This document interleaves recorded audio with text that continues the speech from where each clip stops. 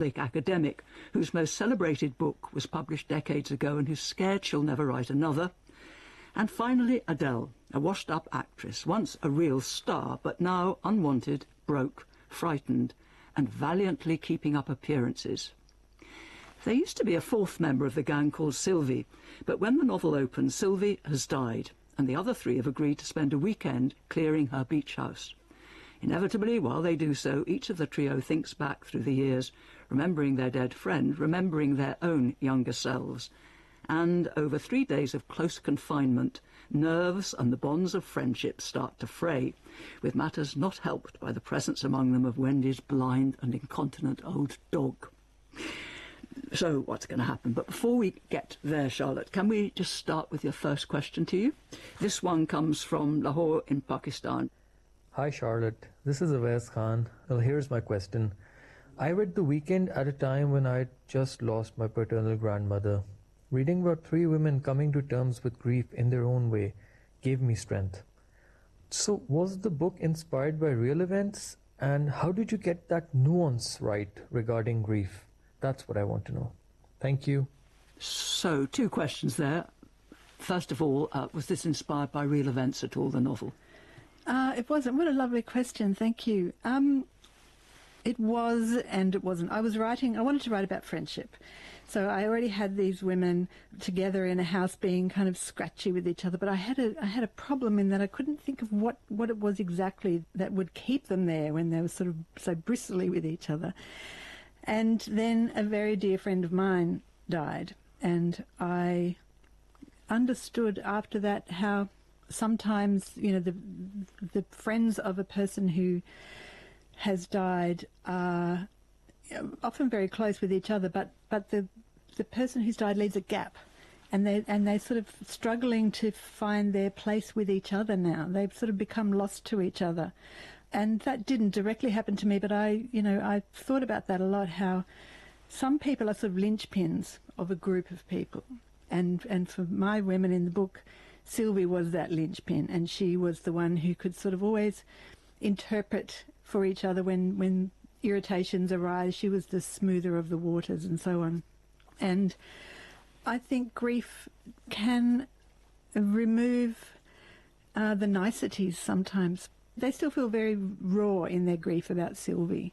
And I think each of them secretly sort of feels that she was their best friend. And they miss her terribly. They're there together out of a sort of sense of duty, but they find that they are really struggling to rearrange themselves around the great hole that Sylvie has left in their lives. Well, Charlotte Wood, thank you very much for that. And we've got a caller now on the phone for you in Brighton, in the south of England. Diana, your question for Charlotte. Charlotte, your book is magnificent. It will be required reading for all ages. But I'm not going to ask about any of the characters, because for me, almost a character was the house that they were clearing out, and indeed the community of Beddoes where the house was. Beddoes is this community where people who have bought, as they describe them, shacks, are now sitting on a fortune. But I want to know, did you base both the house and the community on somewhere that you knew? Thank you, Diana. Look, there is a little place north of Sydney where I go quite frequently to work, where my husband and I and some extended family rent a beach house there. And it's an area called Hardy's Bay, Kilcare, lots of little hamlets, very much as described in the book. And it is one of those places by the sea that, was originally just a fishing village with little shacks and not very good road access and so on. And now, millionaires own houses there. But still, among the millionaires' houses are the little old ones still valiantly hanging on. And as you know, in this book, sort of clinging to the side of the hill, a bit shabby, a lot worse for wear, a bit rickety. I mean, I changed things about the place to kind of make the logic of the book work, but certainly the feeling of the area is very much that place. Diana, thank you very much for your question. And I think it's now time for a first reading from the weekend. This is where Jude arrives at this house that you've been talking about, the one they've agreed to clear out. And, of course, being Jude, she is the first to get there. She got out and looked up. The house loomed above, high on its poles, its murky olive weatherboards blurring into the surrounding bush and the pale sky. The wooden stairs zigzagged from the driveway all the way up, stopping twice at broad square landings where you could catch your breath before going on. The two decks stuck out at contrasting angles, a small triangular one for the master bedroom on the upper story, and a large one wrapping the whole way around the lower floor. Even from here, she could see that the doors along the deck were closed and the blinds down, and that Adele was not here. She had promised to get the early train, but clearly had not. Situation normal. Jude was irritated and at the same time somehow gratified that she knew Adele so well. Up the steep right-hand edge of the block ran the rusting inclinator track. The inclinator track, yes, well, this mystery thing, we've got a question about that now. It's been rung in by an American listener to BBC World Book Club who lives in England, and here she is to ask it. Hi, this is Maggie Mitchell from Shrewsbury in England. I especially liked your setting of the house by the sea. It was my first introduction to an inclinator. Can you please tell me more about the role that this piece of machinery plays in the novel? And can you tell me more about the pavlova? OK, well, we'll deal with the inclinator first. This is a kind of elevator, really, on an incline. Yes, I think I describe it in the book somewhere as a sort of almost vertical little monorail track. So in these very hilly areas, especially around the area north of Sydney, so these houses are built right up into the bush, and some of the hills are quite almost, vertical. So instead of having to climb up hundreds of stairs, some of the houses have these little inclinators, and often they are now quite old, rather rickety, quite frightening to be on. I've only been on one or two.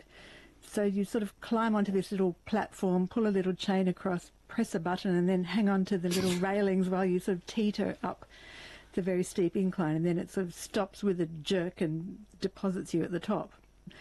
And actually, it was funny in the stage play, when they were working out the staging, people kept saying to me, what are they going to do about the incline? And you can do a lot with sound effects, as it turns out.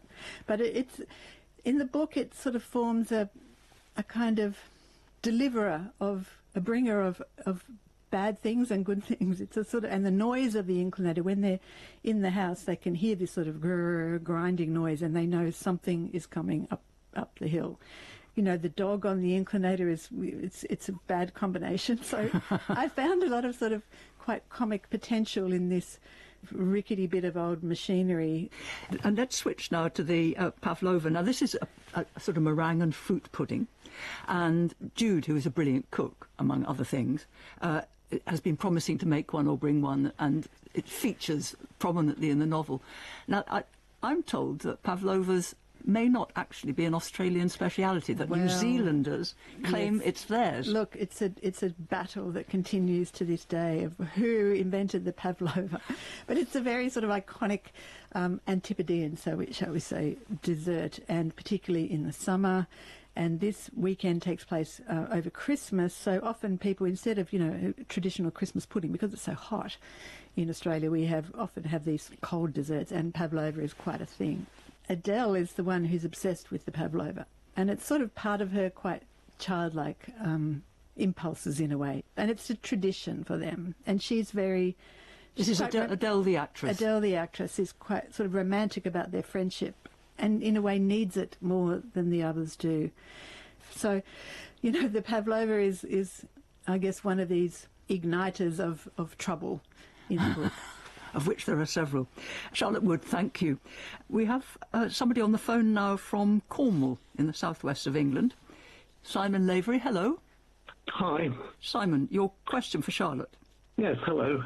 Of the three central characters, Jude, Adele and Wendy, Is there one who you'd consider your favourite, or who you particularly enjoyed creating and writing about?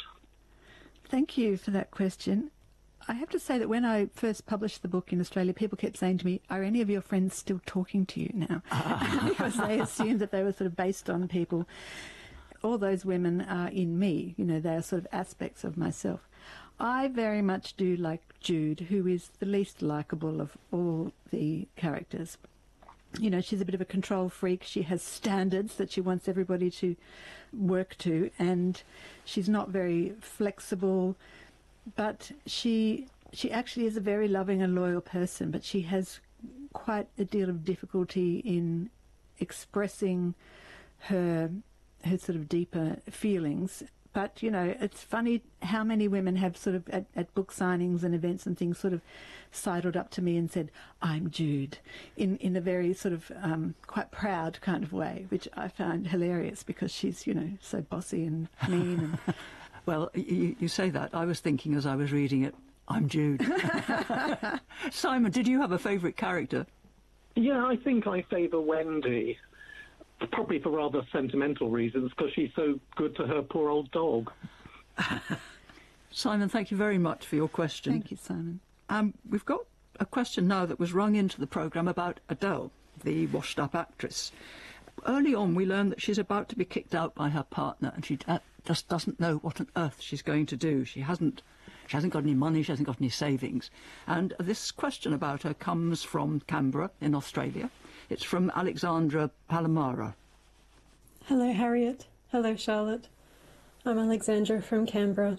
And Charlotte, I really enjoyed your book, and I was glad that you focused on women who are facing later life. Fabulous women who have had rich and dynamic lives and who really value their female friendships.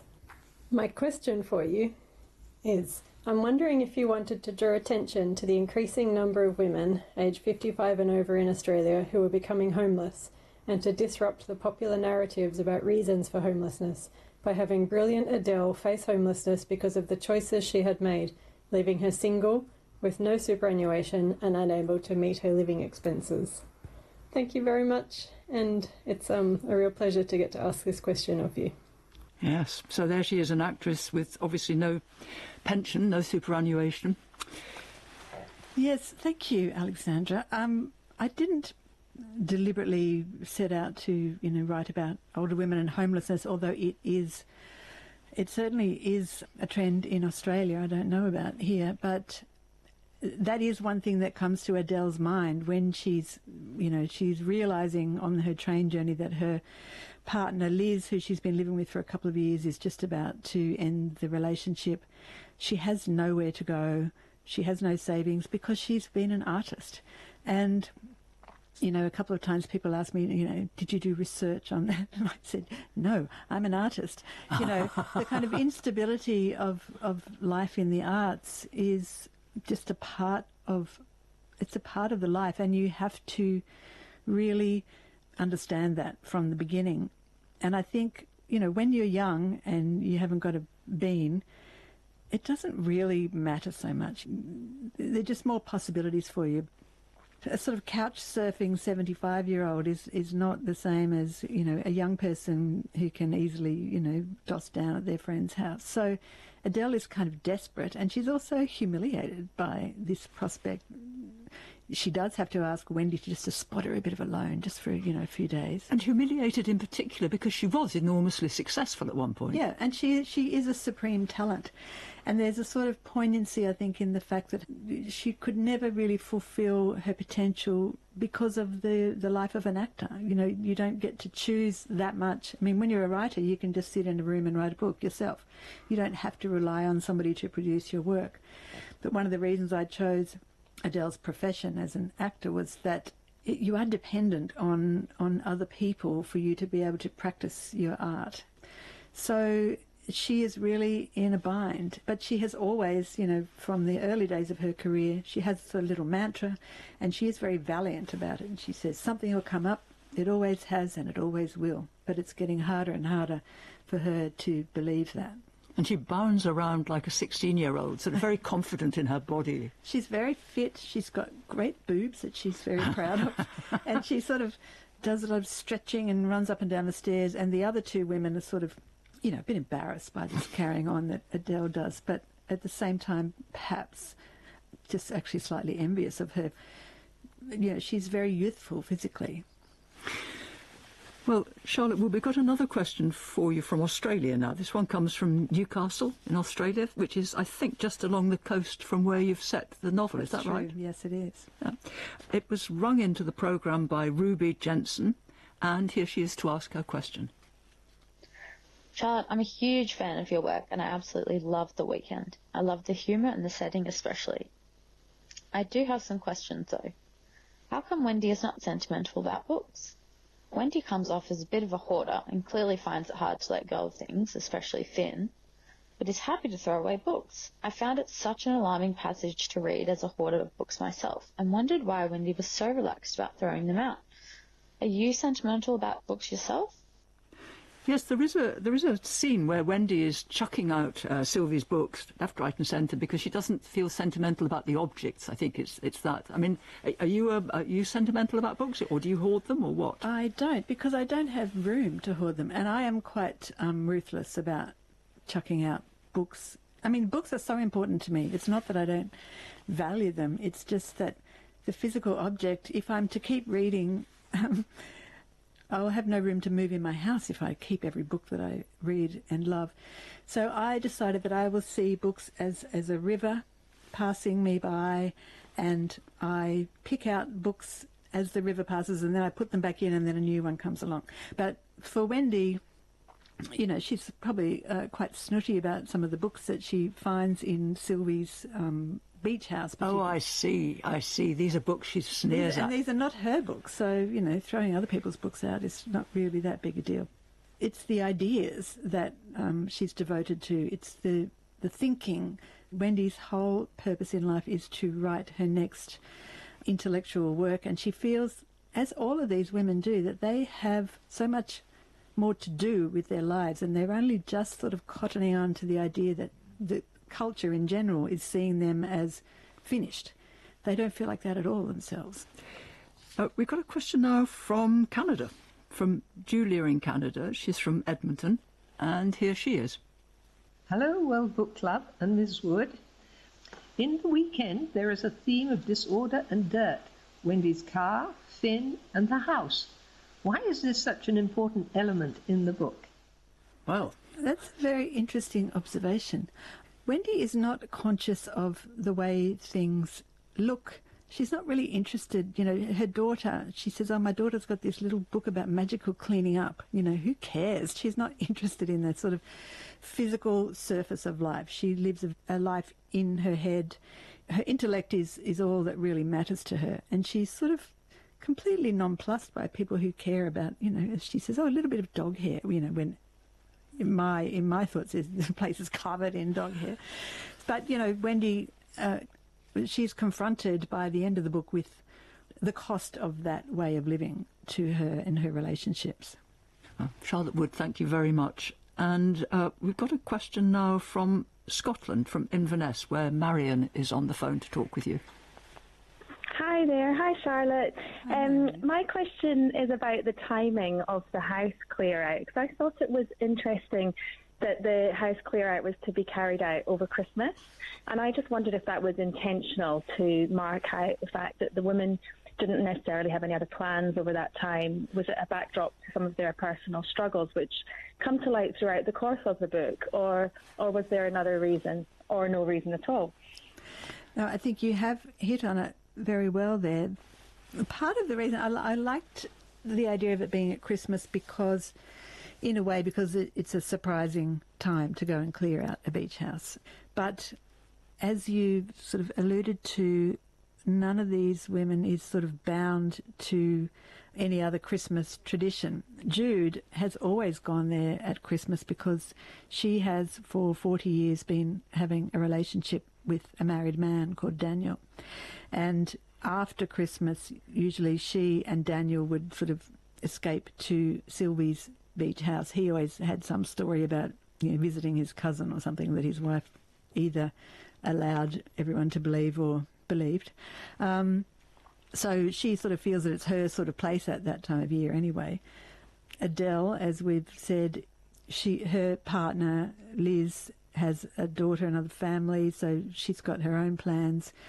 And Adele has started to understand that actually Liz is pretty much going to be rid of her shortly. And Wendy, part of Wendy's problem is Finn, because nobody wants Finn around, including her daughter. So they could all come together at this time. But there is then the pressure of Christmas being a time to celebrate and be happy and wonderful and, have the damn pavlova. And, I think holiday times are, as we know, sort of celebrated as family times, as these wonderful, happy occasions, which for many people they really are not. And these women don't have families directly, even though Wendy has adult children. And I wanted to write about women who were not defined by family. And one of the things I do think about often the portrayal of older women in popular culture is that they are mothers, grandmothers, possibly aunts, but often they're defined in relationship to their children. And I wanted to sort of write against that a bit. Yes, you were really right on the money about that. Well, Marianne, well done. And thank you for your question. We've got lots more questions for you about the weekend, but first, a quick pause for the news. Back shortly. The news after this.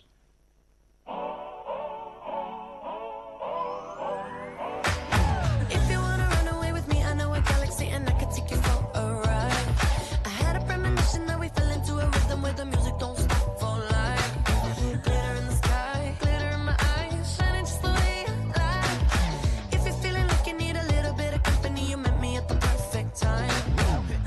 You want me, I want you, baby. My sugar boo, I'm levitating. The Milky Way, we're renegading. Yeah, yeah, yeah, yeah, yeah. I got you, moonlight. You're my starlight. I need you all night. Come on, dance with me. I'm levitating. You, moonlight. You're my starlight. I need you all night. Come on, dance with me. I'm levitating. I'm one of the greatest, ain't no debating on it. I'm still levitated, I'm heavily medicated. Ironic, I gave him love and they end up hating on me.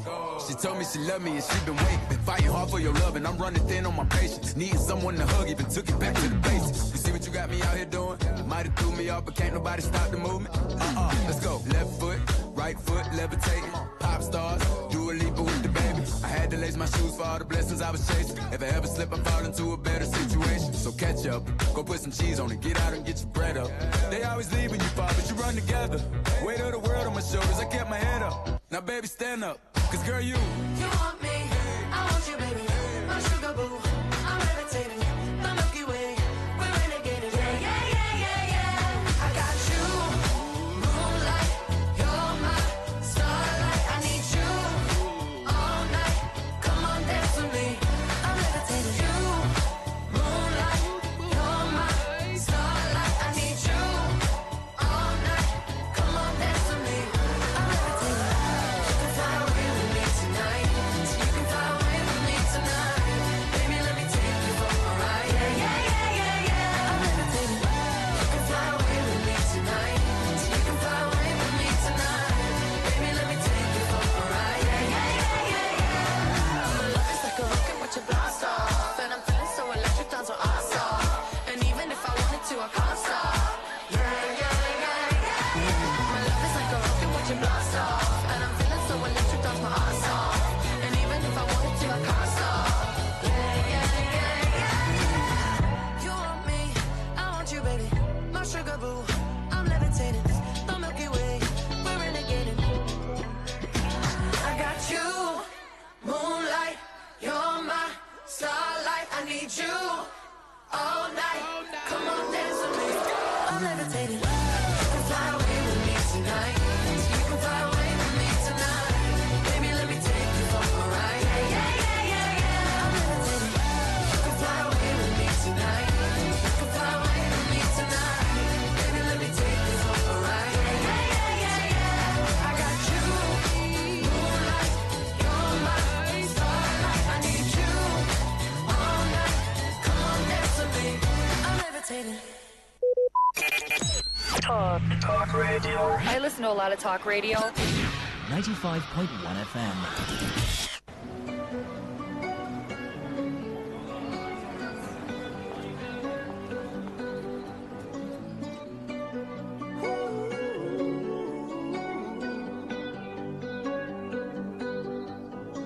Every time you come around, you know I can't say no. Every time the sun goes down, I let you take control. I can feel the paradise before my world implodes. And tonight had something wonderful. My bad habits lead to late nights, sitting alone, conversations with a stranger I barely know, swearing this will be the last, but it probably won't.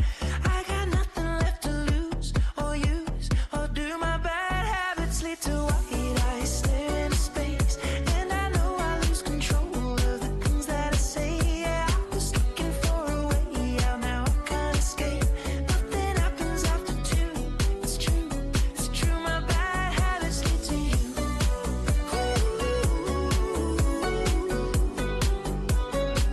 My bad habits lead to you.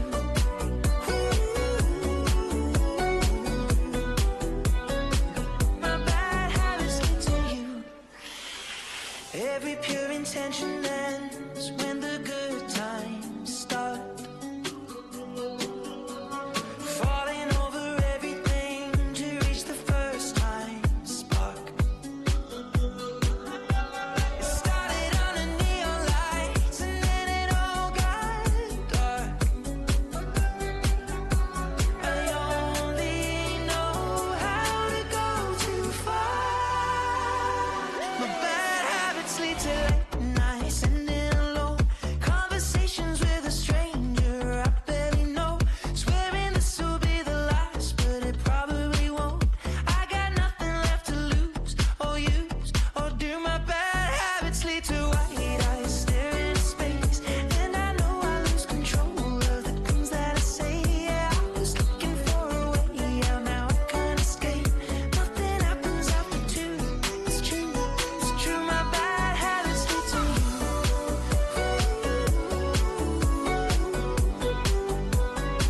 My bad habits lead to you.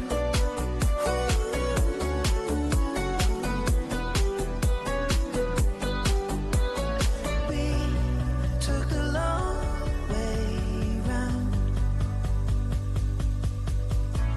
and burned till the fun ran out.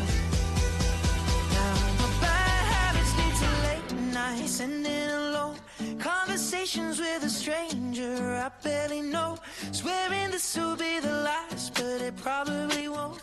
I got nothing left. Talk radio. I listen to a lot of talk radio. 95.1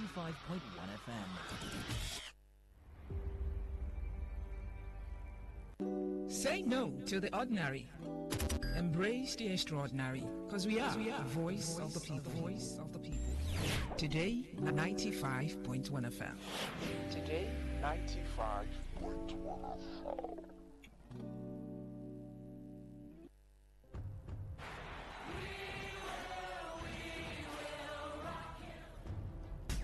This is what we've waited for. The showdown. The fastest men in the world. Hearts racing. One light, two lights.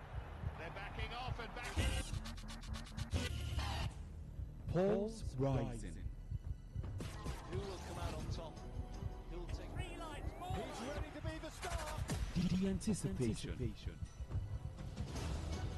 Powerful, strong, compact. Tyson get right hold all the way. He's looking at The heart stops.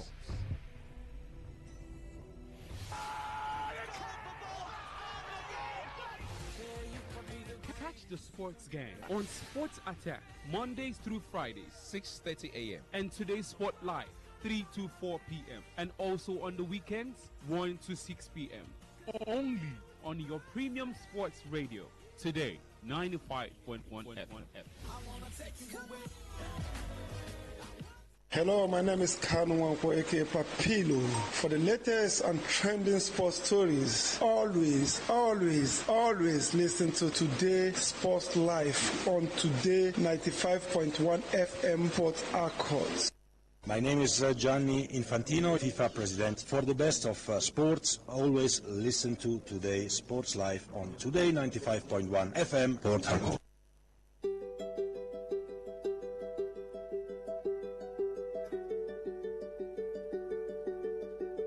They say the holy water's watered down, and this town's lost its faith.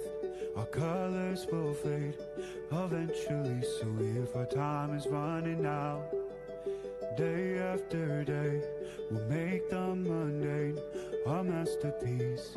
Oh my, love. I take one look at you, you're taking me out of the ordinary. I want you laying me down to a dead and buried, on the edge of your knife, staying drunk on your vibe. The angels up in the clouds are jealous knowing we found something so wild. We'll be ordinary. You got me kissing the ground, we'll be sanctuary. Shatter me with your touch, oh Lord, return me to dust. The angels up in the clouds are jealous knowing we found hopeless hallelujah on this side of heaven's gate. Oh my life, how do ya breathe and take my breath away? At your altar I will pray, you're the sculptor, I'm the clay. Oh my, you're taking me out of the ordinary. All right, a very, very good afternoon to you out there. Good afternoon, Port Harcourt. Good afternoon to all sports fans around the city, around the nation, and around the globe. Welcome to the brighter side of things. And it is Today Sports Live right here on your premium news talking sports radio station. Today 95.1 FM is the Sunday's edition of the show. It's the marathon edition of the show. We're going to be here from 1 p.m. down up until 6 p.m.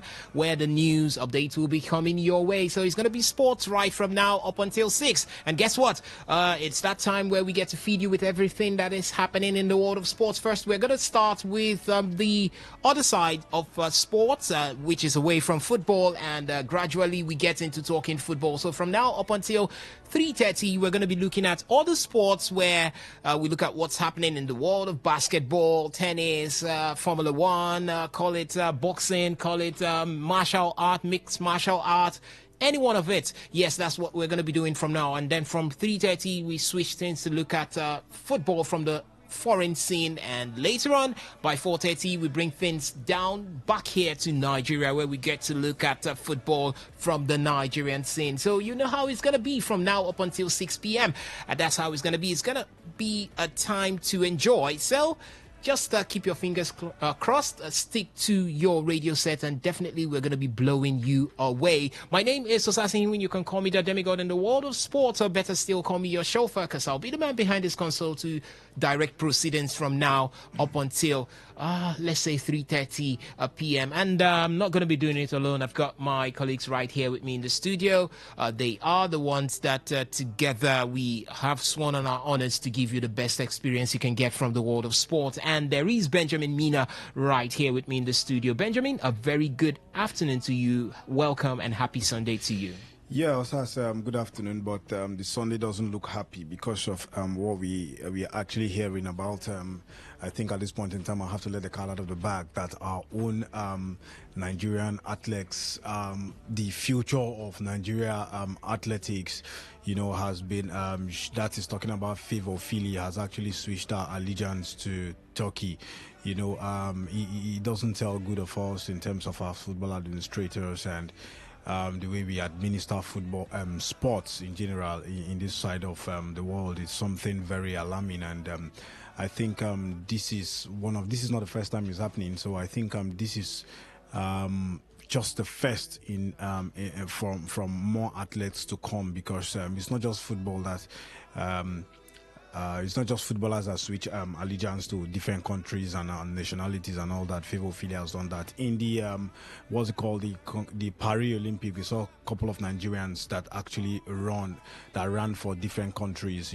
So I think this is one of the exodus that is about to happen. One has happened. We are looking at more to happen if we are not actually going to sit down and then see the things that we are doing wrong, to see how we can change them from being wrong to right. Then there's a huge problem in our sports. All right. Huge problem in our sports. We do not want to always see things happen this way. Favour Ophelia, one gone, many others to follow if we do not change the way we handle sports right here in Nigeria. But we hope that things will change. We are seeing a new board in the Athletics Federation of Nigeria. Hopefully, we're going to be seeing the imprint of the National Sports Commission on all of this, and maybe we can stop the exodus that might be impending happening to Nigerian sports going ahead. But it's one thing that we definitely regret to see Favour Ophelia maybe in the next Olympic Games in the colors of another country away from the Federal Republic of Nigeria. But there is also Ovia Wallace right here in the show on the show to do the needful this beautiful afternoon. Ovia, very good afternoon to you. Welcome. Yeah, good afternoon to you, Osas. Good afternoon to my colleagues in the studio. Good afternoon, Port Harcourt sports lovers in the state, sports lovers in the city, and also in and around the country as usual. It's always nice to be here with you guys talking sports on a Sunday morning. It rained a little, so it's everywhere still chilly and also chilly right here in the studio. But lots of things happening in the world of sports. Benjamin already telling us, barely breaking the news that Favour Ophelia, sad one for us, she's moving to Turkey. We'll get about all the details, the nitty-gritty of it. Yeah, according to report, but it's still something to still talk about because we already know if she does move, you can't blame her. Everything she has already faced, all the shenanigans, all the shenanigans that she has gone through, all the ordeal she has had to face. You won't blame her, but we have tennis going on. The game 7 of the NBA Finals is going to be played tomorrow morning. I think around 1:30 Monday morning.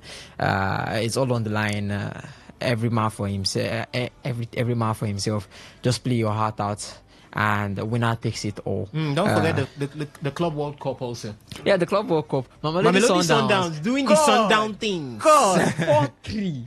4-3. It goes a long way to tell the Europeans that football wasn't made, born, and bred in Europe. So you can also have our own piece of the cake. I was checking social media, and the Europeans, they're like, Mamelodi Sundowns won their heart in that game. They were like, I was saying this like, so an African team can play like this. I was just going through social media. I'm trying to look at the Global Champions League. Global Champions League.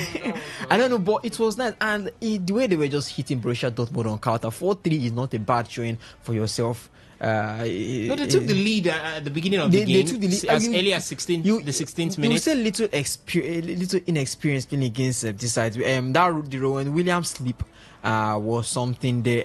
The goal from Joe Bellingham. The keeper just went the wrong way. They didn't defend properly, and they just left the man free to be able to take that shot. But I think they've learned their mistake. Even to be able to reply 3 against Borussia Dortmund is not easy, and they did it. They could have had a comeback.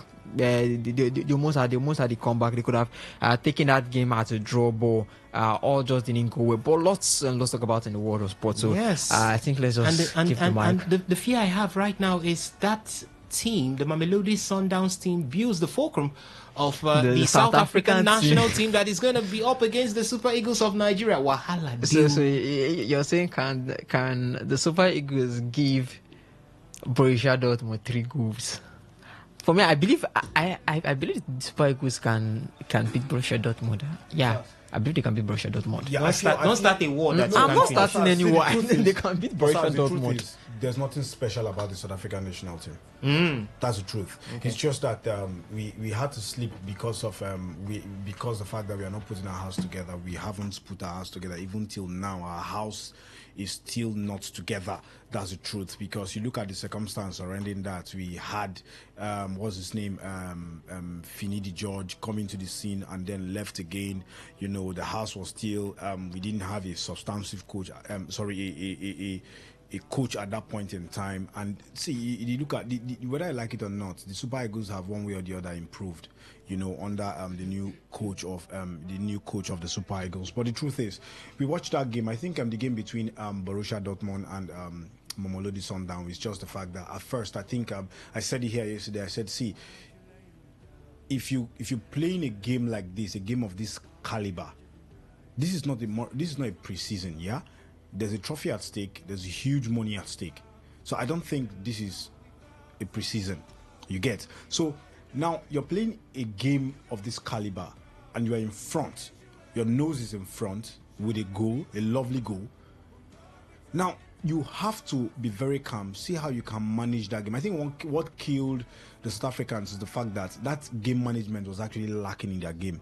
You look at the way the Dortmund side capitalized and then got those goals. The first one was what's it called? A hula from the goalkeeper, Williams. The Borussia Dortmund came into the game. That's drawing, and then the second goal was is a mistake from a midfielder. He lost the ball in the heart of the midfield where the Julian Brandt actually crossed that ball, and then Borussia Dortmund were 2-1 up. Then the third goal, the same mistake again before Joe Bellingham scored his goal. So these are little mistakes that can cost you. So I think the South Africans, they fought bravely, but one thing that they really need to look at is the fact that they had those silly mistakes, making mistakes in crucial parts of the pitch. If you want to make those mistakes, you make it high up the pitch so that you can be covered. But you can't make mistakes in front of your post and in the heart of the midfield. And then the defensive midfielders and the defenders were caught napping. So they have a huge job to have done. But kudos to them. They fought bravely. At the end of the day, I still think there's nothing special in the South African national team. All right. Keep saying it from afar off until September would know when the Super Eagles of Nigeria will come up against the South African national team. But there's one man also here with us in the studio to sink his teeth into all that will be coming through these airways, and that is the one I choose to call Nelson Odia. Nelson, good afternoon. Wonderful having to your side. It's a beautiful Sunday afternoon, and already the studio is already booming with talks about Fever Philly and the South African national team. And let's put that in the South African national team, Mamelodi Sundowns, because most of the players that are playing in South African it's not the South African national team. It's Mamelodi Sundowns. Mamelodi Sundowns, okay.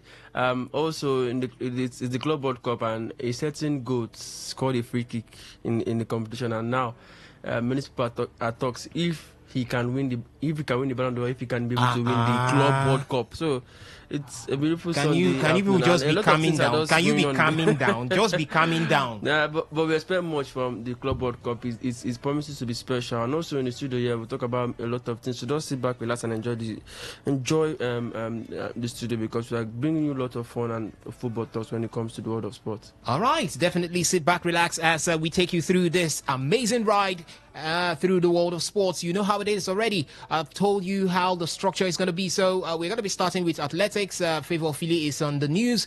So we'll start with her. Then from athletics, we'll move into basketball. From basketball, we'll look at some one or two things happening in the world of Formula One before we now settle in tennis to look at what's going on before Roland called that Wimbledon. Roland Garros is done and dusted. Wimbledon is next. It's the next Grand Slam in tennis to see through before the end of the tennis season. So that's how it's going to be.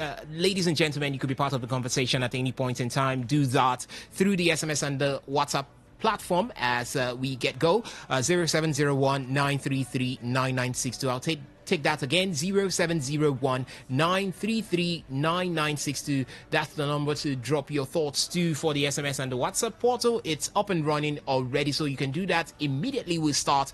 Then we have the phone lines, which I'll be throwing open from time to time, and that is 0810 9510 951. That's the only phone line that will be active today. So take it down, keep it, and get it ringing when I throw open the phone line. 0810 9510 951. Yes, that's it. So at this point in time, ladies and gentlemen, I usually say sit back, relax, and let's enjoy the show together. They say the holy water's watered down, and this town's lost its faith. Our colors will fade eventually, so if our time is running out, day after day, we'll make the mundane our masterpiece. Oh my love, I take one look at you, you're taking me out of the ordinary.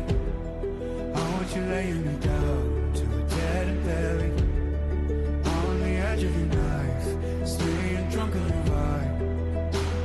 The angels up in the clouds are jealous knowing we found something so wild of the ordinary. You got me kissing the ground of the sanctuary. Shatter me with your touch, oh Lord, return me to dust. The angels up in the clouds are jealous knowing we found. My name is Gianni Infantino, FIFA president. For the best of sports, always listen to Today Sports Live on Today95.1 FM, Port Harcourt.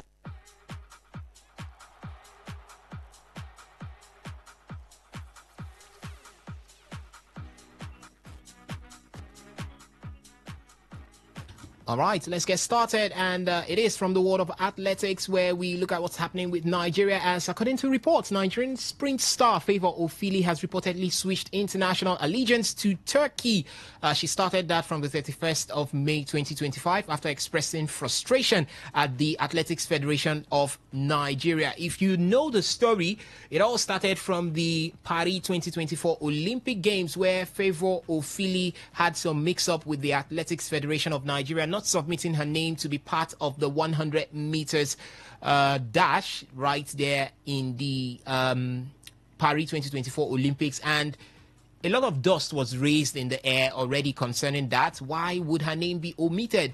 According to veteran reporter Kenny Raynor, he said the 22-year-old athlete informed the Athletics Integrity Unit, AIU, that her decision was not financially motivated, but stemmed from her long-standing dissatisfaction with how Nigerian athletics officials had handled her career. As I said before, Favour had some back and forth with the Athletics Federation of Nigeria. No one knows if the omission of her name was on purpose, just to dent her image or demoralize her, or maybe it was just the mere schoolboy error. I call that schoolboy error because it is something that should not be. Favour Ofili, during the 2024 Paris Olympic Games, was one of the most promising athletes that Nigeria would have had in that particular tournament, in that particular showpiece, that should have brought a medal, at least a medal, to Nigeria. If you call Toby Amosun as one of the favorites, the next you should be calling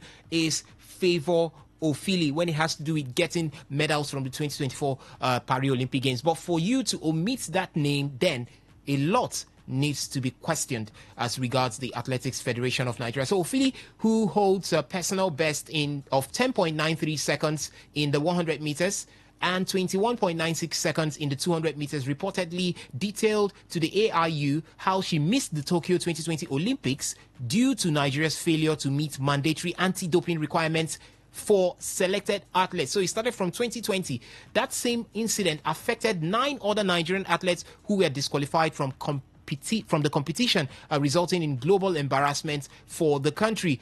More recently, she was also excluded from the 100 meters event at the Paris 2024 Olympics due to what she described as another administrative oversight by the AFN. Although she ran in the 200 meters and placed 6th in the finals, her omission from the 100 meters lineup further deepened her disillusionment with the federation. Though Nigerian sports authorities set up an investigative committee to get to the root of what happened in Paris, and their final recommendation was that Ofili should be compensated with $5,000 and a letter of apology, and that was not done. Yes, it wasn't done. Aside from the redeployment of Rita Modi, the then AFN, that's Athletics Federation scribe, who was indicted in the committee's report, the technical director, Samuel Onikeku, who was also indicted, has since returned to the AFN board. Though he is no longer the technical director, but he's still in the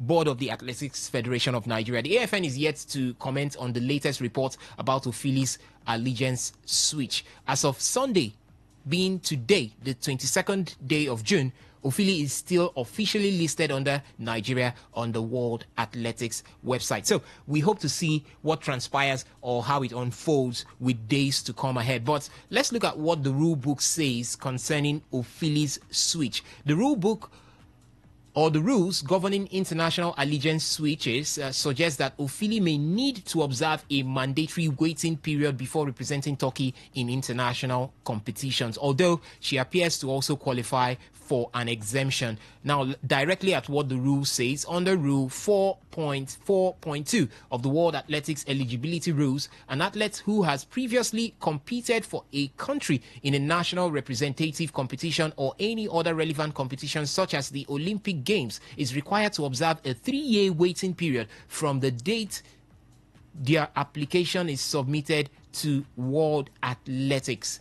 During this period, the athlete is barred from competing for any other nation at such competitions. Since Ofili competed for Nigeria at the Paris 2024 Olympics, this means that she will not be eligible to represent Turkey at the World Championship in Tokyo in 2025 or the following edition in Beijing, unless an exemption is granted. However, under Rule 4.6 of the World Athletics Nationality Review Panel, there is that discretion to waive or adjust the 3-year requirement in exemptional circumstances.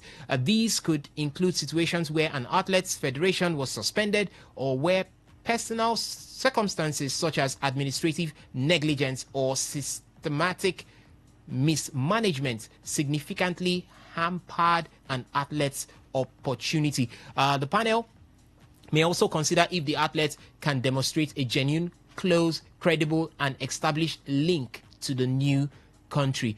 Further clarification is offered in Rule 4.7, which outlines factors that may influence World Athletics' decision to approve a shortened waiting period.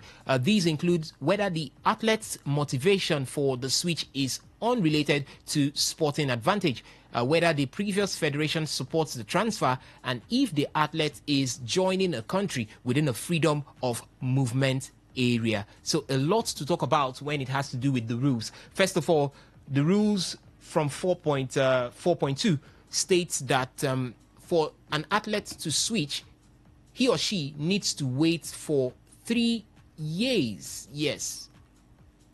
Inactive, not competing for anybody for 3 years before that switch can now be okayed for that athlete to switch. And if we go by that, Favour Ofili would not be able to compete for Turkey in any of the international competitions. I mentioned the World Athletics Championship that will be coming up in Tokyo in this year, 2025. There's also the one in Beijing. Before we start looking at maybe the Olympic Games in Los Angeles in 2028. She last did compete for Nigeria at the Paris 2024 Olympic Games. So if you add 3 years to that, maybe by 2027, then she can start competing for Turkey. But you know what that brings. You know exactly what that brings. She might be off the radar for quite a while. And within that period when you're off the radar, what if Turkey gets somebody who could rival you, who could match your qualities? Remember, it is not the country of your birth. So a lot. It's actually very much complicated than it seems at this point for Favour Ofili. But she could jump off through some corridors. We're looking at exploiting the Rule 4.6 of the World Athletics Nationality Review.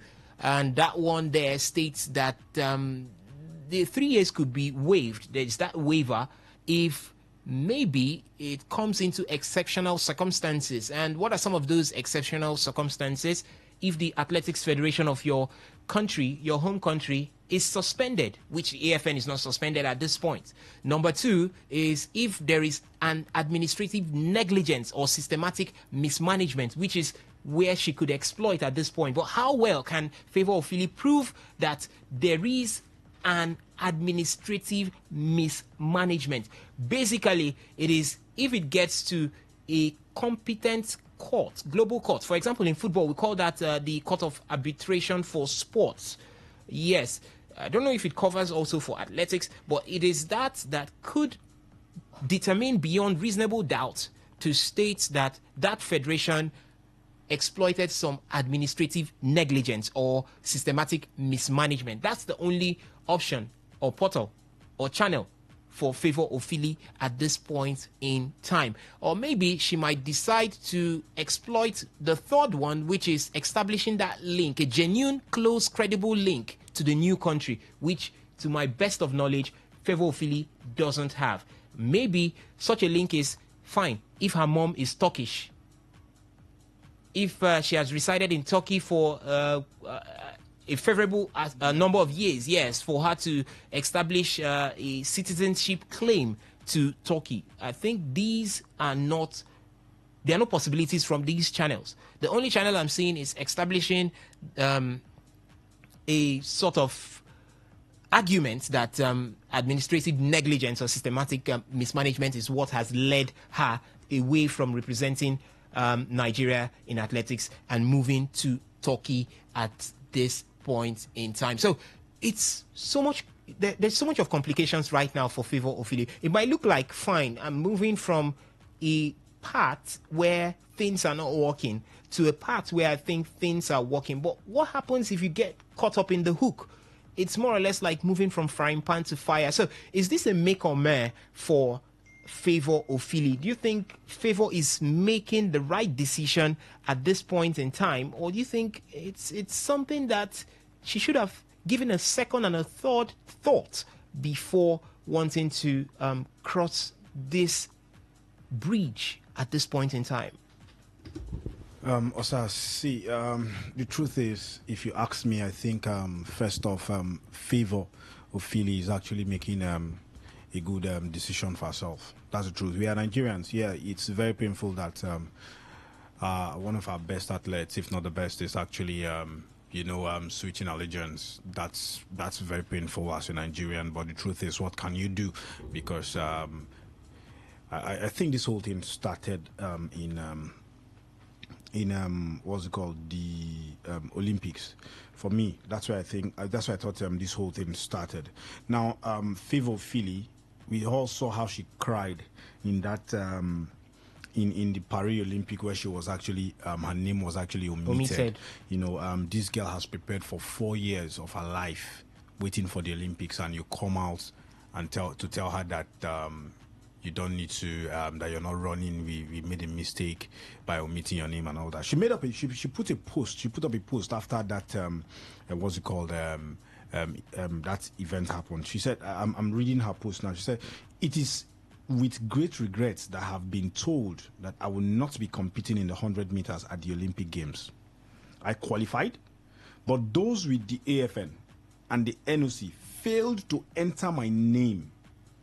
I have worked for 4 years to end this opportunity. For what to? Not to enter and compete at the Olympic Games because the responsible organization failed to enter me. Please remember, in the last Olympic game, I was not able to compete because AFN..." Yeah, that's Tokyo 2020. Yes. AFN, NADC, and NOC failed to release funds for athletes in the US to be tested, which made 14 athletes that qualified to not compete. Now, this. Now, the first one was Tokyo. The second one was Paris. Paris, yeah. That's 8 years gone of someone's life, a professional athlete. Yeah. 8 years is gone of her life. Now, I continue. She said, if those responsible are not held accountable for taking this opportunity from me, neither organization can ever be trusted in the future. And she closed it by saying, next one is the 200 meters. I hope I'm entered. Which she was. Good. Now, someone has prepared for an opportunity for 8 years. Okay. And the first 4 years, you came up with stories. That was a mistake. They didn't release money for them to be tested. You have to be tested for doping before you come to the Olympics.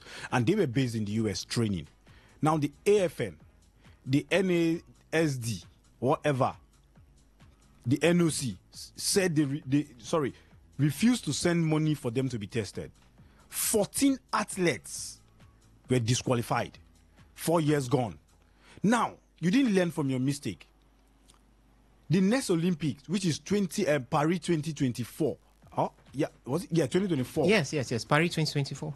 You omitted her name again because of your negligence. You failed to enter her name. That's 8 years gone. And you expect this girl to be happy.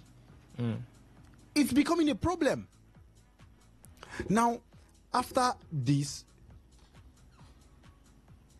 is not even the first time that this thing is even happening. See, the truth is, these people that were responsible for the Paris Olympic, nobody... For the Paris Olympic the omission of Philly's name from 100 meters. Nobody was fired. Nobody lost his or her job. They've been re-elected again. So, they have now been re-elected again, which means tendencies of these things happening again, the reoccurrence of this omission and incidents in the Paris Olympic happening again, the chances are there that these things are going to happen again. Now, we talked about the same incident that happened in Paris Olympic, where one of our athletes wasn't even having a bicycle to actually train with. Compete with. Compete with. She had to go borrow from the German contingents to actually practice with. What does that tell us? These people are still re-elected. Nobody lost his or her job. Nobody have come out to complain and to give. In Nigeria, when you do things, that's I had a discussion with someone of recent. In Nigeria, when you do things wrongly, you remain in office. But in other areas around the world, when you do things wrongly, you resign honorably. Yeah, that's Secretary General. The Secretary General in is it the NFF that was re-elected? How many times? Four or five times. They were calling for the man to get away from office. That should be Salisu Yusuf. Yes. Now, Osas, Nigeria, we just do things. Have had their elections. These same people are being recycled. Okay. They are still in the federation. Like I said earlier, the chances of these things happening or reoccurring is still there because these are the same people that have done these things. So you expect this girl Secretary to lose... General, sorry, beg your pardon, Secretary General Mohammed Sanusi. Yeah. Not Salisu Yusuf, yes. Now, Olympic is coming in the next 4 years. The tendencies of this thing happening are there. So the girl has thought that my 8 years is gone for nothing. So I think I have to use... This is where the switching of allegiance comes in. Okay. And I believe before she made this decision, she has sat down with possibly her lawyers to say, okay, what are the chances of me switching my allegiance without waiting for the clause of 3 years? Okay. Now, in that clause, there's a place where they talked about your own your athletic federation's negligence in your own country. Yeah. I believe that is where she's wants to having exploit a stronghold by exploiting that what's it called, that window channel, or addendum, to actually say, yes, this is the one that worked for me. So I believe she has already done that. Okay. And then this is the right time for her to move. See, trust me, this, like I said earlier, she's not the first person that have switched allegiance. She's not the first. We've had a couple of others who have, even our own what's he called, the Wrestling Federation of Nigeria, Daniel Igali is one of them. He's one of them. He did switch, And I think he that was won to Poland. a medal. Yes, he won a bronze medal. And we've seen people that switch and have won medal. So for me, Osas, see, I tell you, watch out for Favour Ofili. She's going to win a medal in the Olympics. Okay. All right. And if we did not learn our lessons, we've not learned over the years. If we do not learn our lessons from this one, more will be moving. Okay. And it becomes a problem because right now, we cannot beat our chest and say, Favour Ofili is moving. This is the next person to compete and tell the nation that Favour Ofili is making a mistake by moving. Okay. There's nobody. All right, but I want to exploit another angle to this right now because a lot of us are saying, Favour, it's okay as you move. You've lost a lot, 8 years of your career. Your confidence was thrown under the bus during the Paris 2024 Olympics because she finished sixth in the 200 meters. I believe that was a result from psychological effect from losing out in the 100 meters. And the also 100 meters was reflected one of our strong.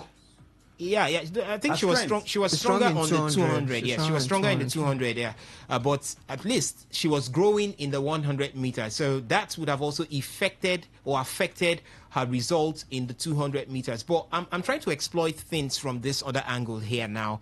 Apart from Favour Ofili, she's not the only one that has met or has been affected by some of these irregularities that happen with the Athletics Federation of Nigeria. Now, I'm not trying to support or exonerate these corrupt, or would I want to say less competent officials of the Athletics Federation of Nigeria who were involved in this particular Favour Ofili's issue. But we've had athletes like Toby Amoson. Toby Amoson, against the odds, continues to don the colors of Nigeria when it has to do with athletics. We've had a couple of orders.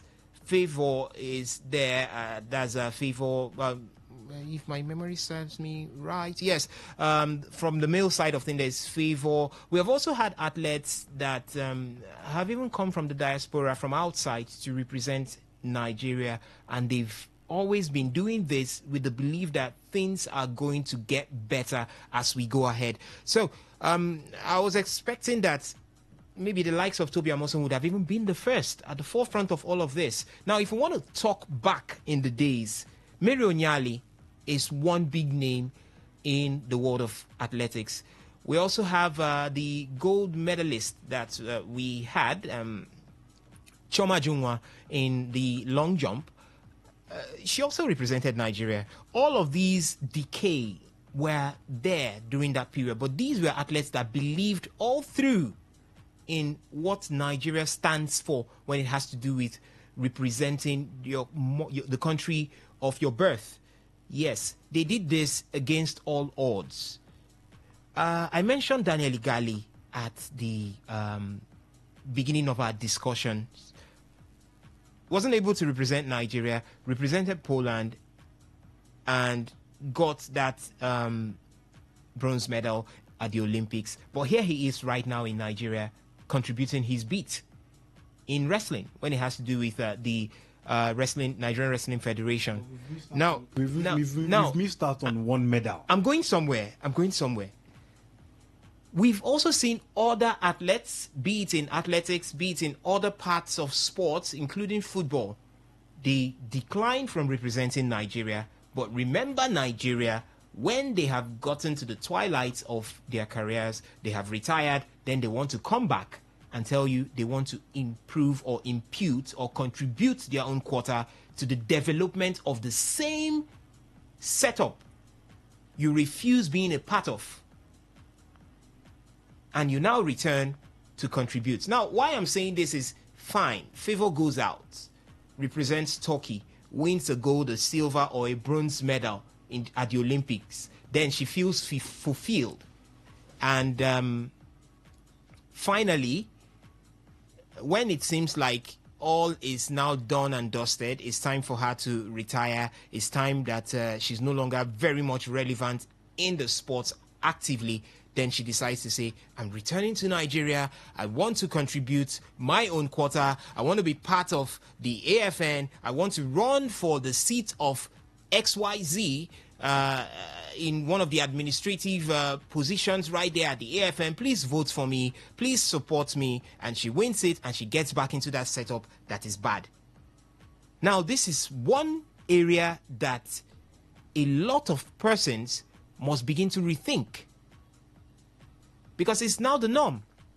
You go out, you fail to represent Nigeria, but in her case, fine, she wanted to represent Nigeria, but because of one or two mismanagement or misappropriations, she wasn't able to stay put. Now she wants to move. But now you move, then you return, and you get yourself back into the setup that is bad. Now, exploiting this angle of it all, do you think that, fine, you can't stop Favour Ofili or any other athlete from switching allegiance, but do you think that you have to start talking about the entire Nigerian setup, has to start looking at enacting rules that will ensure that we prioritize those who stick to Nigeria, its athletic setup, its sporting setup, beyond all odds? Do you think it's time we start looking at prioritizing these ones by setting up or enacting rules? Imagine when you have a rule that would bar the likes of champion Daniel Igali. I want to use him as an example because he's right now into the administrative positions. Someone like that coming back to say, I want to be part of this. And you say, since you did not represent Nigeria, there is no opportunity for you to hold this. Let's look at those who had to stick through and all through with Nigeria during the shaky days. Do you understand what I mean? So I don't know. Let me get to you on this. Yeah, see, Osas, the truth is there are reasons why people tend to switch allegiance. You know, first might be monetary. What's it called? Monetary reasons. Possibly the AFN is not paying well. I'm just citing an example and giving reasons why people, some reasons why people tend to, switch allegiance. Now, it might be monetary reasons, like I said earlier. Secondly, possibly maybe the just like the rule said, the AFN not doing what they need to do, negligence. And it has happened not just once or twice. So that's that's second reason. Now, the third reason might be possibly you want to, get what's it called?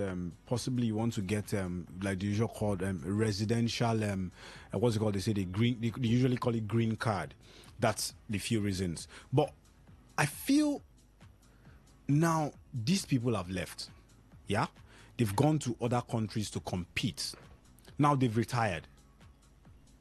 I believe if you don't let them come into the association or these different federations, I believe we are the ones losing because they've gone to other countries to compete. They've seen how things are done properly. Okay. They are now trying to come back and implement those things that they've seen, how things are being done properly outside the shores of Nigeria. Now they're trying to come. Take, for example, Daniel Igali. I think he switched his allegiance to Poland, if I'm not mistaken. Yeah, Poland. Yeah. Now he won a medal at the Olympics. if I'm not mistaken. Okay, Canada. Canada, right? Okay, Canada. Okay, thank you. Now he switched to Canada, won a medal. He has now come back to Nigeria. He's now the head of the Nigerian Wrestling Federation. And we can see the improvements we've had over the years that the man has been at the helm of affairs of the Nigerian Wrestling Federation. He's trying to bring in what he has learned from the other country that he switched, which is Canada. Trust me, if Nigeria, the AFN or the different federations of Nigeria are actually doing well, most of these switches will not be made.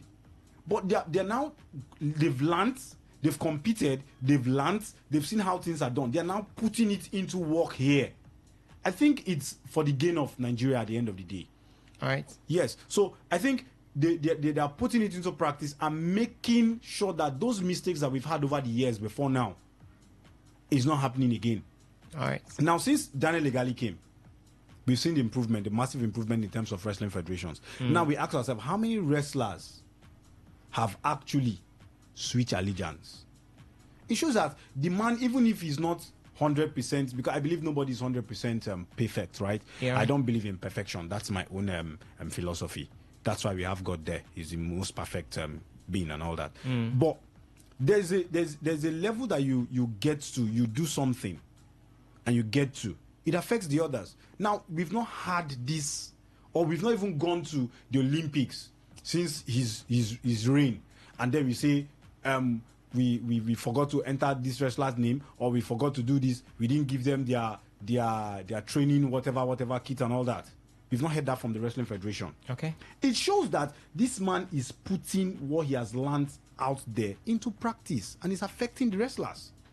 So for me, I think Nigeria stand to gain if you are letting these people come back after their retirement to actually head this federation.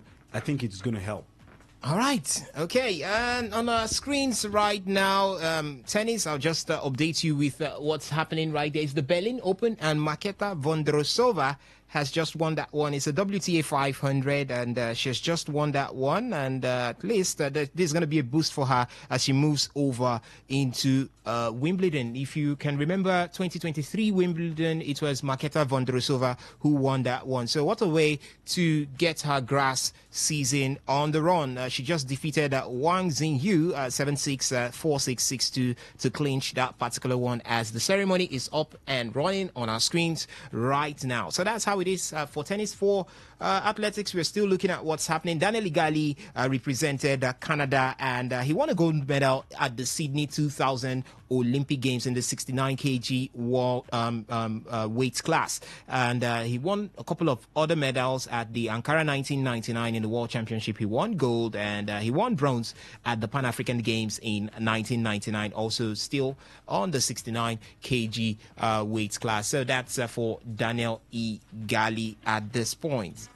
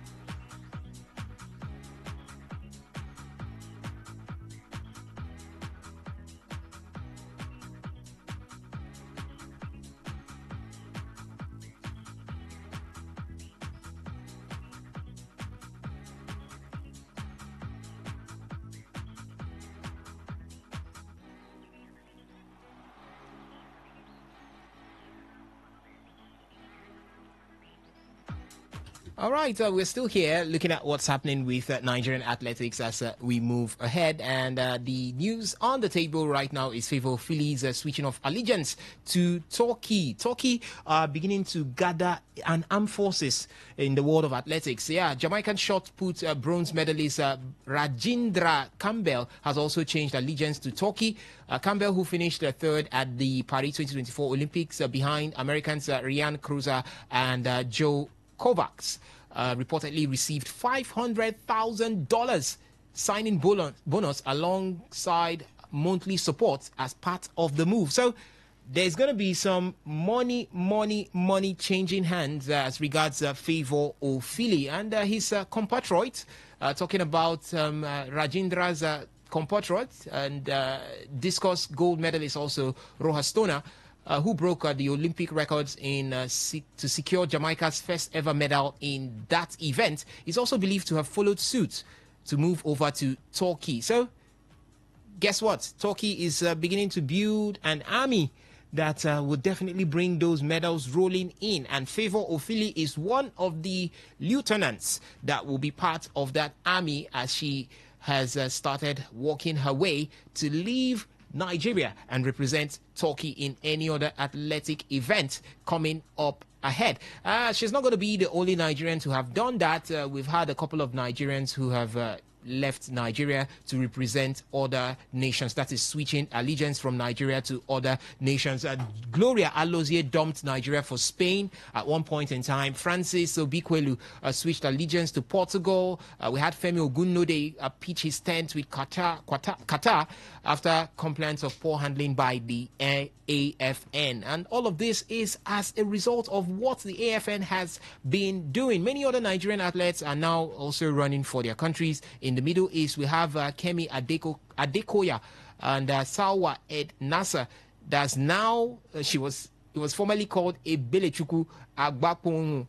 It's now there with a new name, Salwa Ed Nasser, doing it in the Middle East right there. What else do you expect? What else do you expect? Where you get the money and where you get the favorable environment, you go out there to do your best. But we still have some persons that we can hold to heart and say they believe in Nigeria, the likes of Toby Amoson, and well celebrated. She's still being celebrated. She's still doing it big in as much as she's found herself in some drowning waters of poor administrative performances coming from the AFN. She's still able to spring her head high up there globally and still put the Nigerian flag where the world can see. So that's how it is at this point in time.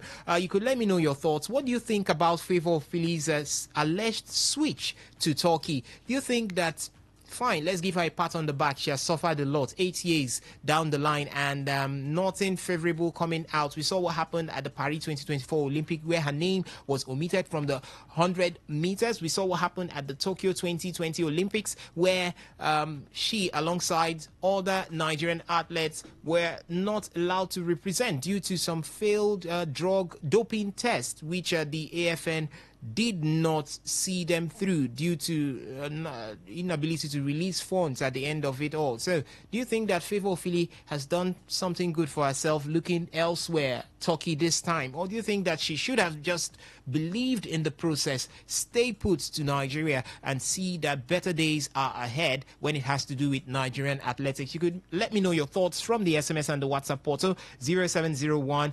933-9962. That is 0701 933-9962. I'll be throwing open the phone lines in a bit for to take your reactions on this particular one. We're still talking about Favour Ofili, but before I throw open the phone lines to take your thoughts on it, let me let you know that Nigeria's sensation Toby Amoson stormed to a season best of 12.24 seconds, finishing second in the thrilling women's 100 meters hurdles finals at the Paris Diamond League. She was narrowly edged out by Grace Stark of the United States of America, who set a meeting record of 12.21 seconds, while Jamaica's Ankara Nongent claimed third in 12.30 seconds. So as I said before, in the midst of it all, Favour Toby Amoson is still doing it big for Nigeria. If you watch her growth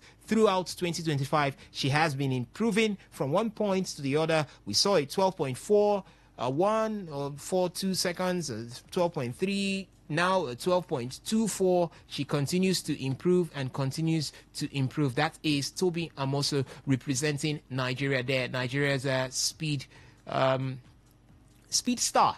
Toby Amoson doing it big right there. We also have some good news coming in from athletics. I'll just decide to save the good news for the last. So we also have some good news coming in from athletics, but this time it's the para sports, as the Paralympic Committee of Nigeria has ascribed the recent success of Team Nigeria at the Para Grand Prix in Tunisia to the international support of the National Sports Commission. Nigeria was able to garner for herself some medals coming from from Tunisia. Yeah, Team Nigeria finished with an impressive medal haul of 19, out of which 10 were gold, 6 silver, and 3 bronze medal. Nigeria has never failed to represent themselves or give good performances when it has to do with para sports. I don't know why the reverse is the case when it has to do with other sports. So I don't know if the AFN particularly does everything right with para sports, favors the athletes from para sports. But when it comes to those who go out there for the conventional sport or athletics, they decide to do something bad for them to switch allegiance. I've not heard of any para sport athletes switching allegiance. Ovia Wallace. When the para sports, they're always winning gold. You don't hear any trouble coming from the para. Is it a side different athletics federation of Nigeria that works on them? Or? It's not, but they are always giving. Of course, they are always giving different. You see different attention. You're not going to put same attention you give the para Olympic or the Paralympics that you give the athletes. So we are not hearing any trouble from them. They are all their matches or all their events, weightlifting, everything, there is nothing going wrong there. But when it comes to the athletic side of things, that we've seen Amuson, we've seen the cycling, we're seeing Favor of Philly. So it's the way the administration is working on them. Is the same way when we look at our female football and look at the men's side of things. You see the women's side of things, they are actually thriving more than the men's side of things. So there's always a difference between both of them. And you also have to look at it, the Paralympians, when it comes to bringing medals for Nigeria, it's always more than it's always better than what the athletes always give us. So you might want to put more focus on them, or the way you're going to handle them is going to be different from the way you handle the athletes. All right, okay. So that's that from athletics at this point in time. As I throw open the phone lines for you to react to this particular talking point, which is Favor Philly switching allegiance to Turkey at this point. She started the movement, the process from the 31st of May, and it looks like it's almost done and dusted. She has a lot of windows to, just one window to exploit amongst the many windows that are there. She has one window to exploit, which is the ingenuity of the Athletics Federation of Nigeria, the administrative frailty. Yes, she can exploit that to switch allegiance and get that waiver from being delayed for 3 years before representing Turkey. Do you think Favor Philly has done the right or made the right decision moving from Nigeria to represent Turkey, or do you think that she should have just stayed put? Do you think that there might not be that light at the end of the tunnel as she's seen right now? Do you think that things might go wrong and she'll regret her movement away from Nigeria? She has got the opportunity even at the Paris 2024 Olympics. Yes, she wasn't registered for the 100 meters, but she was registered for the 200 meters, which she finished sixth at the finals of it all. So do you think that she should have just stayed put? Her opportunity will come. She's pretty young. Favor should be within her early to mid 20s at this point, if I may confirm. Yeah, she should be between 23 or 24 at this point. 22 years of age, yes. So Favor Ofili, 22 years of age. Do you think she had time? She definitely had time to do all that she has wanted to in her career for Nigeria, believing in the process and believing in the fact that things could be corrected, or do you think that she was just too quick to have made that move in switching allegiance to Turkey? 0810-9510-951 is the number to call. The phone lines are open right now. The phone line is open right now for you to air your thoughts on this particular one. Do you think Favour Philly has done right switching allegiance to Turkey at this point, or do you think she should have just decided to stay put and see how things pan out right here in Nigeria? We also informed you that Toby Amoson is actually Toby Express. She is Nigeria's fastest, Nigeria's speed queen, and she's doing it on the big stage right there, as she was able to finish second at the Paris Grand Prix. Yes, is that the Paris Grand Prix? Did I just say the Paris Grand Prix right there? Yeah, but she was able to finish second in that particular one, and she finished in a time of 12.21 seconds, 12.24 seconds. Yes, at the Paris Diamond League, I beg your pardon, the Paris Diamond League. So she finished second in that one, and was able to continue that growth that she has been having through the year 2025. So good news actually in athletics, even if we've got one bad one where Favour Philly will be switching allegiance to Turkey. So 0810-9510-951 is the number for you to call right now to talk to us right here in the studio. Do you think Favour has done the right or made the right decision moving over or switching allegiance to Turkey, or do you think she should have just kept faith in Nigeria, stick around, and definitely she would be getting the medals even for her homeland or her land of birth at this point? So the phone lines are open while I also introduce to you one man joining us right here in the studio, and that is Victor Israel at this point. Victor, good afternoon to you. Welcome. Good afternoon to you, sirs. Good afternoon to the guys in the studio. Hearing this about one of our own, I think just as I was telling Ovie off that even if Ovie is placed in that position to make a choice of being here in Nigeria and choosing something outside, he'll want to pick something outside, because you look at the measures that Nigerians have put in place. The measures Nigerians have put in place to take care of the athletes is nowhere favorable to these players, because sorry, I'm going into the round leather game. You look at the African leagues, the likes of Sundowns, Mamelodi Sundowns, the likes of Chippa United, Orlando Pirates, and TP Mazembe. You look at the players from those countries. A player from South Africa sees Mamelodi Sundowns as the pinnacle of his career. He sees them as the dream of his career. But you look at the player from Nigeria, he sees Enyimba as the stepping stone to success. He sees it as his takeoff point. But you look at Spanish players, okay, going to Europe I think is going too much. You see the players from TP Mazembe, they see that club as the place where they can play at their prime. So that is where you look and you see consistency there. Not a case where in Nigeria we, after winning the league, like Aqua United winning the league, and you overhaul the entire team. 25 players are released, 30 are signed. There's no level of consistency. That's what is happening in athletics also. Because getting to see Favour Philly switch to Turkey is heartbreaking for some fans. But for myself, I feel it's something that shouldn't be a news to us again, because you look at the levels that Nigeria has placed their athletes is never encouraging. As I feel, if you are placed in that position to choose between being a Nigerian and even picking one of the Iranian, yes, you want to be an Iranian, because you look at the levels. Nigeria, we claim to be the giants of Africa, but we are nowhere near what we claim to be, and it's heartbreaking, just as I said, for some fans. But for others that knows this, it's not heartbreaking. It's no news.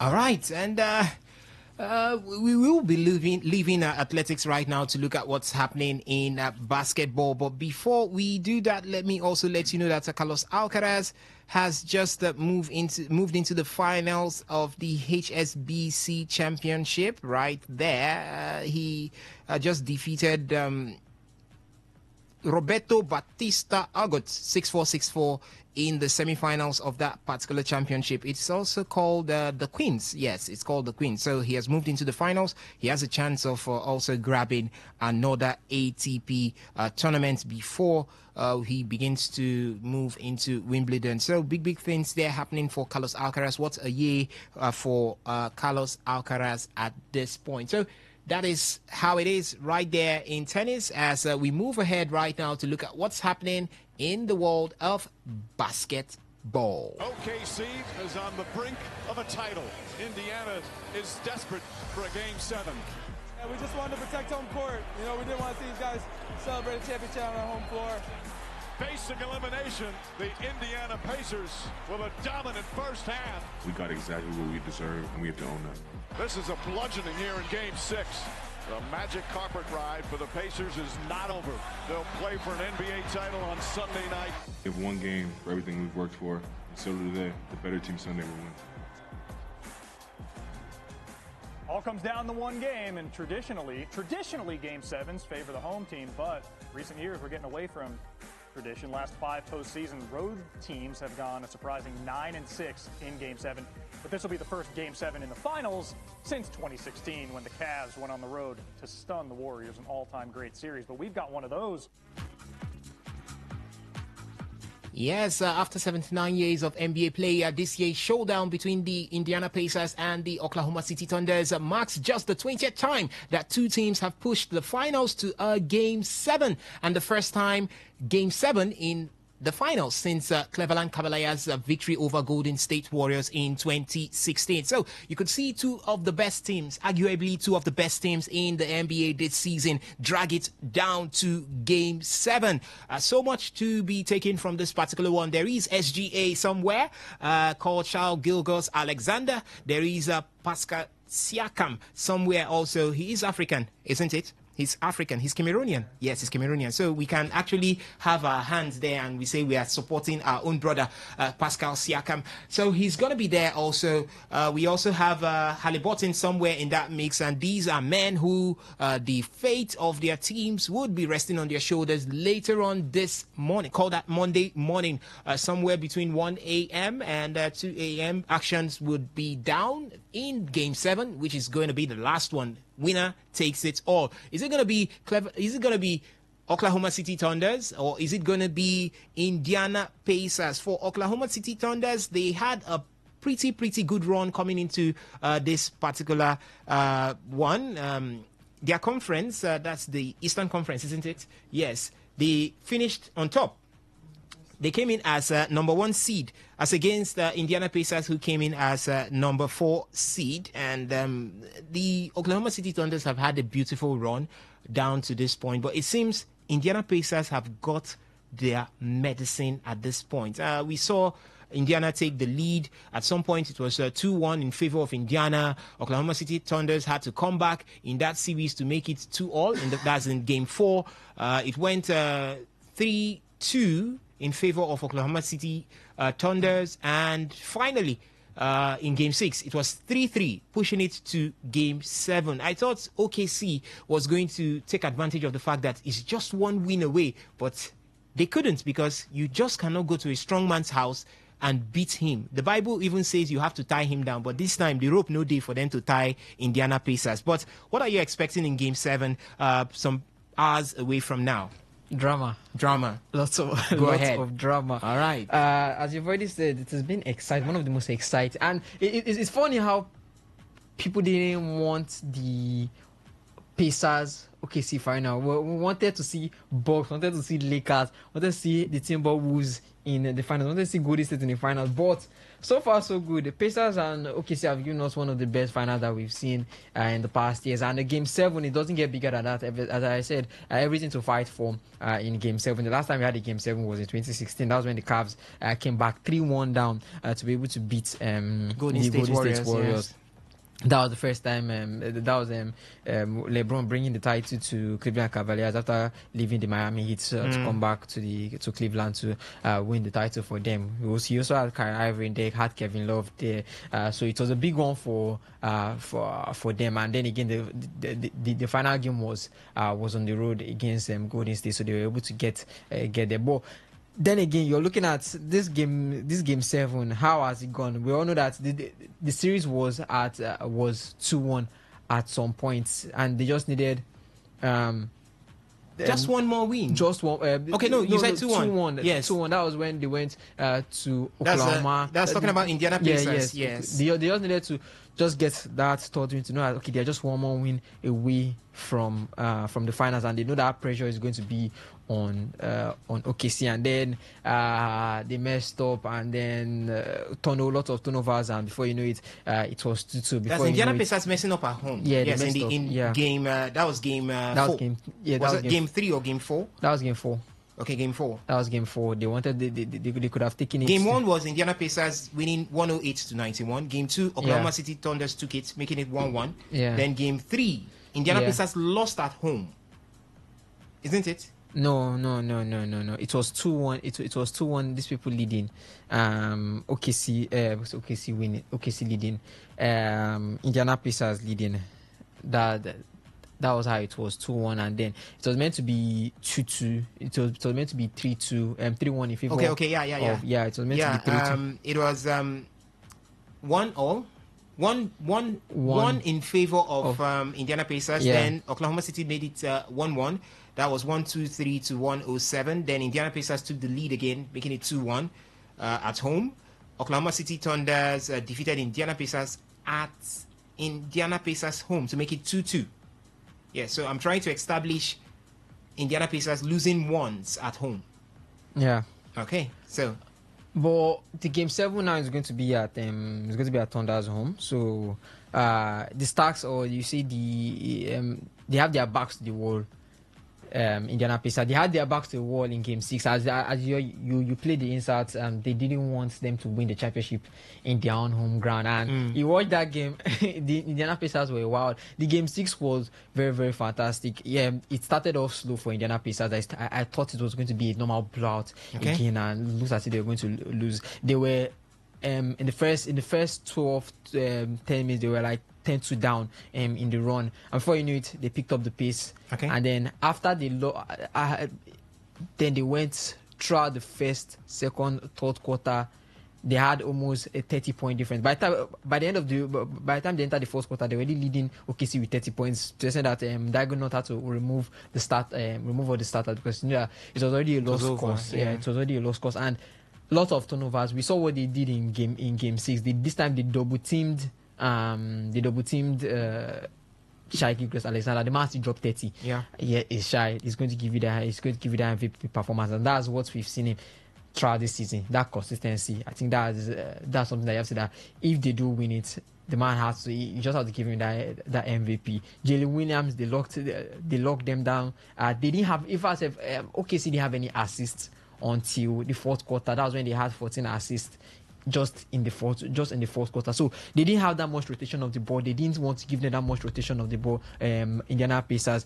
Anytime this person had 8 turnovers. Okay. Eight turnovers in the game. Shai Gilgeous-Alexander. That's the most turnovers he has had. TJ McConnell had 4 steals inside that game. So then that people have started shouting that maybe we can actually give him the MVP. We'll be topping out 20 points. Yeah, we're going to look at what's going to be happening with the finals MVP at the end of the day, because a lot of persons are now pushing their weight so much that it's more or less like we're going to be having so much of contenders now for the finals MVP. For Indiana, and you have to look at the depth of both teams. But I'll say the depth for OKC won them for Indiana Pacers won them that game in game 6, and it has really come to help them this series. Both teams have depth when you look at their starting lineup, and you also look at their bench. But I'll say Indiana Pacers, that the bench has really helped them, because you don't have people dropping 30, 40 points like that. Everybody does their own. 16, 11 rebounds, 8 assists, this one 4 steals and everything. The whole organization is just okay, and being able to from steals moving to that fast break, that quick transition was something that really helped them, because they got most of their points off turnovers. They had 19 points off turnovers, and I've always said it's how you're able to turn defense quickly into attack. That's what's going to make you win those games, and they were able to do it this time. They were focused, and they did it. Even they locked down OKC. They didn't let them get too much passes. They didn't let them rotate the ball. They didn't let them dictate the game for that game 6 and game 7. Can they do it again? Tyrese Haliburton came into the we know he had a sprain on his ankle. Yeah, he played through that. He played through that. And I'm looking at it. Pascal Siakam has been consistent. I'm just going back to our conversation that we had on the group chat. I was looking at it this morning. I was like, this guy can actually win this. No. You said he wasn't good enough to win the MVP, Finals MVP. No, I never said he wasn't good enough. I said he was good enough. But looking at how this person has actually helped them try the game. But the thing is that Haliburton, when he turns off, it's like Siakam doesn't turn off. That's the difference. That's it. Siakam will still at least give you double digits. Anytime, anywhere. Will give you double digits. The time when Haliburton, they kept Haliburton to like 4 points. And Siakam was still able to still give you double digits in points, able to give you double digits in rebounds. So it's that consistency that we are seeing that I must say, okay, they might actually give this guy. But it's the MVP, it's the MVP finals. We'll have a good discussion on that more in depthly. But lots of drama I'm expecting to see. I'm expecting to see fights. If they think they're going to go to overtime, they go to overtime. I don't want to see a blowout, because when we know OKC, you beat OKC come and they give you 30. It's just like they're telling you, like, why did you even do that to us in the first place? Okay, no problems. But the truth here is that no matter how you want to look at it, both teams have won the biggest lead. Yes, that Indiana Pacers have had throughout this whole series. This is the biggest, the 30 points difference that they have never beaten a team more than 30 points, and they had it against Indiana Pacers. That shows how bad they wanted it. I think throughout this whole series, the only person that did that to OKC when the Minnesota Timberwolves, they were the only people that did that to OKC, beating them with almost 30 points.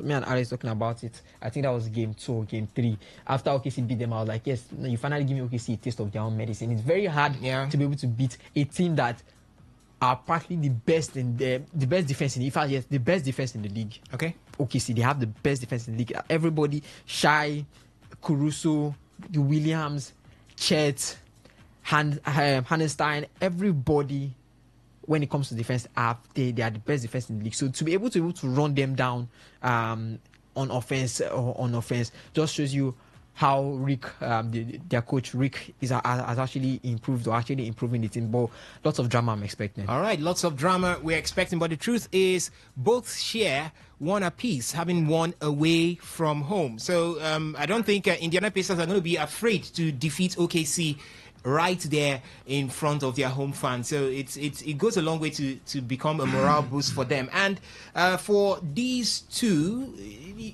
you have a lot hanging on the necks or resting on the shoulders of certain men who have tasted defeat, who have pushed beyond their weight to ensure that their team continues to remain relevant in this particular contest. One name on the lips of everybody when it has to do with Oklahoma City Thunders is Shai Gilgeous-Alexander. He's been able to remain up there when it has to do with the team leads for the points. The last game he had, in general, in the playoff, this final playoff start, he has got 30.0 points. Yes, in general, against the most, which comes from Pascal Siakam for 20.7. Yeah, and when it has to do with rebounds, Chet Holmgren has put in 8.7 rebounds as against Pascal Siakam, the same name, 6.5 when it has to do with the Indiana Pacers. And for the assist, Shai Gilgeous-Alexander comes in again for the assist with 6.3 as against 9.0 by Tyrese Haliburton. So that man is the assist king when it has to do with the playoffs at this point. So you can see that so much is on the runnings for these both men. And when it has to do with the previous match, which is game 6, we saw SGA put in 21 points as against Obi Toppins. Obi Toppin is one other man that can turn up whenever you need him to turn up. So he's one big name again. So you can see that the Indiana Pacers have got names that can do the business. So, but who do you think would be that breakout performer in Game 7 later on tonight? Game 7, the breakout performer is for Oklahoma City is going to be Shy, of course. But then again, I also believe that Jalen Williams. We saw Jalen Williams in Game 5. We saw him in Game 5. The man had 30 points. So anybody in OKC can turn up. They are an offensive powerhouse. We've seen that. But as you said, Obi Toppin is not a main starter. Obi Toppin, you know, say he's like the main sixth man when it comes to Indiana Pacers. But that just shows you how good their depth is. Okay. Indiana Pacers. Somebody from the bench can come and give you 20. Mikono can come and give you 14 points off the bench. Turner, Naismith, Nemhard. The guys can come and they can give you something quality attack, quality offense, quality defense from the bench, and that might win the game. But I'm expecting Siakam and Haliburton to be able to show themselves in this game. But all in all, the overall performance, the best performance I'm expecting from is from Shai Gilgeous-Alexander, because it looks as if this is riding on his legacy. Okay, this is riding on the legacy of Shai Gilgeous-Alexander. The year he made himself or made his name, put his name as one of the great, because nobody has won all the MVPs, I think, till since the last person that won it was Steph Curry. Okay, that's from the regular season, the playoffs, and the finals. And the finals, the last person that won it was Steph Curry. So he already has the regular season MVP. He has the Western conference. Yes, he has the Western Conference and the Eastern Conference MVP, and he doesn't have the Eastern Conference.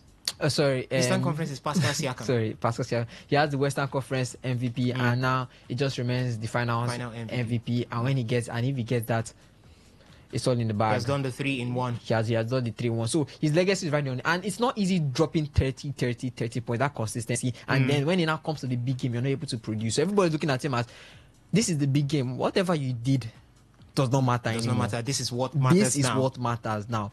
That's why you're looking at everything matters and nothing matters. Okay. So whatever you did then, okay, see, nothing matters anymore. This is the game. Indiana Pacers, everything matters now. You people have already tried to do everything to get there. They did not have the best starts. Yeah. In the record, they did not have the best start in the regular season, but they came into this team as a dark horse. People didn't give them that level. The chance, yes. Yeah, people underestimated them. Like, okay, in the box, and they were going to be Bucks were going to beat them.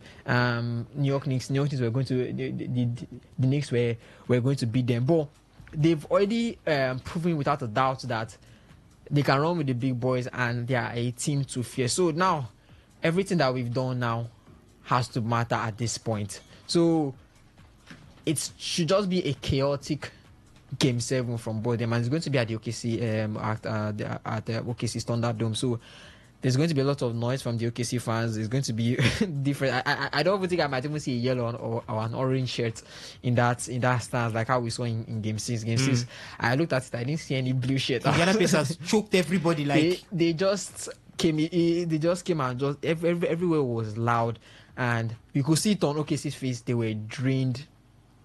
After that 20 point, after the 20 point gap, the 30 point. OKC is different from Indiana. If it was Indiana, they were down by 30 points. They would have left all their starters on that bench. Okay. They would have left their starters on the court to be able to see how they can do a comeback. OKC are not a comeback team. It's like Carlos Alcaraz and Yannick Sinner. Yannick Sinner is a person that if he's beating you immediately. He cannot let the game drag out. Okay. Carlos Alcaraz, comeback king. Sometimes you see Carlos Alcaraz playing some other people and they'll have one set against him, and you're wondering how are these people having a set against you? But he will come back. The last game against Muna before this, he was a set down. Baba came back to come and beat Muna 2 sets to 1. So that's how it is. Indiana Pacers, they can have that, they can do that comeback and be able to win the game. OKC is the team that if they are blowing you, they are blowing you they are blowing you by mind. They like to take control of the game. They like to dictate how the game is going to be played. And when All you right. take that control from them, that's when they begin to falter. Okay, for Oklahoma City Thunders, if they do win later on this evening, it's going to be their first NBA championship, and they would. Same for Pacers. But for Oklahoma City Thunders, if they do win, they will be doing that as statistically one of the best champions in the NBA's history. From the regular season, they were just out of it all. Yes, down to the playoffs, and here they are right now. But for Indiana Pacers, if they win, then it's going to be the greatest underdogs. Those, as Ovia has already said, they were not given that chance. But if they do win, that means the gods of basketball was definitely in their favor in this particular one. So we're going to keep our eyes posted on it. We're going to keep our eyes locked on it to see what happens later on this evening. But Brian Windhort of ESPN believes Tyrese Halliburton's shot attempt will be the X factor in Game 7. We saw what he did in Game 3. That was Game 3. He ended it. Was that Game 3 or Game 1? Where he ended it 3 seconds to go with that good shot, and that gave Indiana Pacers the victory. So a lot, according to Brian Windhort, he has stated that Tyrese Halliburton would be the X factor. He will be the determiner in this particular one. So it depends. But the man has got a knock. No one knows if he'll be able to do all of this with that in mind, with that ankle knock in mind. So, but how do you see it happening? Tyrese Halliburton being the X factor right here. Tyrese Halliburton is always one of the X factor, and you have to say it's going to be a battle of the best point guards between him and Shai Gilgeous-Alexander.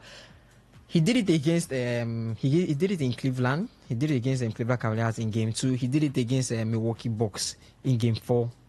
In Game 5, he did it against the New York Knicks in Game 2. He did it against the Oklahoma City Thunder in Game 1.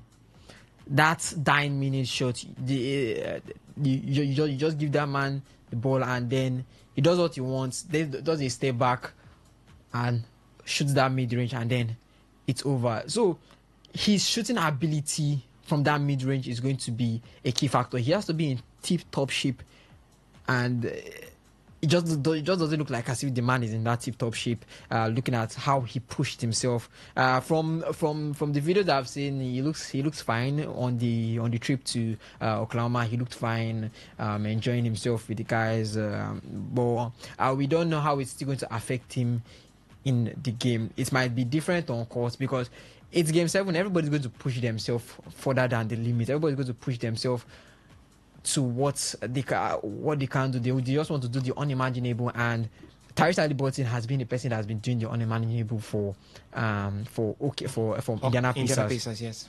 Those shots to tie the game, the shots to give them the go ahead, and to give them the go ahead basket and win. He has been the one to handle that, but that shows you how much trust Indiana Pacers have in him. And if the man that you have your trust in falls, everybody or the whole team can fall, because there's nobody else they're going to give that ball. He's the point guard. He's the one that runs the ball and everything. Yes, Naismith is there. But Naismith, Neymar, all those ones, they are the 3-point shooter. Pascal Siakam is a good shooter, but I'll say he's good. He's good in the driving. He's good getting those rebounds for those offensive rebounds. He's good attacking the paint, unlike an elite shooter. As I'll say a shooter that's as good as Tyrese Halliburton. So his shooting is going to be crucial in that game, and everybody in OKC can shoot. We've seen OKC, they can shoot. Shai can shoot, and Williams can shoot. Chet can give you that presence in the paint that you need to fear, and he uses his height extremely well. Hannistein too, it's also there, a very good big man. Caruso is also there when it comes to defensive capabilities. The man has already dropped 20 at a point, so he can come off the bench as a good sixth man and still give you something that something of the bench. But Thalys Haliburton, as he said, his shooting is going to be crucial for Indiana Pacers, and if he starts shooting off the wrong foot, it could affect his morale throughout the whole game. Okay. All right. So that's what we are expecting from Game 7 of the NBA Finals, which will be coming up in a couple of hours later on this night, as Oklahoma City Thunders will take on Indiana Pacers in that Game 7. Yes, that will be the determining factor who wins the NBA championship for this season. Both teams would be winning for the first time if they do, but it's going to be an outright impressive run for Oklahoma City Thunders if they are able to get that. Then for Indiana Pacers, it's going to be the underdog story if they are able to get this particular one. So it's down to the guys right now, but still looking at what's happening with the NBA. On Wednesday, being the 25th of June, it's going to be the NBA draft.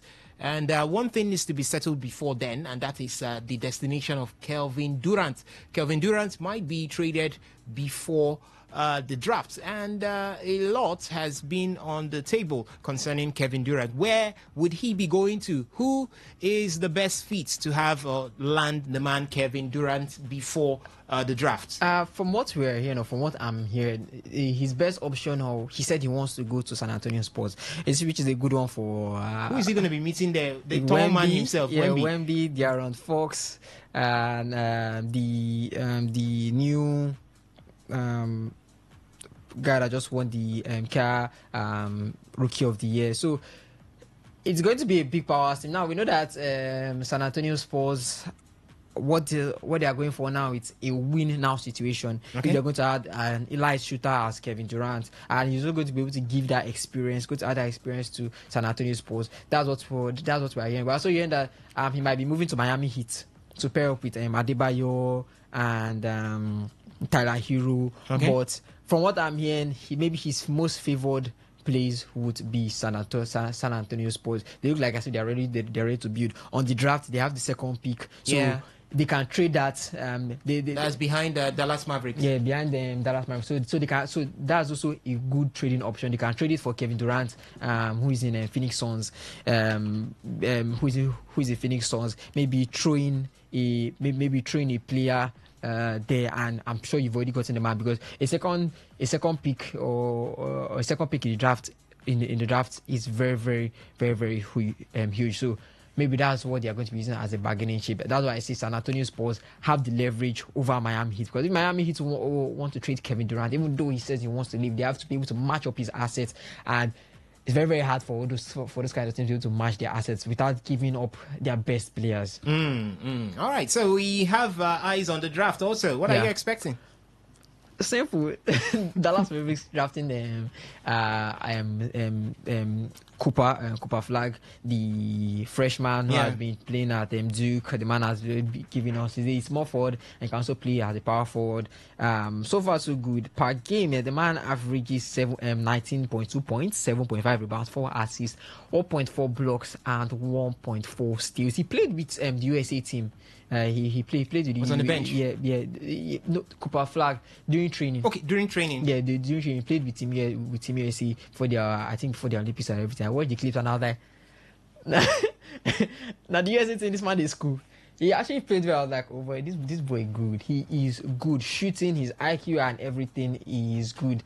Yeah, he might give Dallas Mavericks that or maybe might soften the pain from losing Luka Doncic. Yes. Yeah, it might soften the pain, but we're expecting it from the mock draft as I'm looking at. Dallas Mavericks taking Cooper Flag, San Antonio Spurs, if they are not trading their second pick for Kevin Durant, they'll be drafting Dylan Harper from Rutgers, who's averaging 19.4 points.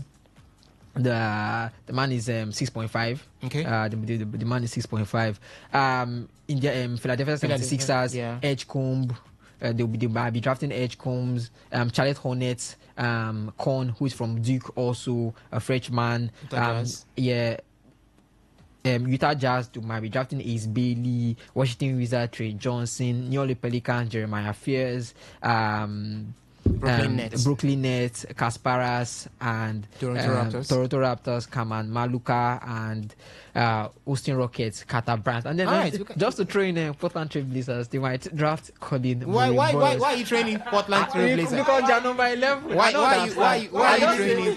I just said, let me just call the first 11. No. Can you leave Portland Trail Blazers? So Portland, they might want to trade their 11th pick because it doesn't look as if it's going to be favorable for them. Because looking at what they've already built, they're building a young team that's actually doing well. We saw this person, Tomani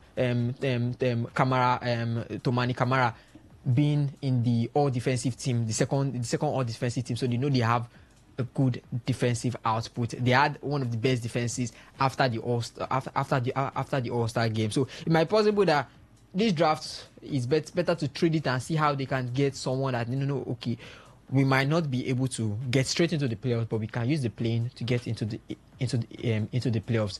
That should be their priority. But for me, I think Portland Trail Blazers next season, everybody should watch out. Portland Trail what? All right. Anyways, that's how it is right here in the studio as we're still looking at what's happening in the world of basketball. The big one is going to be the Game 7, the end of the NBA season. I'll call that the NBA Finals, Game 7. Winner takes it all at the end of it all. The series is 3-3 between Oklahoma City Thunders and Indiana Pacers. So tonight, we're going to see a new champion for 2025 crowned in the NBA. You could also let us know your thoughts, what you feel about that particular one. You could let us know what you feel about it.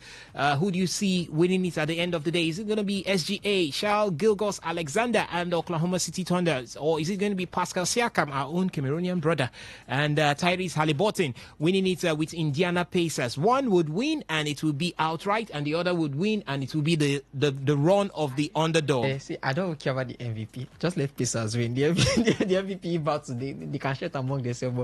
Let Pacers just win. Okay, let Pacers win. That is what Ovie Wallace wants here. But you could let me know what you want. Do you think it should be Oklahoma City Thunders or Indiana Pacers? 701-933-9962. It's the number to drop your thoughts to for the SMS and the WhatsApp portal. You could also call into the phone line 0810-9510-951. Yes, to speak to us right here in the studio. We've talked a lot right from athletics, where we looked at Favour Ofili's switch of allegiance to Turkey, and I asked, do you think that is the right decision for Favour Ofili at this point, or do you think that she should have just kept faith with Nigeria as the process continues to improve and look at brighter days ahead? Do you think that this might just be another implosion for her, or do you think that fine, she could go to Turkey and win the medal which she has always revered right there? We looked at Toby Amoson's exploit also. Do you think that this is a clear indication that Toby Amoson is up for big things in further or subsequent athletics events to come? Do you think that this is a good build for her before we move to the Los Angeles 2028 Olympic Games? Do you think Toby can do what we have always wanted on the biggest of stages? You could let us know your thoughts through the phone lines 0810-9510-951. On our screens before we talk tennis right now is Carlos Alcaraz up against Jiri Lehecka. They are in the finals of the HSBC Championship. It's right there at the Queens, and Carlos Alcaraz in the finals is 3-3 between both players in the very first set as Lehecka leads in game 7, 30-15. Alcaraz serving at this point in time. So that's how it is right there in tennis, as Carlos Alcaraz might be looking to add one more feather to his cap at the HSBC Championship right there. I stated earlier on that in the semifinals he defeated Bautista to get in here, while Jiri Lehecka defeated Jack Draper to get to the finals of this particular one. But without any further waste of time, let's look fully at what's happening with tennis.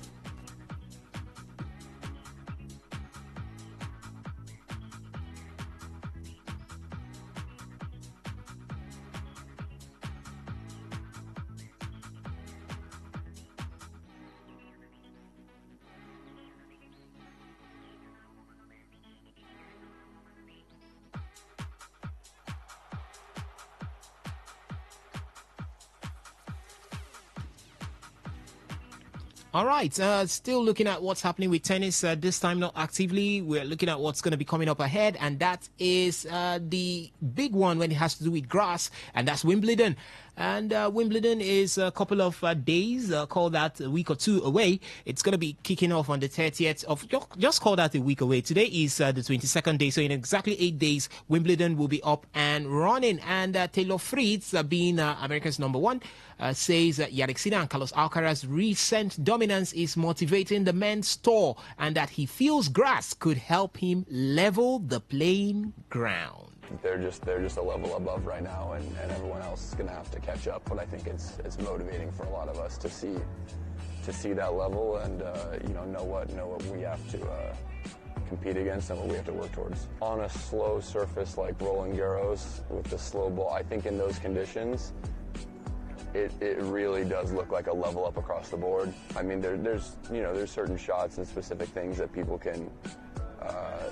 do better or compete with, but I mean, I absolutely like my chances more on a grass court than on a slow clay court.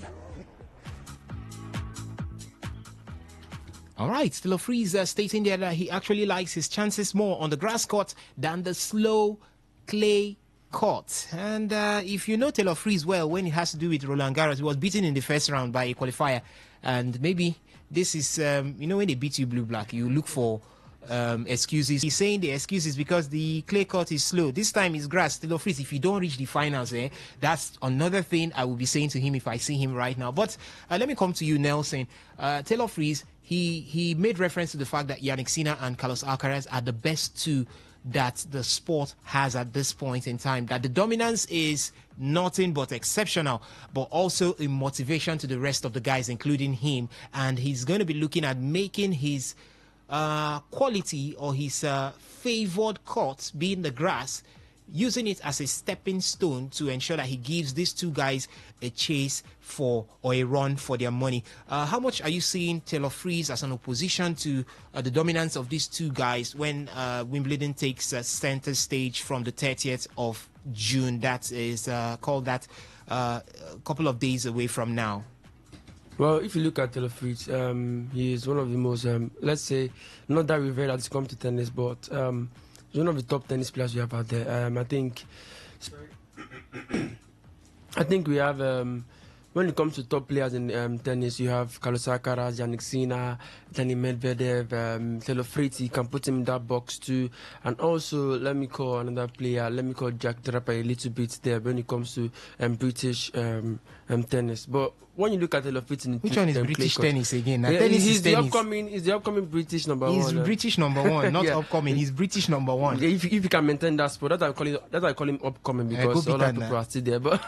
But funny enough, the fact that he cannot be able to keep his cool when it comes to clay court, based on the fact that we have the Prince of Clay one time in Carlos Alcaraz, and we also have the Machine of Clay when it comes to Yannick Sinner. Those two are undefeated when it comes to clay court, but it's not an excuse, because you see the likes of Carlos Alcaraz doing very well in grass court, the likes of Yannick Sinner also doing the same thing in grass court, but you won't see that in Taylor Fritz, and the fact that the guy is not revered when it comes to tennis. He's not revered when it comes to tennis, and for me, I think it's not an excuse. Taylor Fritz not doing well in clay, it's his own problem, because we have seen players do very well in clay. Alcaraz is one to mention. The likes of Yannick Sinner is not that kind of perfect in clay, but when it comes to clay competitions, he has to bring out his A games when it comes to that. So, well, the Wimbledon is coming 13th of June. Let's see how Taylor Fritz prove himself when it comes to that competition, because if you can't put yourself in clay,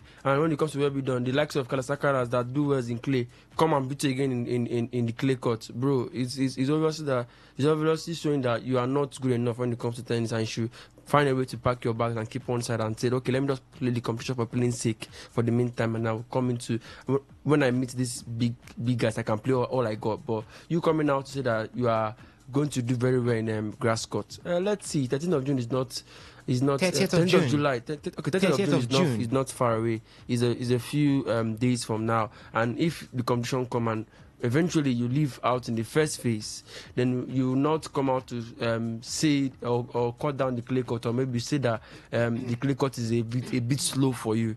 But let's just see how it play out on 30th of June. If you can come out and prove everybody wrong and say, okay, I'm in the final, so it's obviously showing that I know what I'm saying. The clay court is slow. Then, or you defeat Carlos Alcaraz, or maybe Yannick Sinner in the grass court. You say, okay, maybe he was right what he's saying. But for me, I feel it's not an excuse. You should not be able to do well in this competition and be able to prove us wrong. Okay, do well and prove us wrong. The words of Nelson Odia to Taylor Fritz there. Don't say that the clay court is slow. Come and do what you say you know how to do best on the grass court against the big names in the sport. That is Carlos Alcaraz and Yannick Sinner. But talking about Carlos Alcaraz, he's been doing well. An exceptional 2025 for Carlos Alcaraz. I think what he has even done now is far better than what he did all through 2024. He's been able to... I remember he was dominant before the clay court Grand Slam. That is Roland Garros. I think he won the Barcelona Open. He also won one other Open, which is the Italian Open, beating Yannick Sinner in his return after that doping ban in the finals of that one. And he also did the same thing at Roland Garros, getting that one and defending his the title he won in 2024.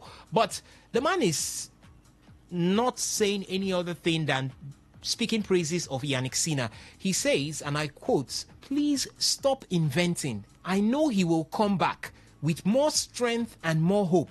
He's going to be one of the contenders to reach the finals and win the tournament. I don't know if I have a mental advantage or not." The words of Carlos Alcaraz as he talks about Yannick Sinner in the build-up to Wimbledon. I don't know what to say. Would I want to say that this is too much of respect being given to Yannick Sinner by Carlos Alcaraz? Or will I want to say Carlos Alcaraz is just trying to be modest? Because we saw in the Italian Open, he decimated Yannick Sinner.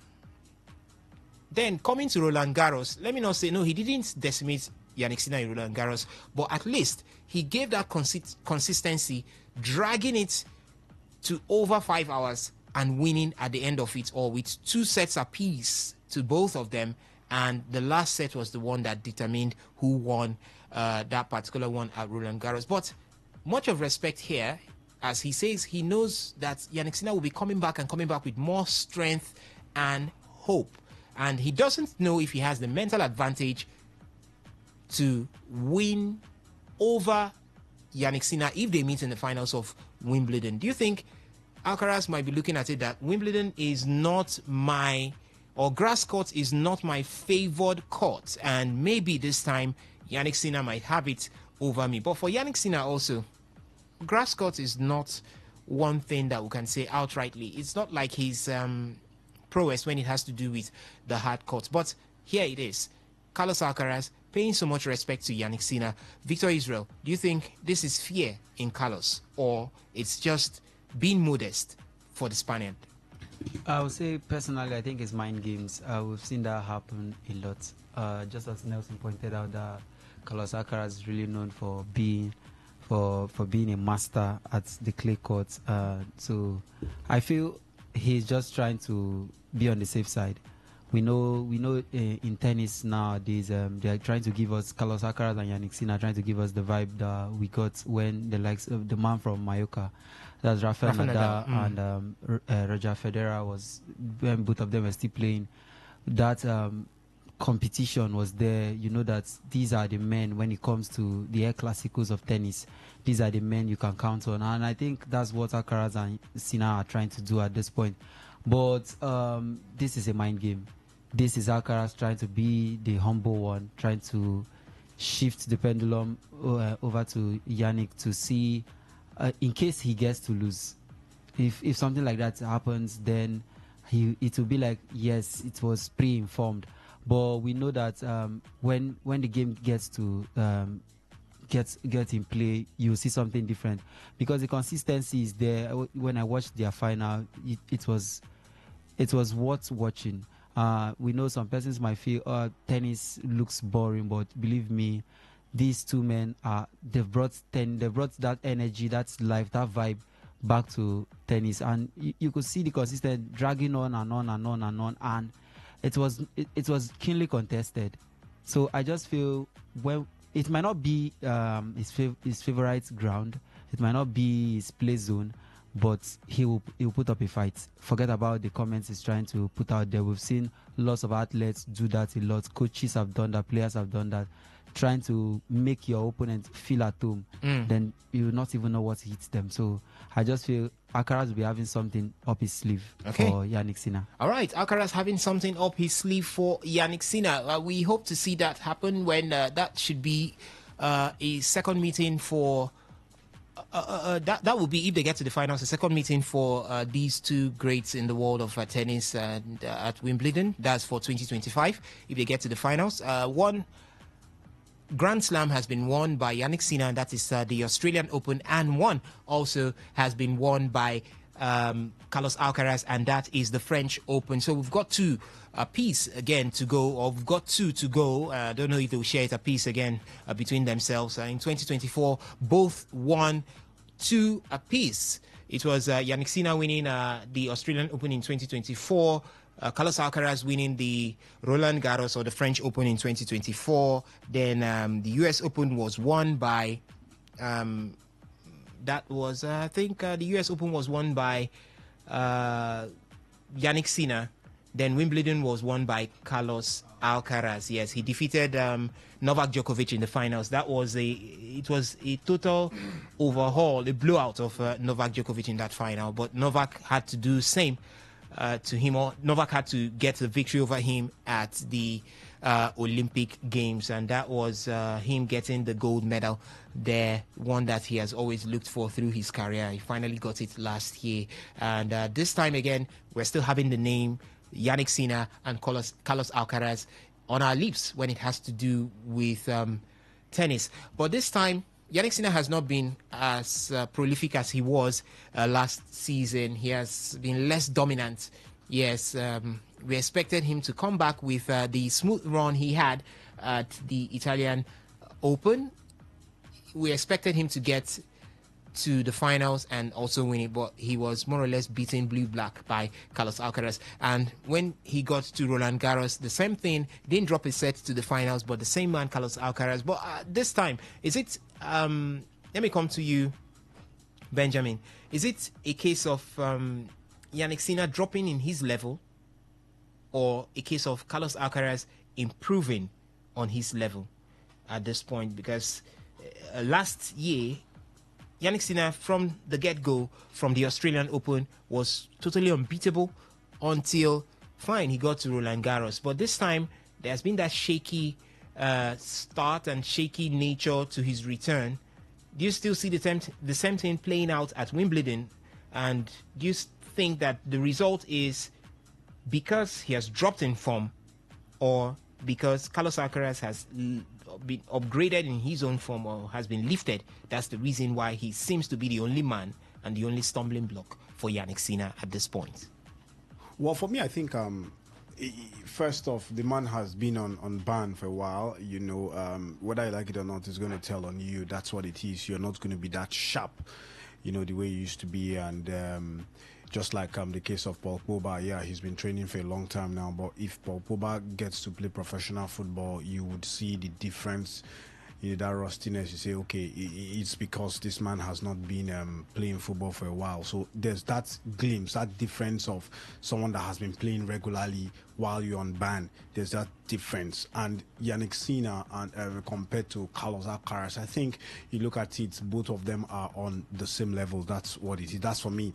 I think both of them are on the same level. It's like what's it called, Novak Djokovic and what's his name, old Roger. That's Roger Federer. You know, I think they are both level. You get, that's the truth. But one of them is, you know, has been doing his own thing for he has been doing his own thing, has been on form, while Carlos Alcaraz has been there, being injured and all that. But again, I think what happened in Roland Garros is the fact that first one was Yannick Sinner was a bit rusty, you know, playing compared looking at the caliber of opponent that he's playing, which is Carlos Alcaraz. You need to be very sharp, your A game and all that. So the Yannick Sinner we know cannot lose from 2 sets down, from 2 sets up, lose. But it shows that he's human after all. And secondly, the band that that he's coming from was actually one of the key figures, determining factor about that. Carlos Alcaraz has been playing, regularly, and the man has just been coming. So I think both of them are at the same level, but that game is it's very I think at that point Carlos Alcaraz was a bit rusty. If not, both of them are on the same level. But I think going into the Wimbledon that is some few days away, I think we are going to see Yannick Sinner in his best again, because the man has been sharp. I watched his double that he played, very awesome and all that. So I think it's decent, but it's going to be a decent fight amongst the both of them as favorites going into Wimbledon. So we look to see something decent. All right, looking to see something decent when Wimbledon takes a center stage, and that is the Grand Slam on the grass court, where we get to see maybe world number one return back to his dominant position, winning Grand Slams ahead. It's been quite a while. Australian Open, where he won his last Grand Slam, just returned from that 3 months ban and didn't do too badly. Was able to give a good account of himself. It's just for Carlos Alcaraz, who has shown exemplary and impressive form at this period, and have been able to defeat him twice in their meetings most recently. But still looking at tennis from the female side of things, remember 2 years ago, this same date, on the 17th of June 2023, Boris Becker said that, I quote, "Women need rivalry as much as the men. For Djokovic, Nadal and Federer, it was very important. For Iga Swiatek, it will be important that Sabalenka continues to improve, that Muchova continues to play well, Ons Jabeur, Coco Gauff, and maybe Elena Rybakina. For me, these are the best players." Rivalry in female tennis. We've not looked at this. Have we had anything like a big three in female tennis? Anytime. Have we had anything like a big three in female tennis? No, I don't think there was a big team female tennis. Even in the time of Serena Williams, there were no big three. I think the only times you have, it was, let's call it the big two. It was the Serena sisters. So in the center stage most times, and Venus and Serena. Yes, even currently now, we have Iga Swiatek one side, and the other rest of them are not proving efficiency, like consistency when it comes to that stage. There's Arena Sabalenka, there's Rebekina, there's Coco Gauff. There was a time when it was considered big three for the female side of things. Elena Rybakina was in that mix. Yes, there was in that mix, but she wasn't able to get a Grand Slam. I don't know if I can consider that a big three. That's the problem. The problem is the fact that the consistency. Maybe Venus and Sharapova. Sharapova, yes. Okay. Then, there were a little bit of big three, but the big two were the major factor when it comes to the fact that these two were mostly consistent in games. You can see them winning Grand Slam, ATP tours. But when it comes to currently now, when the Venus sisters, Venus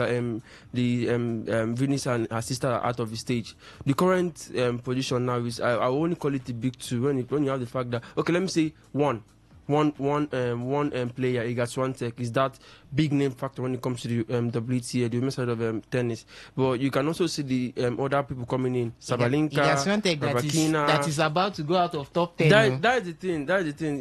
You will have consistency when it comes to WTA this time around. But then we had Serena Williams always doing the bidding, Venus sometimes coming in to do the bidding. The two of them competing in ATP tours and the Grand Slams. But right now, you can see Sabalenka winning it today. I think the last Grand Slam we saw Coco Gauff beating Arena Sabalenka. I think that's the one we saw. So the consistency from the WTA is not as we are seeing in the men's side of things, where you obviously know the big three. You obviously know is Djokovic, it's Carlos Alcaraz, and it's Yannick Sinner. But in the WTA side of things, bro, we don't have a big two or talks of a big three. So I think there should be more consistency when it comes to the women's side of things. But for right now, there are no big threes. They are just women playing tennis. Anyone can win it. at this point in time. All right, so Elena Rybakina won the Wimbledon in 2022. So she has got one Grand Slam to her name as compared to the other two that have been added to her as big three. They've been winning Grand Slams left, right, and center. For Iga Swiatek, she's made the French Open her fortress, winning 4 out of a possible 5. Then we have also Arina Sabalenka, who's been able to also make the Australian Open a stronghold for herself. She would have done a three-peat if not for Madison Keys, who stood in her way earlier on in the season, the tennis season this year. That was in January. So, but big three in the female side of things, I don't know if we have any, but if you think that there was any era where there was a big three in the female side of tennis, you could let us know through the SMS and the WhatsApp portal. It's open for your taking, 0701-933-9962. The phone lines are also open for you to weigh into the conversation that we are having right now. Right from the beginning, you can. Favor or Philly was on it. Athletics, switching allegiance to Turkey. How well, or as we call it these days, Turkey, how well do you think this would go well for Favor Philly, leaving to compete for Nigeria and competing for Turkey if it finally materializes? Do you think that is a step up for her or a mistake done for Favor Philly? We also looked at basketball. Tonight is going to be game 7 of the NBA Finals between Oklahoma City Thunders and Indiana Pacers. Who do you see winning this one? It was 3-3 on the series. Both teams, no one wanting to back down. Who do you see winning this one? And also, it's going to be a run for the MVP. Whatever happens in that game would also maybe put some sort of shine on someone's journey to winning the MVP. Is it going to be Shai Gilgeous-Alexander, as he's fondly called, SGA? Is it going to be Pascal Siakam? He won the Eastern Conference MVP. Can he also do this one in the NBA Finals? Or maybe a Tyrese Haliburton, who has been putting in the numbers as through the playoffs. So you could weigh into that. And now we're looking at tennis. We started with Taylor Fritz saying that, he does respect what has been done by Carlos Alcaraz, the dominance by Carlos Alcaraz and Yannick Sinner, that he draws. The rest of the guys draw from that dominance as a motivation. And for him, he's looking at big things happening on the grass court as against what happened on the clay court, where he said the court is too slow, but for grass it's more like a favorite court for me, so definitely expect big things from me. Taylor Fritz there. We also talked about Carlos Alcaraz giving much credit to Yannick Sinner, as he stated that he doesn't know if he has the mental advantage to get a victory over Yannick Sinner on the grass court. Remember, he defeated Yannick Sinner on the clay court in the French Open, and he says Yannick can go all the way to the finals, but I don't know if I have the mental advantage or not to get a victory over him if we get to the finals. The words of Carlos Alcaraz, you could react to that one also. And right now, Boris Becker is where we are, where he stated that the female side of tennis needs that rivalry, just like the big three we have in the male side of things, where we had Novak Djokovic, Rafa Nadal, and Federer, where these three men did share 20-plus Grand Slams amongst themselves, Roger Federer, Rafa Nadal, and Novak Djokovic. For the female side of things, do you see any top three rivalry, or call that big three from that side? At once, we had Iga Swiatek, Arina Sabalenka, and Elena Rybakina. But that has faded away so quickly. Is there any possibility of having a big three again from the female side of things? Let me know your thoughts from the SMS and the WhatsApp portal, as well as the phone lines. For the SMS and the WhatsApp portal, 0701-933-9962. And for the phone lines, 0810-9510-951. Still talking tennis. We have this one here coming in from Jan Jelishki. Jan Jelishki is a a big name when it has to do with mixed doubles and doubles in tennis. He has won 2 Grand Slams from 2024 up until this date, and he has cried out. He said, after winning 2 Grand Slams, I'm not invited to the mixed doubles. He says, I guess winning 2 Grand Slams in mixed doubles in 1 year is not enough to get an invitation to the US Open Mixed Doubles exhibition event. Thanks for taking away the opportunity to compete and making it fair to everyone. Yes, it's something that we need to talk about. It's something that we need to look into.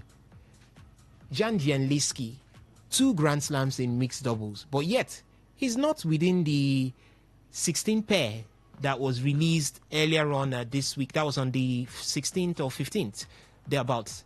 Yes, he's not among it. And he's saying, I can't win 2 Grand Slams in 1 year and I will not make the cut. And this was the response given to him. Jan Gianliski, a top doubles player, being frustrated about not being invited to the 2025 US Open Mixed Doubles event, despite winning 2 Grand Slams mixed doubles titles in 2024.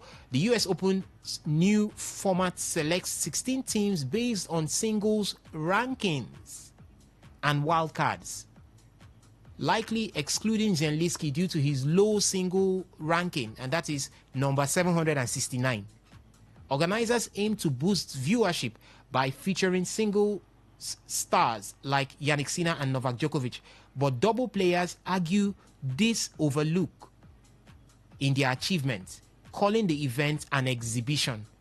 The debate highlights a tension between commercial goals and recognizing double merits with valid points on both sides. Now, what this simply means is the guys who are doing it big on the doubles are saying, you're not recognizing us, but your face show your shoe shine in our local parlor. That's the question we're asking them. Your face show your shoe shine, because now the organizers are bringing this to increase viewership and make more money. And who are those that bring in the cash when it has to do with viewership? It is the single players. Nobody wants to come here to watch Jan Gianliski, who is placed 769 on the singles ranking. Everybody wants to watch Yannick Sinner, who is world number 1. Everybody wants to watch Carlos Alcaraz, who is world number 2. Everybody wants to see Alexander Zverev, who is world number 3. Everybody wants to see Novak Djokovic, who is world number 5. Jack Draper. These are all names they want to see. So why would I be putting a Jan Gianliski pairing with another lady from the mixed doubles or from the doubles who has not got the face, when the aim is to boost viewership? So this is the reason why Jan Gianliski was not listed. But the doubles players have come up to say, it's an exhibition tournament. No doubt, it's definitely an exhibition tournament, because it's not going to be listed as, oh, I won a Grand Slam to my name heavily because you won that mixed double. It's more or less like an exhibition tournament. But do you think he has a point for what he has said subsequently? Do you think he has a point for what he has said, Victor Israel? Subsequently, should the doubles players, the original players who play the doubles and win the Grand Slam and win the tournaments and accolades from there, should they be brought into this rather than looking at single players, those on the single rankings? Should the doubles be brought in subsequent events when it's been built than looking at the singles players at this point? I think everyone wants to put something that can actually sell out there in the market, because when you look at, just as you rightly explained, everyone wants to see the big names. They want to see the big guns. They want to see the Zverev. They want to see Sinner and Alcaraz. Nobody wants to see someone that is below 700 and so. But no disrespect to the Jan Gianliski, those who play the doubles and the mixed doubles. But I just feel for viewership, just as you said, viewership, you want to put out the names that people know. Because if you meet an average tennis fan and ask him, let's say, mention 5 players in tennis, he will mention the big guns. Okay. Nobody gets to know. Look for Jan Gianliski, who is 769 on the ranking. In local palace, we say those who are seeing crude oil. Yeah. all those relegation people. Mhm. So nobody knows them. So trying to sell out tennis to people that are not lovers of tennis. Yeah. And you mentioned these unknown names, they might not be able to follow. So I just feel put out the names that we know. It gets to show that if you want to be put out there, you need to work harder to get to the top. Yeah. So I just feel maybe the likes of Jan Jaliski maybe needs to work harder. If he climbs higher to, He will come in there. Yeah, he will certainly be recognized.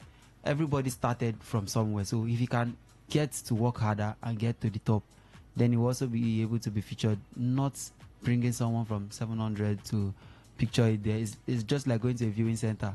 You want to watch a match and you see Derby County playing against Wigan. Believe me, you not want to go to that viewing center again. When you know that the big guns are playing, Barcelona are playing, there's an El Clasico that day, Yeah. and you go to a viewing center, you see them changing the channel to put a Derby County and Wigan. You just feel they're You not step serious. out.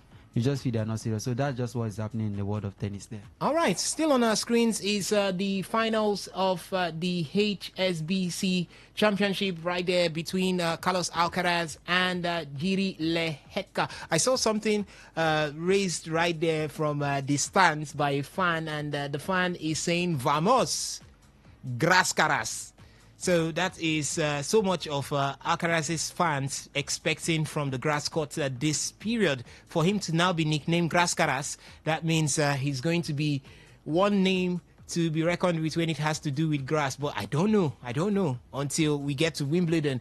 But right now, he has won the first set 7-5 against Jiri Lehecka, and he is losing the second set 2-1 to Jiri Lehecka. He's serving right now 15 love it is for Carlos Alcaraz there. So back to the mixed doubles. We are to expect things to take center stage. That should be in the first week of the US Open. That should be within the middle of July, or the third week of July. So already a pairing of 16 have been selected.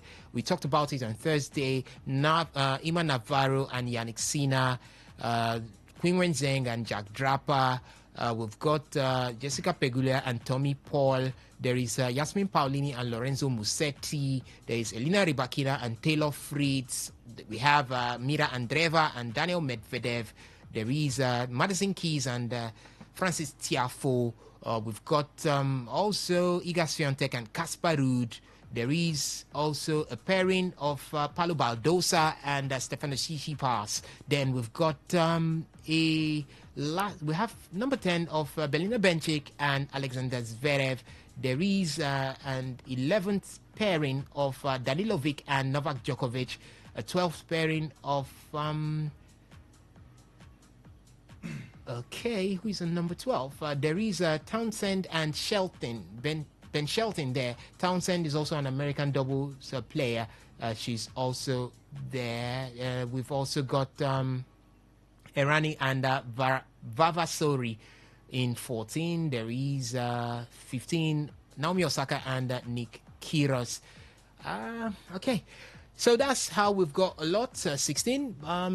It's paired right now, and I think towards a few weeks to the tournament, there's going to be a lookout on their pairing to see those who will be seeded and those who would come in as wild cards. 8 will be seeded and another 8 would come in as wild cards. So we are expecting a lot when the US Open takes center stage, both for the mixed doubles as well as the singles and the doubles as well. So you could react to any of these that we've talked about right now. The phone lines are still open, and the SMS and the WhatsApp portal there for your taking 0701 933 9962. That's for the SMS and the WhatsApp portal. And for the phone line, 0810 9510 951. As we move ahead right now from tennis, we want to look at what's happening in Formula One.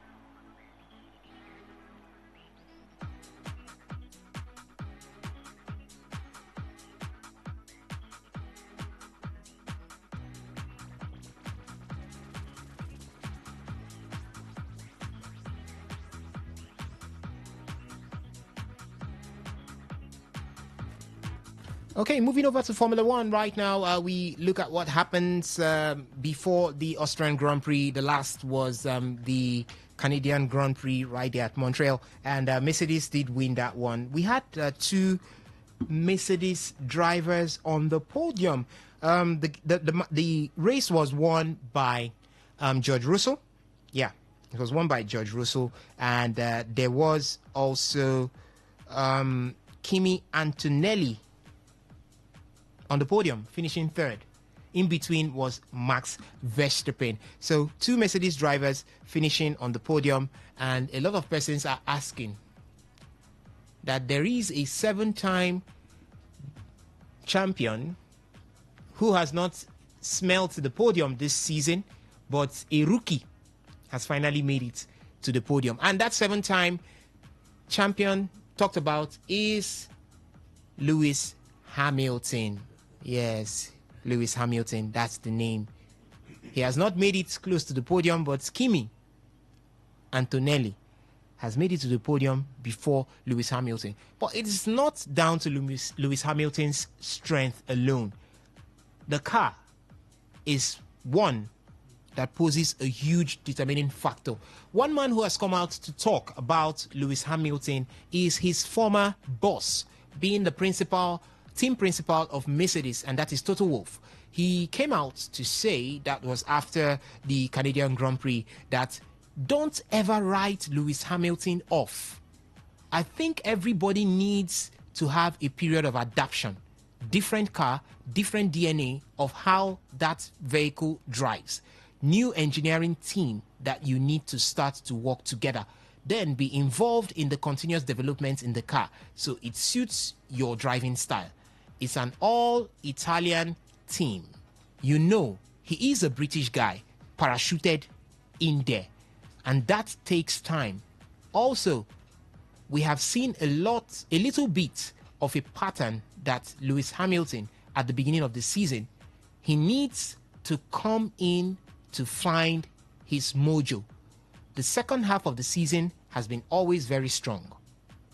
So don't ever write Lewis Hamilton off.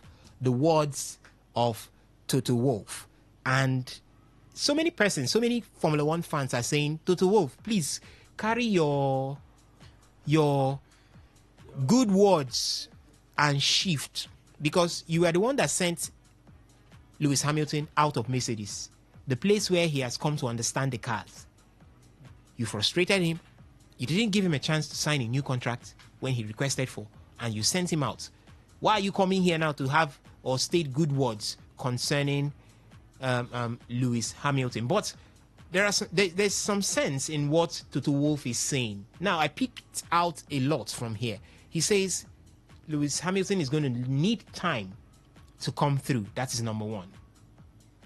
Number two, he made reference to Ferrari as an all-Italian team, and Lewis Hamilton seems to be a British guy sandwiched in between. We're going to talk about that. Then finally, he talked about the engineering, the synergy between Lewis Hamilton and his engineering. These are 3 points we're going to look at this point. Lewis Hamilton needing more time to come through. Lewis Hamilton is 40 years of age. How much more time does he need to come through at this point, knowing that he's 40 years of age and you hardly find drivers who drive beyond 40? To me, I don't know why people are still trying to keep that excuse of Hamilton needing more time to drive this. I think I talked about this with some other sports enthusiasts, and the issue of Hamilton needing more time. At first, you said you talked about the Mercedes car and Kimi is an Italian. Mercedes is a British car. So George Russell is British. Lewis Hamilton is British. So Kimi coming in and performing well with the car, is there anything wrong? I'm not surprised Kimi getting the podium. As I said it during the starting of the season, when the first race in Australia he took third, he took fourth, then subsequent sixth, fifth, fourth. I was like, I told Williams that I won't be surprised if he finishes on the podium or even wins the race.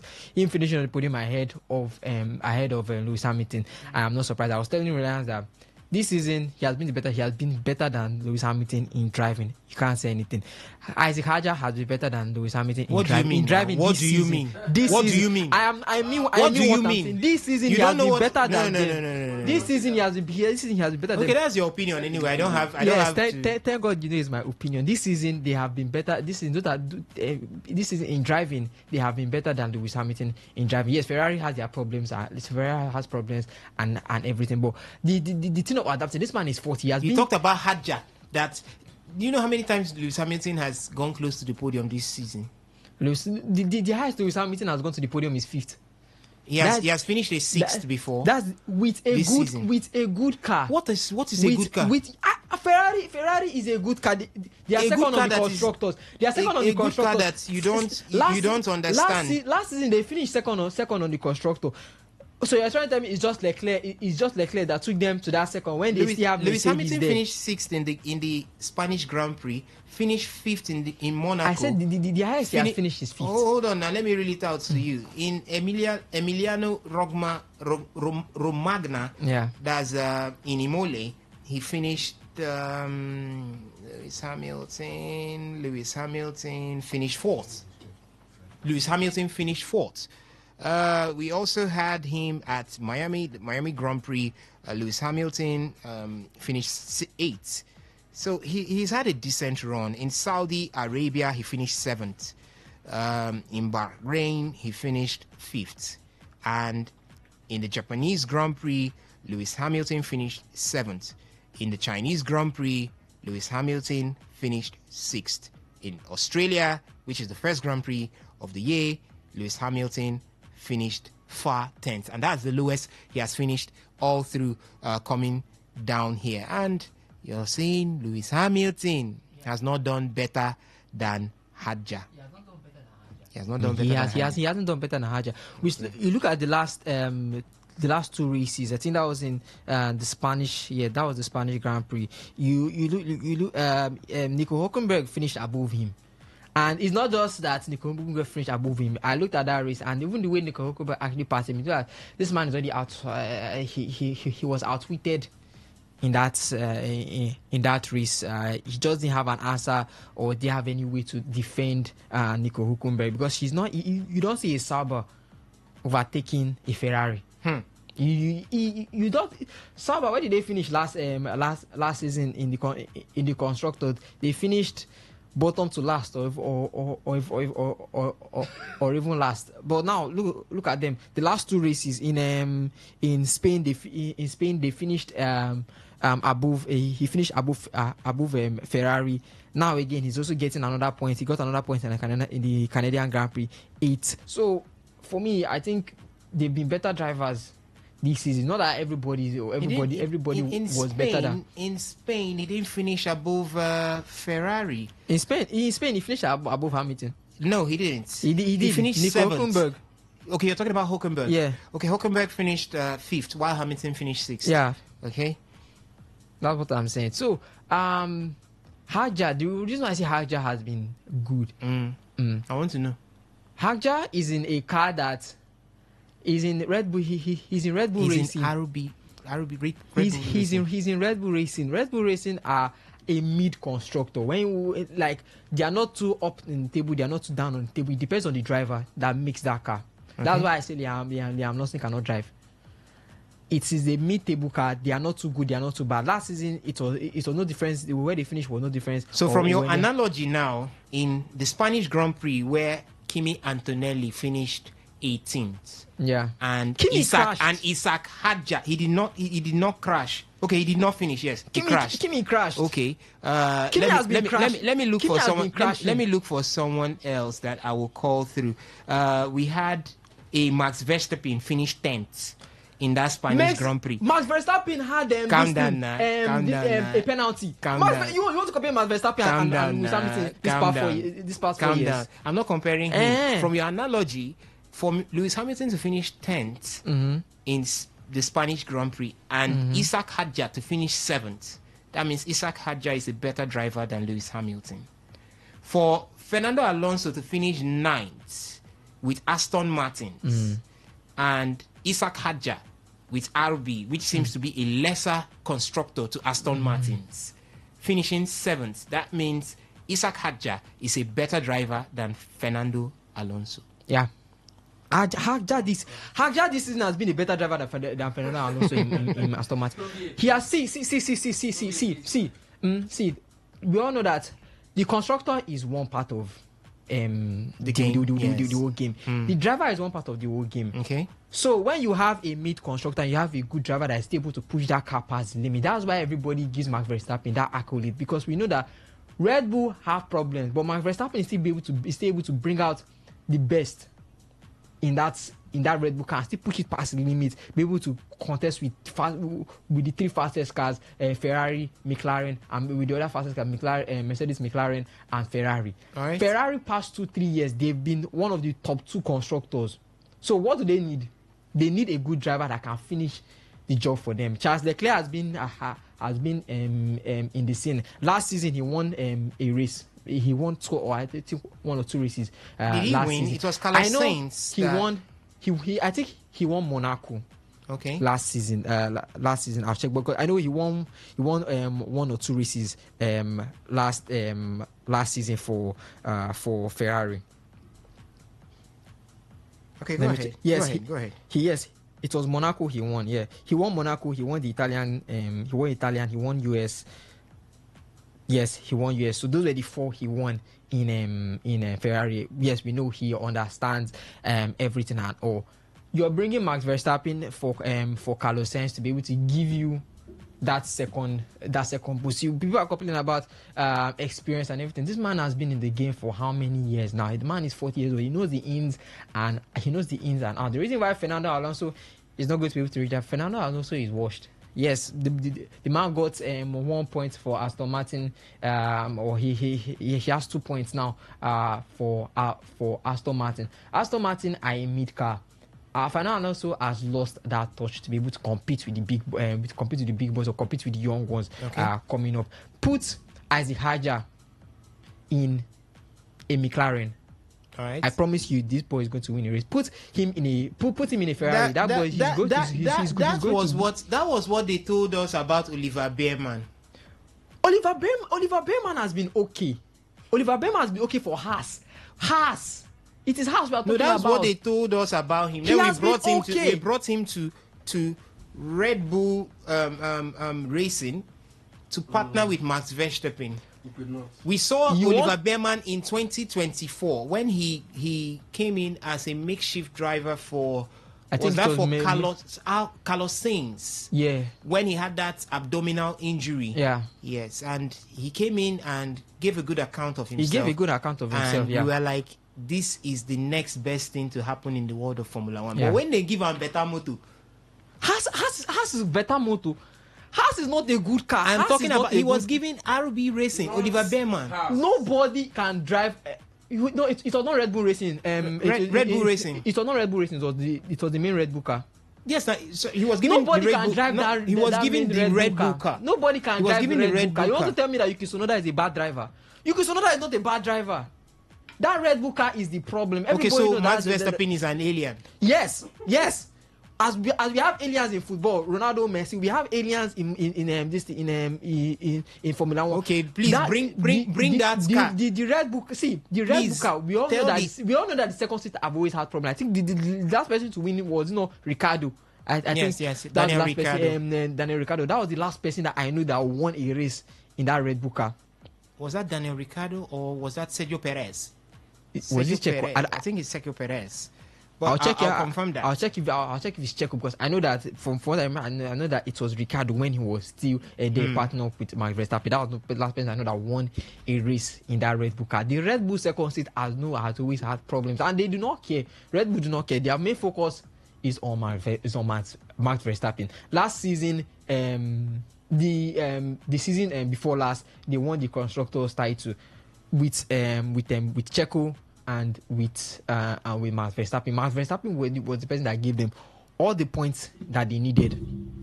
Yeah, he gave them all the points they needed. That was 2023.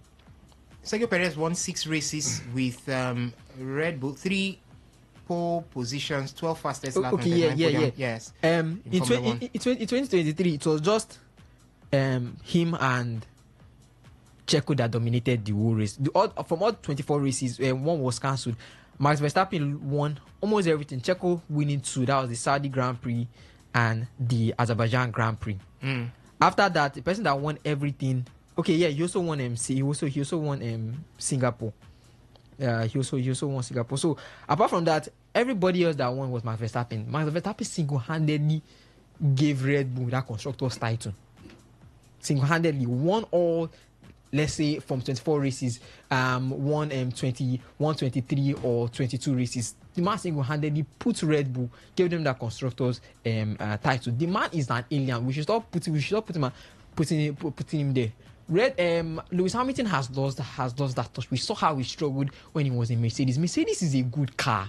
Mercedes is a good car.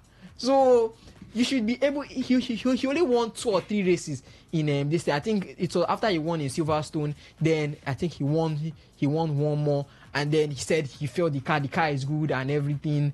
For problems. Same thing in Ferrari. He said he's testing in for when he won the Chinese sprint. It thing got into his head. I like the car. I feel like I can do well with this car. What do we see during the main Chinese Grand Prix? Nowhere to be found. Yes, we know Ferrari has problems. With the engineers. The man has trouble with the man has trouble with the car. He has trouble with the engineers and all, but he has that experience in the game. It's not easy racing with McLaren. He started his career with McLaren. Went to Mercedes. Won a title at McLaren. Won a title at Mercedes. Now he's in Ferrari. That experience that you've already built coming from all those brands, all those constructors, you are a vet. You are a vet in this game. Okay. You are a vet in this game. That's why I look at Fernando Alonso like, yes, you are a vet, but that you've lost that touch. Okay. The 100% that you could give, you can't give us that 100% again. Now we are looking at you as you're giving us 20, you're giving us 30. You're giving us 20, you're giving us 30, and then what is the car going to do for you? It's an Aston Martin. Aston Martin at most it can carry you from, let's say, P20 to P15. Okay. All right. Before we call it quits talking Formula One at this point, I would also want us to reflect on what the team principal of Ferrari, that is Fred Vasseur, what he said of recent. That was after the Canadian Grand Prix.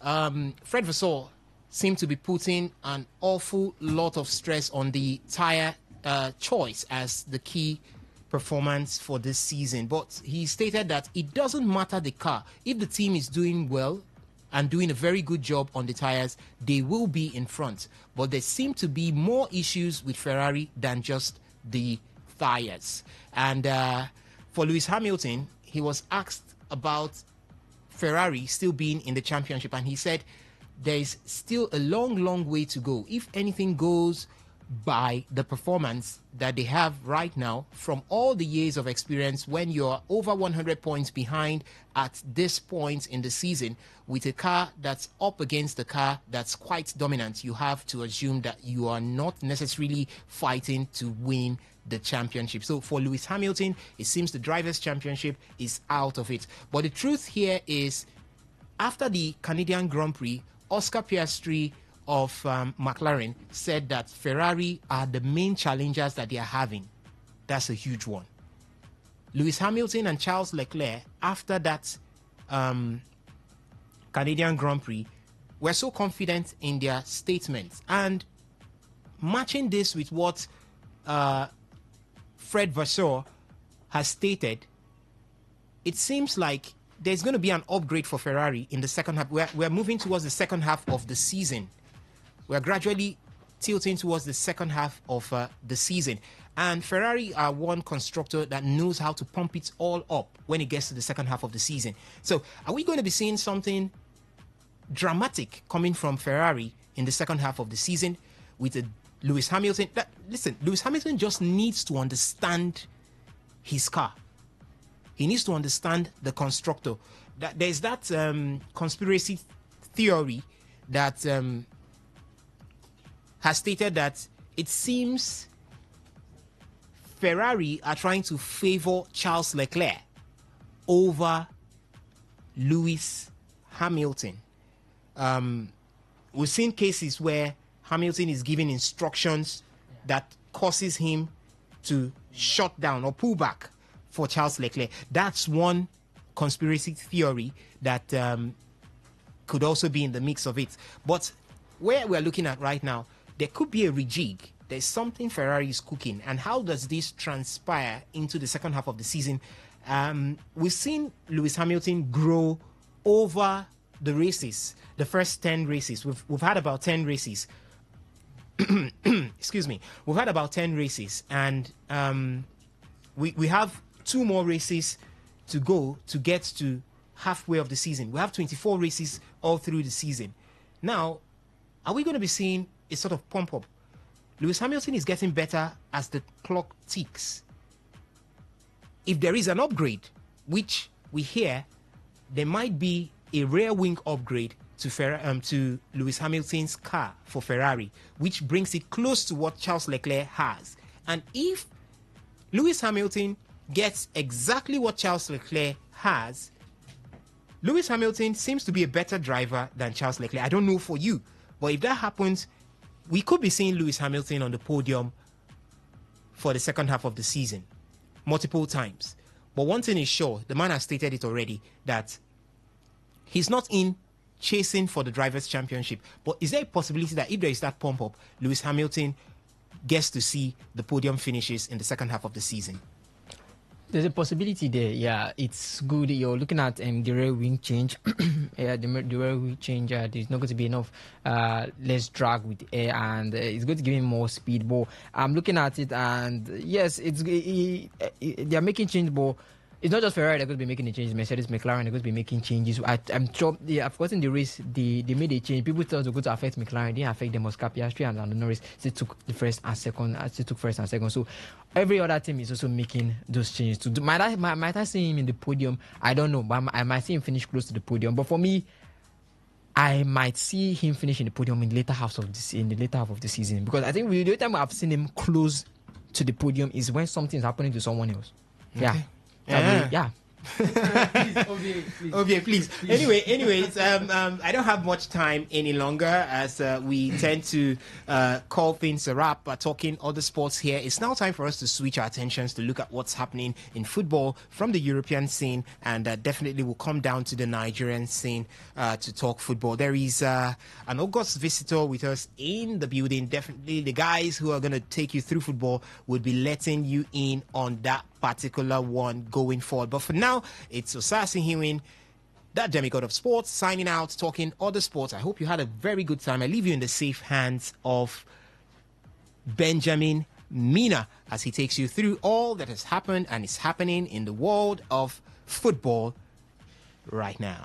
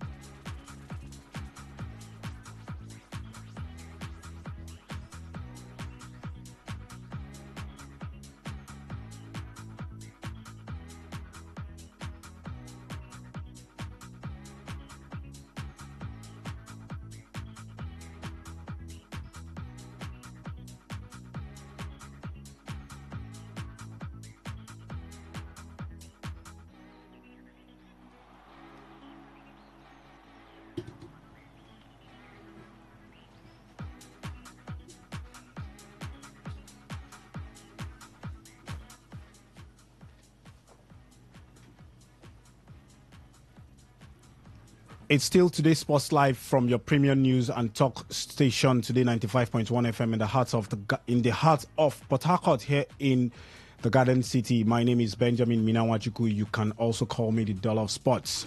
On the menu today, we've got Chelsea to talk about, English Premier League and the Club World Cup.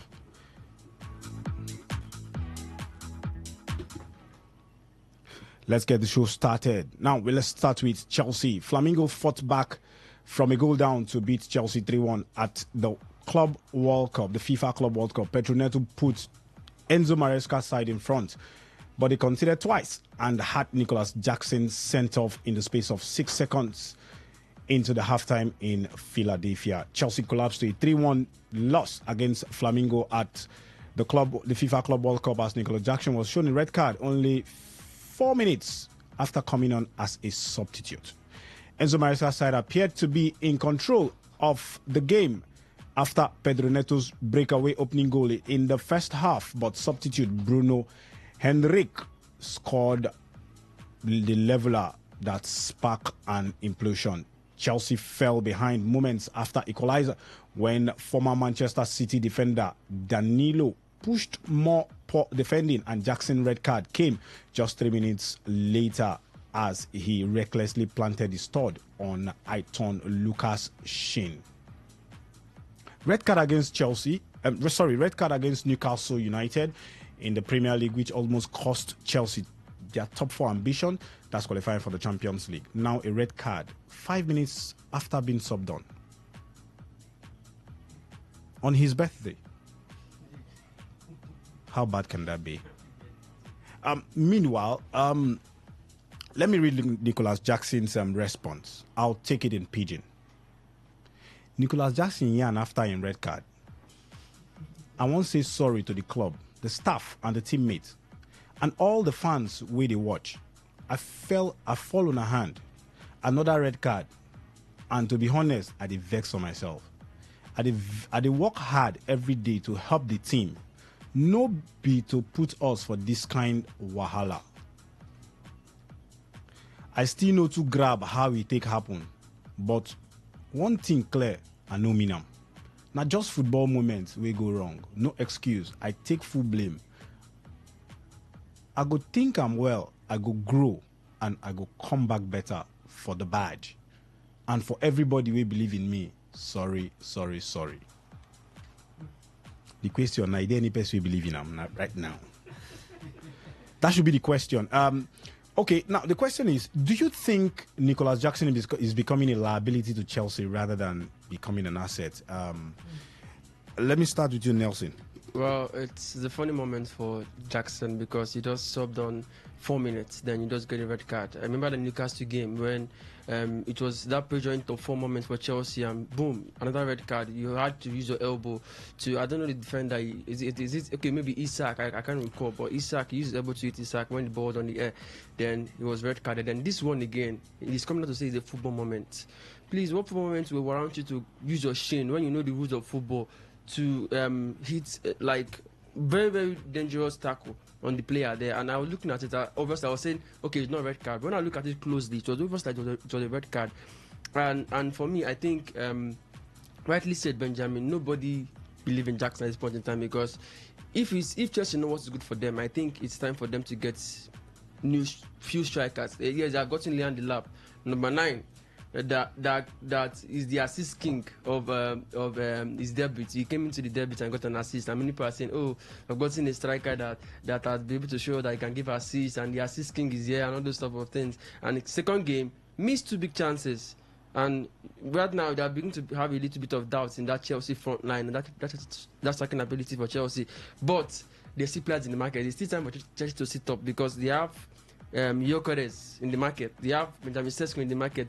Please go and get those players that will help the team, because right now it's as if the future of Chelsea's striking ability is not in safe hand. One side is Nicolas Jackson, the other side is Liam Delap. We thought that Liam Delap would have come to bring that favorable moment for Chelsea, but right now it seems as if the hopes of all Chelsea fans is joining the drain. But I want to just give them a benefit of that for the meantime. It's a Club World Cup. It's second. It's against Flamingo. Yes, it's a very heartbreaking moment for Chelsea fans. But then again, there are two striking forces that are still young and are still able to grow. They still have to gather a lot of experience. This is a very card, and it's also an experience for him to gather up upon. I think it's a favorable one for the Flamingo team. But then again, the Chelsea board and Chelsea staff need to find a way to forget about that one that just happened and be able to bring in new strikers or new wingers that can be able to do the job for them. Maybe strikers cannot score, maybe wingers can score. So that's my take on it. Okay, not forgetting, Osas made mention that we have a very big guest in our midst. Her name is Unko Blessing. She plays for Deportivo La Corona in Spain. That's the feminine, the female side of Deportivo La Corona. She's in the house today. So I'll be asking her a few questions, but meanwhile, just keep listening. You will get your time. She's a striker anyway, so I think she's better. She's the best fit when it comes to this question. Now, Blessing, I would ask you, first of all, let me introduce you before asking you that question. You can go ahead and greet our listeners. Okay. Hello, everyone. I'm Blessing Augustine. I'm happy to be here. I'm happy. I'm so much happy to be here. And I'm in Nigeria because of the break and to enjoy myself, have fun with my family and friends. So I'm here today with you guys. Thank you. All right. Blessing, let me ask you this question. Now, as a striker that you are, you get to, I don't know if there's anything like pressure playing for a big side like Chelsea. Now, is there anything like pressure coming into a big side? Now, look at Nicolas Jackson. He's only 23. Now, do you think that the man will come good? Remember when Mikel Obi was a Chelsea player? He comes on and keep having this red card at some point. But he went on to become a Chelsea legend. Do you think that is still possible for Nicolas Jackson to come good? Looking at his age, he's still a young man, trying to learn from, like he said, he's going to learn from this. Do you think there's any pressure playing for a big team? And then secondly, do you think the man will come good? Yeah, firstly, yes, there is a pressure playing in a top team like Chelsea, Man U, and I don't know. There is. And, you playing there, they're expecting the best from you. You playing there in the team, they're expecting more from you. Yeah. So, yes, there is a pressure. And especially when you're not doing well and they're expecting more from you, you are not giving them what they want. But sometimes, how will I be put it? I'm a striker. It happens to me at times. But I keep encouraging myself that, I need to correct myself in the next game. I think better days ahead. And secondly, he will definitely come back. I overheard you saying he's 23 years old. Am I correct? Yeah. Sure. He will surely bounce back. He will come back. So what I would say is the fans will just keep calm. He will definitely get it right. Okay, he would definitely get it right. That's coming from a striker, a professional striker, coming from her. She has seen it when it comes to professional football, especially in Europe, and she tells you that this man, Nicolas Jackson, this young man is going to come good. Well, let's hope that he does come good. Victor Israel, let me come to you. Now, from what you've seen so far from Delap and Nicolas Jackson, do you think Chelsea need another striker? Or these two can actually lead Chelsea to glory days? I think we fail to look at what has been the problem of Chelsea lately. There is not just every time if it's not working, you get to sign another player. Sometimes you look at the problems, why is it not working? Just as Blessing said, you look at the team. Sometimes it might not work today, but you need to believe that in the next game it will work out. If there is something you're doing today that is making the goals not to come in, you try something else in the next game. Chelsea have good talents. When you look at their team from the defense down to the attack, they have plethora of talents. These are talents that are world beaters. You look at the likes of Madueke coming in from PSV. The man he has that potential there to deliver at the big stage. But Chelsea does not have that patience. They lost the likes of Mo Salah, Kevin De Bruyne because of lack of patience. They lost Romelu Lukaku, went back to sign the man, and it still didn't work out. They had to sell him again. So I think this is the point where Chelsea needs to exercise patience. If Chelsea fans do think the way Nelson thinks, because he just pointed out that you need to sign another striker. Which means the training ground will be full. At some point, I think they won't be having team boss. They'll be having team trailer. They'll be taking them to match venues and all that. Because you just signed Liam Delap to partner with Nicola Jackson. And this is just a Club World Cup. This is just a tournament that just came up, and this is the maiden edition. You just don't replace a striker in, I would say, a preseason. You don't replace a striker in preseason with another striker. You just need to make things work. Chelsea having Liam Delap, let's not forget there is a certain Christopher Nkunku that can also come in and do very well in the attacking position. But there are reports that Christopher Nkunku could be leaving Chelsea before the start of the season. For the meantime, he's still there. So I just feel build this team around Nicola Jackson. Is 23. Liam Delap is also under 23. These are young players that can do wonders. You look at the striker market, how many players are available? Going for a certain Alexander Isak will be very, very expensive. But even if you get Victor Osimhen into that team, and let's say the first 15 games, it doesn't give you that goals, I believe Chelsea fans, they will still come out to say, sign another person. Even if you sign the late Rashidi Yekini, they will still complain that he's not scoring the goals. So you don't get it done by just signing players. Sometimes you sign players and it's not working, you change the tactics. You become patient. We've seen lots of world-class players that are world-class now. When they came in, it was not working perfectly. Luis Suarez came into Liverpool, I think his first few games, he wasn't doing it very well. Yeah. Then at some point, he became a world-class striker. Fernando Torres came from Liverpool, and we know what he could do. But when he came to Chelsea, the patience was not there. And the man left the team, went back to Atletico de Madrid. He did what we know Torres to do. And you've seen Chelsea lose out on world-class players because of the lack of patience. We saw, just as I said, Mo Salah, we saw Lukaku, we saw Kevin De Bruyne. These are players that if they had exercised a little bit of patience, then this would have worked out. See, you don't just need a professional striker, just as Blessing said. You don't just need her to explain this to you. Even an unprofessional striker like Ovie. Oh, goodness me.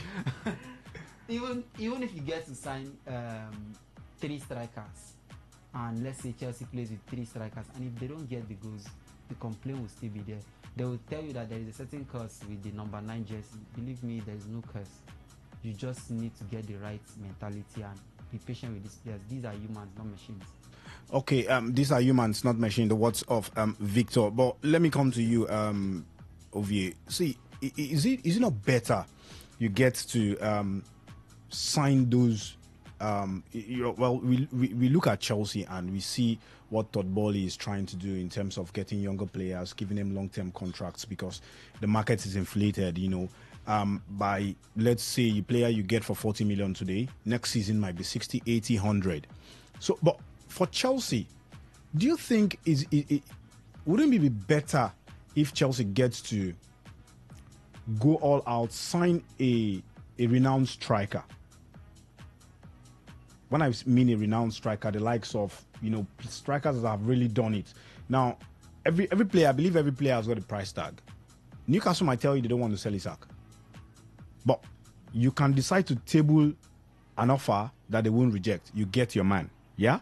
When PSG signed Neymar, they bought everything about Neymar.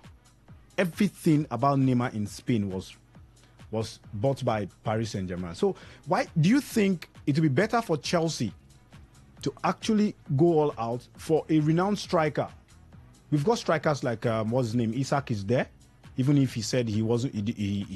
He still enjoyed the city of Newcastle.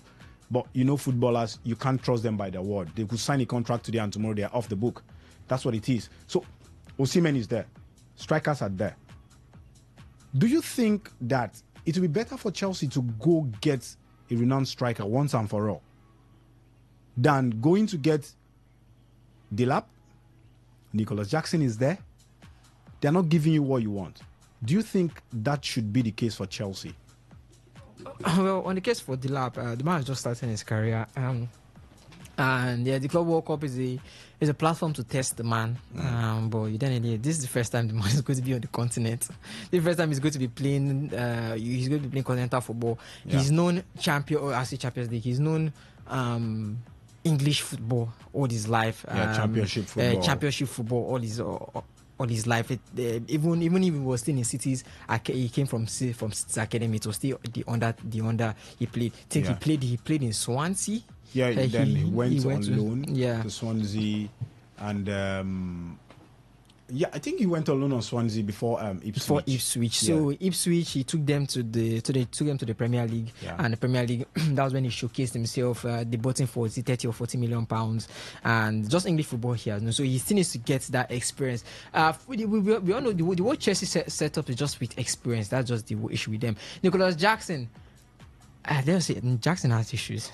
Jackson has serious issues, and it's just discipline issues they need to focus with Jackson. Because forget Jackson had a good season. His first 2 seasons, I'll say they were good. His first season, the man came in. He got more goals than even Drogba had in his first season. Yeah. His second season, the man got injured, and we saw how Chelsea struggled without a striker. And we did that. I mean that see, Cole Palmer might be Cole Palmer, but he needs. It's like Batman and Robin. Yeah, he needs a striker. The Batman is Robin. Robin needs Batman. You can't put both of them out. That's why we saw how crucial you need him. Yeah, as I say, you don't know how valuable something is until you lose it, and it's not everything.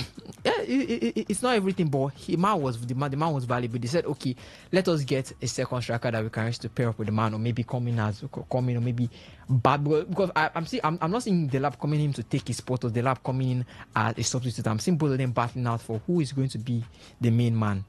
It's not. Yes, Jackson, you've given us 2 years of it worked for us for 2 years. Good. Delap, you're coming in, you're battling for this position. We want to know who is going to be our main striker going into or who are going to build our future around. For the Osimhen and the rest, yes, as you said, everybody has a price tag. It's just where how much you're willing to spend, or if you can pull out the funds that can be able to convince them. But Osimhen, who else do want to get? Isak and the rest, and Rogers and the rest, they all have the price tags, but they want to build with these young guys. They've seen that these guys have the potential, because barring Jackson's red card shenanigans, his aggressiveness on the pitch, Jackson to me is an okay striker. I'll say he's 3-star with the ability to give you 4.5 stars. With the potential of 4.5 stars, he can get to that 5-star capability. I think they just need to put more work into him. Delap, I've not really seen much of Delap. He plays for Ipswich, but I want to see him in the big side. He's going to be playing with the big side, the side that knows how to create chances. We've seen Chelsea, when it comes to creating chances in the Premier League, they're among the top 3, the top 2. So he's going to be with the side that create chances. Now, can you put the ball behind the net? This is what we brought you in for. You might have a team with 2 strikers, but as long as they can give you double digits. Yeah, because right now both of them are battling for who the main striker is. This person give me 15 goals this season. This person give me 15 goals this season. Okay, I think. To go. Yes, I think you guys are okay. Osimhen, you people are going to bank on your banking on him. Yeah, you're banking the whole on season. Him, on him the whole season. So unless injury comes in. Yeah, but now Delap, Jackson, you have lots, or you have plethora of guns in your arse now.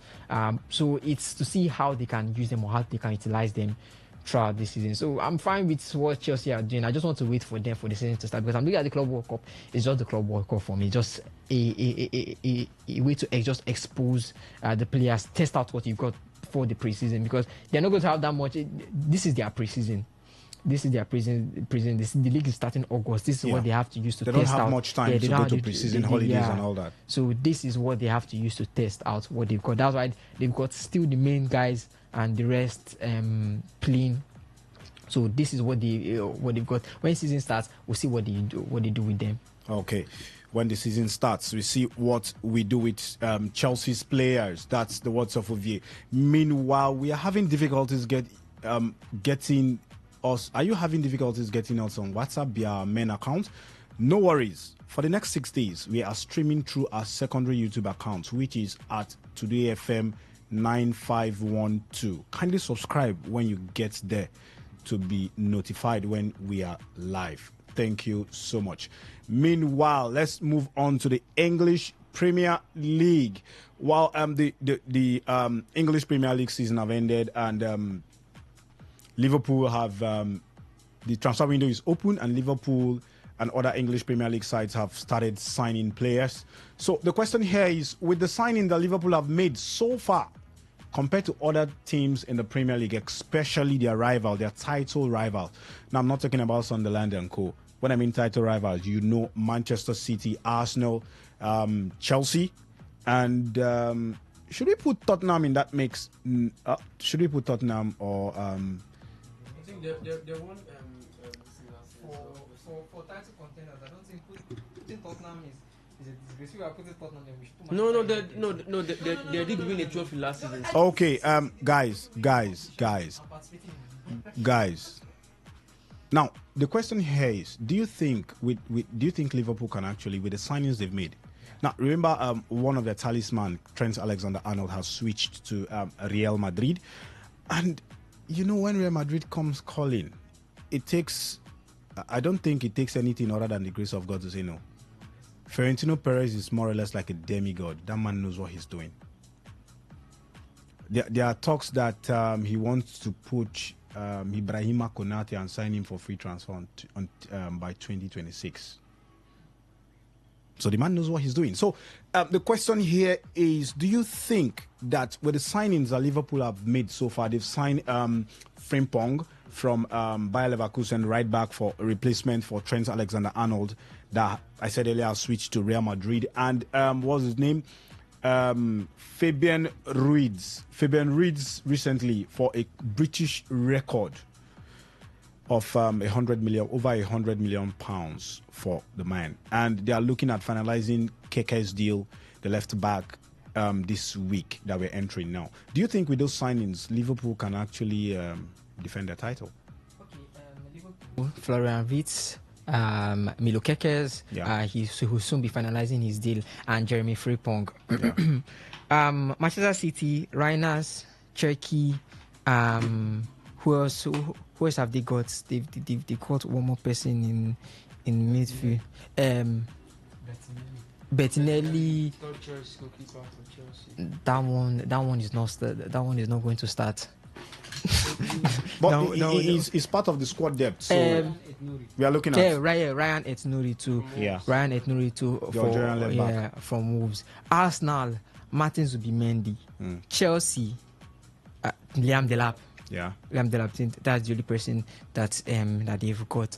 We've seen that from me to Arsenal, and unless Arsenal are going to sign a striker, we are still they're interested, and they are interested. But before then, Arsenal and Chelsea, they're still going to be working with the same crop of players next season. It's how to see if they're still going to go with the same game plan they used last season, or if they're going to change things, knowing that they have an addition of one or two players. But then again, addition of one or two players, I mean, you're trying to see you want to build around that player or not. For Manchester City, I think that is going to be the biggest challenge for Liverpool to be able to defend their title, because it's a revamp.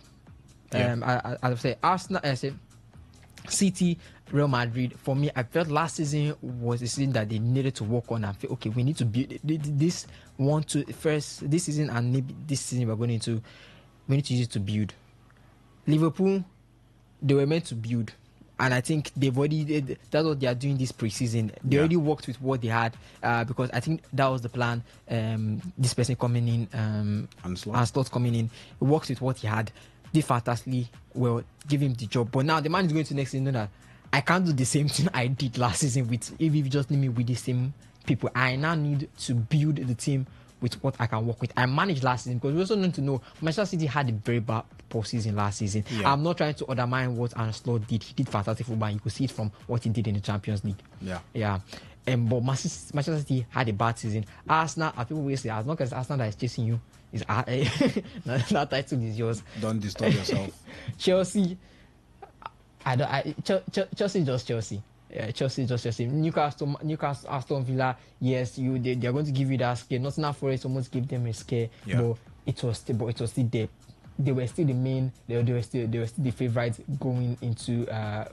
Okay, now I won't say they were favourites going into that season, but after let's say 20 games, I think we already knew that they were the team to beat, especially with Manchester City's big form. And now City have already gotten, or they are now reworking, and they are looking as much of a danger as they were last 2 seasons before then. So I think it's going to be a big battle between these two coaches, and then Arsenal, as usual, if they can get that one or two more signs to be able to push them over that brink, that boundary where they are always finishing second. If they can go over that boundary, then they can now be main title contenders next season. But Liverpool is going to be a tough work for them. Going to be their work is cut out for them. And you're looking at Florian Wirtz, especially almost 126 million for Florian Wirtz. That's plus add-ons.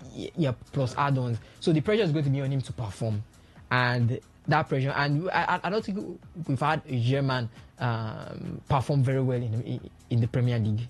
I think we Chelsea fans could look at what's his name now. In the Premier League, Mikel Ballack. Yeah, Ballack. Yeah, Ballack. I think after Ballack, I don't think we've had a good German that's succeeded in the Premier League. But I don't think we're going to count Kai Havertz. No, Kai Havertz is still playing. So. Kai Havertz is still playing, but he hasn't succeeded as Ballack did. You forgot that there was a certain Emre Can that came in for Liverpool. From Bayer Leverkusen that came to Liverpool. He did very well. For the amount of money he was signed, he did very well before leaving Liverpool and going on to be the captain of the free transfer for the Juventus. Yellow Submarines. That's Borussia Dortmund. Yeah. So if you don't do very well, you don't just go to a big team. Borussia Dortmund are one of the big teams when it comes to the Bundesliga. Going there to be a captain, he might not be that world-class signing like Florian Wirtz, but he did fantastic game. He put in a good game when it comes to the Premier League. So I just feel fans are just trying to put pressure. Sorry to cut you, Ovie. Fans are just trying to put pressure on the big money signing. I don't think they are trying to put pressure. I think that pressure is warranted because. But I think it's reality because. It's reality. You buy something expensive. Why? Because you know it's going to give you, or it's going to perform extremely well. I buy an expensive iPhone. Why? Because I know that the software is going to give me what I want. It can perform better than other phones. But if I now buy the phone and the phone is not lagging, I'm like, why did I not buy it? I should have just bought maybe an Android with a slower software, which since I know it's still going to give me the same thing. So I buy 126 million. Oh my, see, I am expecting the best optimal performance. Give me 100%. I think the actual value for the money spent on him was 116 million. Yeah, 116. The rest are add-ons. And 16 million in add-ons. Yeah. Then when you look at the Enzo Fernandez and Moises Caicedo was bought for similar amounts. Yeah. I think 100 million and 15 million in add-ons. Yes. Then Enzo was, if you look at the Lavia, Enzo and Caicedo put together, 280 million spent. And Lavia has spent most of his time in the hospital. We all know he's an injury-prone player. Let's allow this man play because he has been the Bundesliga player of the season for the past 2 seasons. You don't do that. We understand the Bundesliga is not the Premier League. Let him play. But that does not mean we are not watching. No, we will all be watching. A certain Anthony came to the Premier League for 100 million, and the only thing we could remember was his turning around. So at some point they call him a roundabout. They got those players. They got the Caicedo, they got the Enzo Fernandez. What were they expecting? What tell me that just we're not expecting we're going to win the Champions League or we're going to win the Premier League with these players. Caicedo, Liverpool wanted Caicedo during that time. If I'm not wrong, Liverpool wanted Caicedo during that time. Yeah. Chelsea snatched it from him. That will show you how high in demand the man was. Yeah. They knew that getting this man is going to elevate us one step further. And getting those high players, those high-end players, you know that it's going to take your team one step further. So Anthony and the rest, when we watch them, okay, you people faltered. We are going to come at you. What until date, when people are still coming from Manchester United, they always bring out the price tag. They always bring out the price tag. Yeah, because we always bring out the price tag. You will spend almost 100 million on Anthony. At the end of the day, people still loan him. Sancho, you people spent how much on Sancho? At the end of the day, I don't. Sancho has performed in Chelsea and Borussia Dortmund. Took Borussia Dortmund to the Champions League final, won the conference final, the UEFA Conference League with Chelsea. So Florian Wirtz, yes, too, he's going to come. He's going to play his football and everything. But at the end of the day, people are still going to always bring out that price tag and look at it that yes, he was you broke the transfer record for the British transfer record. What has he given you at the end of the day? I'm not even looking for goals and assists. Yes, we all know he's an attacking minded midfielder, so he's spending those assists and goals. But assists and goals don't just make your name for yourself. We want to look at that football and say that okay, this man actually elevated Liverpool to a new standard. Because when we want to start looking at the eye test and looking at the stats, I think we are going to confuse ourselves. So let's just use the eye test and just watch this man and say, okay, yes, he actually played something. Just luck was not on his side. Okay. Okay, the price tag is going to come at some point. The show is meant to be interactive. You can send your messages on our WhatsApp and SMS platform on 0701 933 9962. I take that again, 0701 933 9962. And for the phone lines, they are officially open on 0810 9510 951. I take that slowly this time around, 0810 9510 951. Okay, the lineup for the Club World Cup fixture between Juventus and our own Africans, Wydad AC. The lineups are out. I'll get to read that one out. The lineup for the both teams. I'm going to read that one very soon. So keep your SMS and WhatsApp messages coming through. For Juventus, in goal, we've got Die Greggio. And in the defense line, we've got Kalulu, Savona, Kelly, Costa. In the midfield, we've got Costa, McKennie, Thuram, Cambiaso. And in the attack, we've got Consensao, Kolomwani, and Yildiz. That for Juventus, they line up in a 3-4-3 formation. And for Wydad, we've got Benabib. We've got Benabib, Mejizas for the defense line, Butwell, Ferreira, that's making up the three-man defense line. And in the midfield, we've got Mofid, Mubarak, Zemori, Mufi. And in the attack, we've got Loch, Obiang, and Amrabat. Not the Man United Sofian Amrabat. This is Nodil Amrabat. He's 38 years of age. Now the lineup in a 3-4-3 formation. That's the fixture that we are hoping to see in the Club World Cup. Juventus up against Wydad. Like I said, the show is meant to be interactive. The phone lines is 0810 9510 951. We are asking, is Nicolas Jackson becoming a liability rather than an asset for Chelsea? Or do you think... The second question is, do you think Chelsea need another striker? Looking at what you've seen from Liam Delap and Nicolas Jackson, are these two the men that would lead Chelsea to the glory days?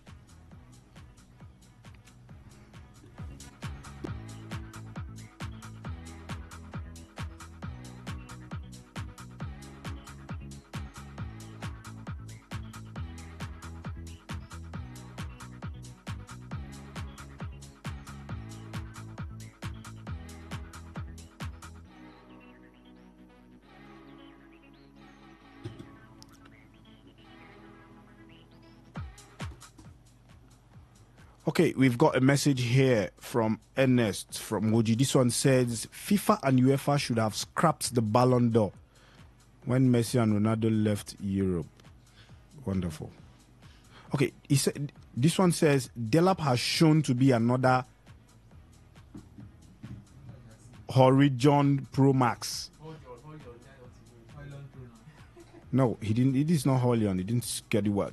Chelsea is a joke. Relegation mentality coach with relegation mentality players. Next from Woji. Now, I think looking at, I think there's something we need to. Let me pick this call. Hello, good afternoon. Hello, good afternoon. That's a drop call situation. So, I think let's talk about Enzo Maresca for a while. Now, do you think that man is a man that is fit enough to actually take Chelsea to the next level? Because you look at the man, he hasn't really coached a big team apart from Leicester City that won the championship that season. And then so we talked about earlier in the show about big players, actually the size of the club winning on these players. Hello, good afternoon.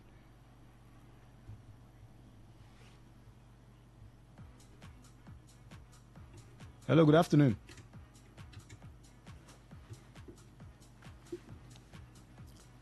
Okay, so I'm asking Victor, do you think that Enzo Maresca is that man that could take Chelsea to the next level? You look at yesterday we talked about Ruben Amorim, the Manchester United coach. When I was on the other side, I said, see, I've seen enough of Ruben Amorim. How, what he has done for a coach to have been in charge of Man United for more than 20, 25 games or more. I think we've seen enough for you can do. Do you think this is the man that could take Chelsea to the next level? I don't think so, because when you look at the decisions the man has been making, I think the very first one that stands out for me is when the coach came out in the middle of the season and said Chelsea were not in the title race. For me, I feel the mentality. I've seen bigger coaches. I've seen world-class coaches. At that point, they want to soak up the pressure.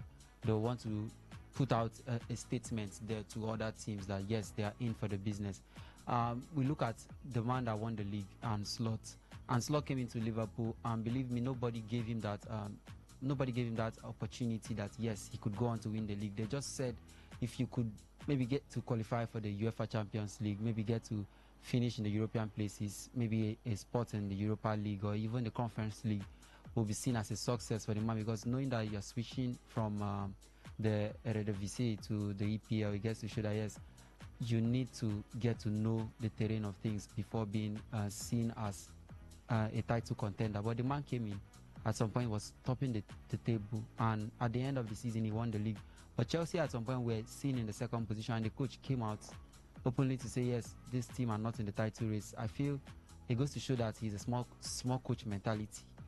He has a small coach mentality, he has small team mentality. Just as one of the listeners said, he has a relegation mentality. He has a Leicester City mentality. Permit me to say that, because this is Chelsea. This is not Bournemouth.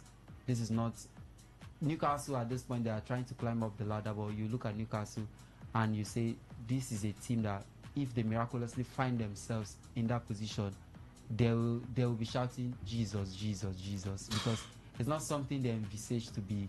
It's just something that the Leicester City, when they won the league in 2016, none of them, even the Leeds fan, ever envisaged to see themselves there. They just saw themselves there. Girona last season, when they found themselves at some point chasing for the title, believe me, in their mind they were just shouting Jesus, because this is not them. This is not what they do. But Chelsea, this is a team that wins titles. Under Roman Abramovich, this is a team that wins titles. They sack coaches because they even sack coaches. Even when you win title. Roberto Di Matteo won the Champions League, and he was sacked. Yeah. At some point, Jose Mourinho, we know his escapades in the Premier League. The man has been doing very well. He wins titles. Mourinho will not be in that position and tell you that he is not in the title race. So, but one thing, Blessing, sorry, let me come to you right now. Do you think that when you're topping the league, you think it's a distraction for you to look at the top of the league, top of the table, and you see yourself when the league is not concluded? Let's say you top the table when you are like 20 games into the season, you top the league, and your coach come out to say, we are not in the title race. Do you think the coach is trying to play mind games to take the pressure off the players, or the mentality of that coach, or the coach does not have the right mentality? Actually, you being at the top, I think for me, with the little experience I have, I think the coach should just keep that mentality going.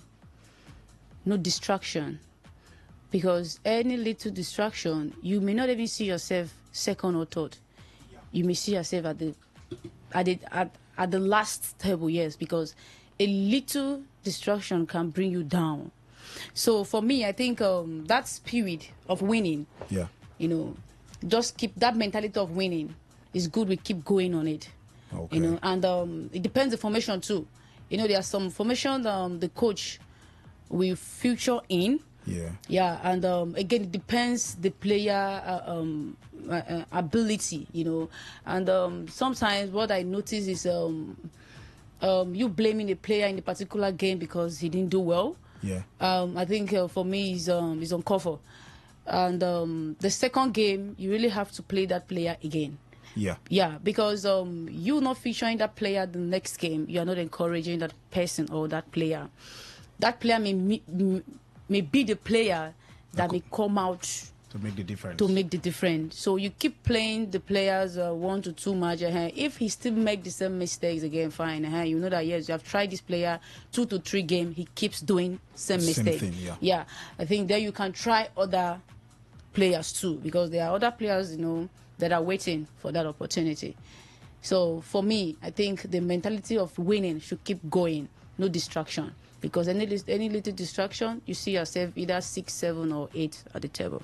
Okay, so according to Blessing, I think that winning mentality should keep going. But most Chelsea fans think that Enzo Maresca is not a man to lead them. They think that his mentality is not a Chelsea mentality, if that should be the word. His mentality is more or less like that of Leicester, Crystal Palace, and co. Well, like I said, the show is meant to be interactive. The phone lines are open, 0810-9510-951. The WhatsApp and SMS portal is there for your taking, 0701-933-9962.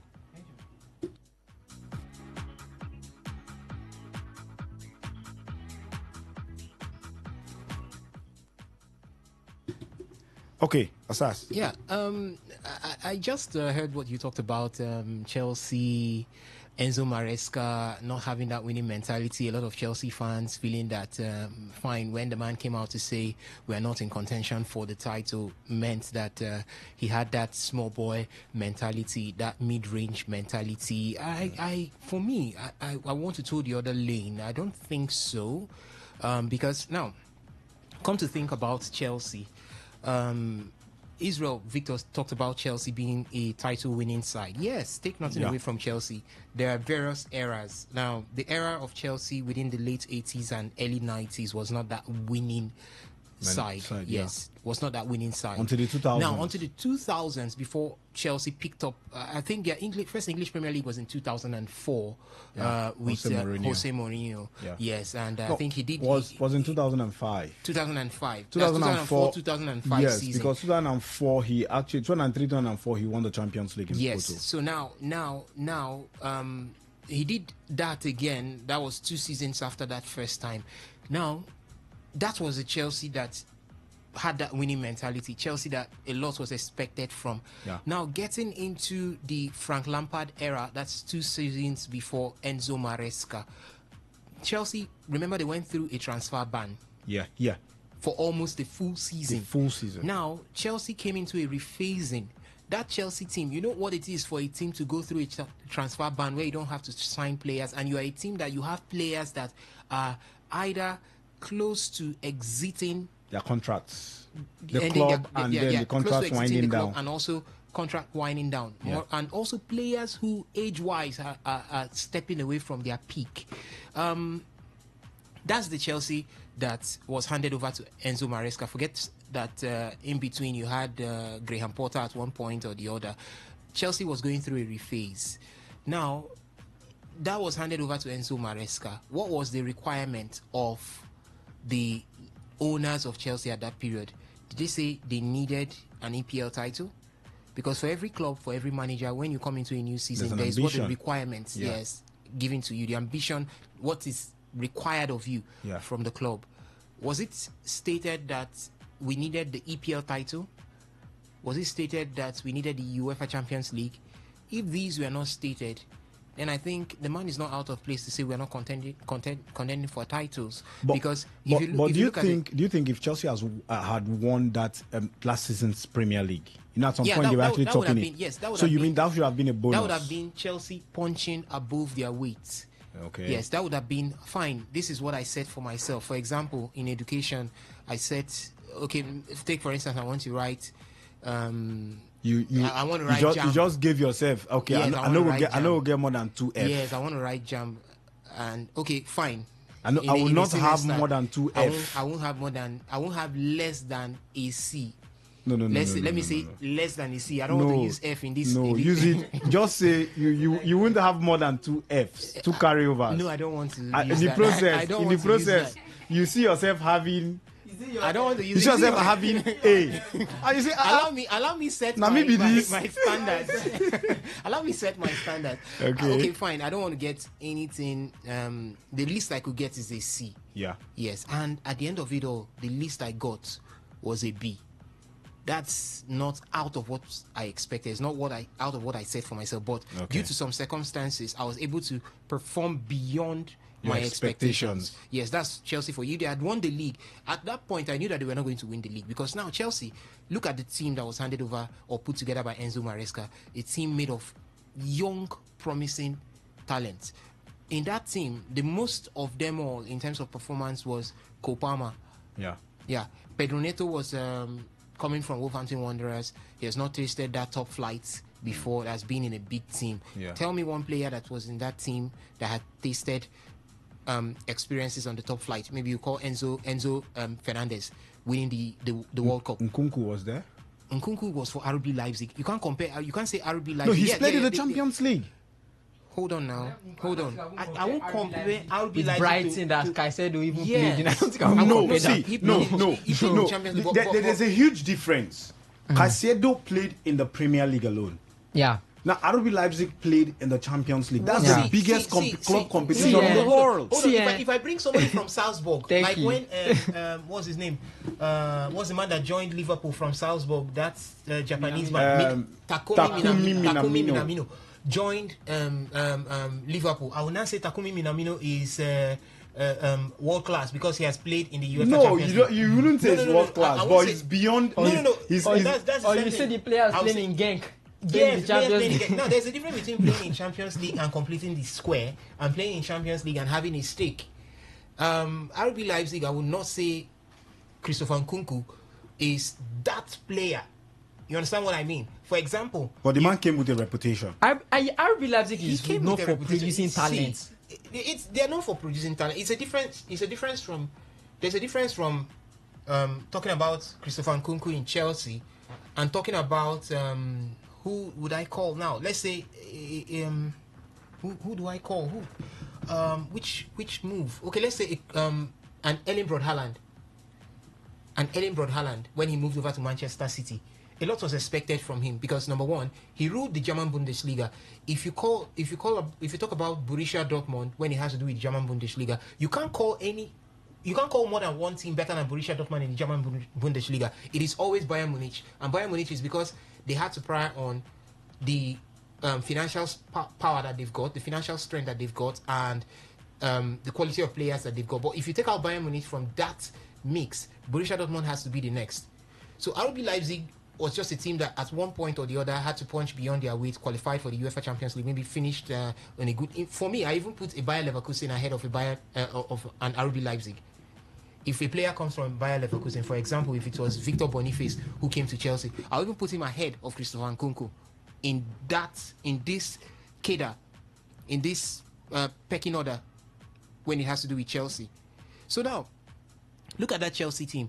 You can only pick out an Enzo Fernandez who, went to the World Cup, won the World Cup with Argentina before coming into maybe still in that team with Enzo Maresca. So if you have a couple of young players all through, there's no how you'll be saying that your ambition is to win the English Premier League from teams that have quality in and out. See, Osas, the truth is, when Leicester City won the English Premier League, how many players were coming from? There was a build-up to that, and that's a one occurrence in so many. Then Chelsea should be that one occurrence. No, I don't fault him for saying that it's not his aim or they are not in contention for the English Premier League. Look at Chelsea. Chelsea was a work in progress, a total work in progress. So if Enzo Maresca had said we are here to win the English Premier League, I would have looked at him as a manager who does not know his onion. He doesn't at all, because Chelsea were a work in progress. Chelsea is still that work in progress. Where you begin to see Chelsea, look at that rephasing in Chelsea. Young players coming in, quality time when it has to do with contracts given to them. That's the same thing you're seeing with Paris Saint-Germain. That's the same thing you're seeing with FC Barcelona. You're looking at a futuristic view. 3-4 years from now, these players playing together. That's what Chelsea is trying to do. These players will stick together, play together, understand themselves, then we can build a winning team. In the next 3-4 seasons, when these players are played together, then you can easily say, Chelsea, you are a title winning side or title contender. So I fault Enzo Maresca not for saying they are not in the runnings to win the English Premier League. Okay. I think Osas is actually getting this all wrong here, because when you look at Chelsea, just as Blessing said, there is something we call momentum in football. When the momentum starts, just as the other day we were talking about the first 5 games for the so-called big teams, or will I say the supposed title contenders for next season, looking at Liverpool, Man City and Arsenal. The first 5 games will help you build the momentum on how to chase for the title. Imagine maybe Liverpool being the defending champion goes on to lose the first 5. There is something that kills the morale. Most of these players will not even believe, yes, they can do it again, because I believe when a team goes on a losing streak, it kills the morale. There are some players that don't even believe in their ability anymore. Yeah, because football is psychological. Yes, you look at being played from the mind before the leg. The body language of that player alone is no longer there. But when you are winning, imagine a team going on 20 games winning run. Wow, belief is there. Even an average player will believe that, yes, is world class. Just like what happened to Nottingham Forest last season. Yeah, I saw a video where Milos Kekes was on the floor. He was still defending with his head on the floor. That is a man that's a man with lots of confidence. That is a man that he just believes that, yes, imagine you are playing football and the fans are singing your name. If you even believe, say, you go run past Moto. Yeah, even when you're tired. So I just feel if Chelsea had understood that we didn't plan to win the title, but we are fortunate enough to top the league. No. See, this is where the issue is. Now, look at that Chelsea team. When an injury came on Nicholas Jackson, what happened to that team? They stopped producing. They stopped creating. It was like there was a lockup. Now, a team that, if one person is out, what's the reason for everyone saying Arsenal is not ready to win the English Premier League? The lack of having a proven striker. That's what I'm not proven striker alone, having quality substitutes, people that can come in and debutize. Remember when Arsenal lost Bukayo Saka to injury? It was like everything was going to fall apart until Ethan Nwanere's revelation came through. Yeah. Now, when you have an injury and you have to start once a team has an injury and you have to start breaking heads to make sure that a player comes in to match that quality, that team is not ready to win a title. Now, look at Chelsea.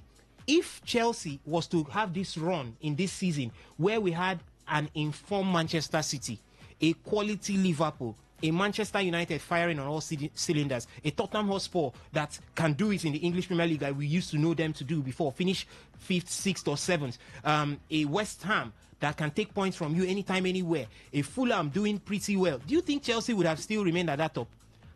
They wouldn't. But you look at the Leicester City season, I think all the big teams went to sleep that season. You had a certain Tottenham being the only team chasing Leicester City at that point. So there are sometimes football, luck just shines for you. Look at Arne Slot. If Guardiola was in red hot form believe me, and Slots wouldn't have been sleeping at some point, lifting the league and getting to lose to the likes of Brighton and all that. Guardiola would have chased him down to the last day. But sometimes when the luck comes to your side, you need to just grab it. You don't lose the momentum. Some of the players started playing as if they knew they were not in a title race. At some point, they were winning Fulham 1 goal to nil. Then you were playing as if you were winning 3 goals to nil. Palmer was taking the ball backwards and all that. I just feel the players did not understand that momentum. You hit the momentum as it is. Take it on and win games. You don't sit down and say you are not in the title race. Not being in the title race, and at the end they were chasing, just as Blessing said, that at some point you find yourself not even in the top 4. At some point, Chelsea were now celebrating, their players were celebrating qualifying for the Champions League. This was a team that at the turn of the year, they were second position. Okay, ladies and gentlemen, it's time to talk Nigerian football. The guys are here. The guys are here in the studio to talk Nigerian football. Reliance is here. Henry is here. Henry, what's happening? The WAFCON. NFF are saying Nigeria have won 9 WAFCON. CAF are saying Nigeria have won 11. What is happening? Who do we trust? That's the question. Who do we trust? Trust me. Oh, goodness me.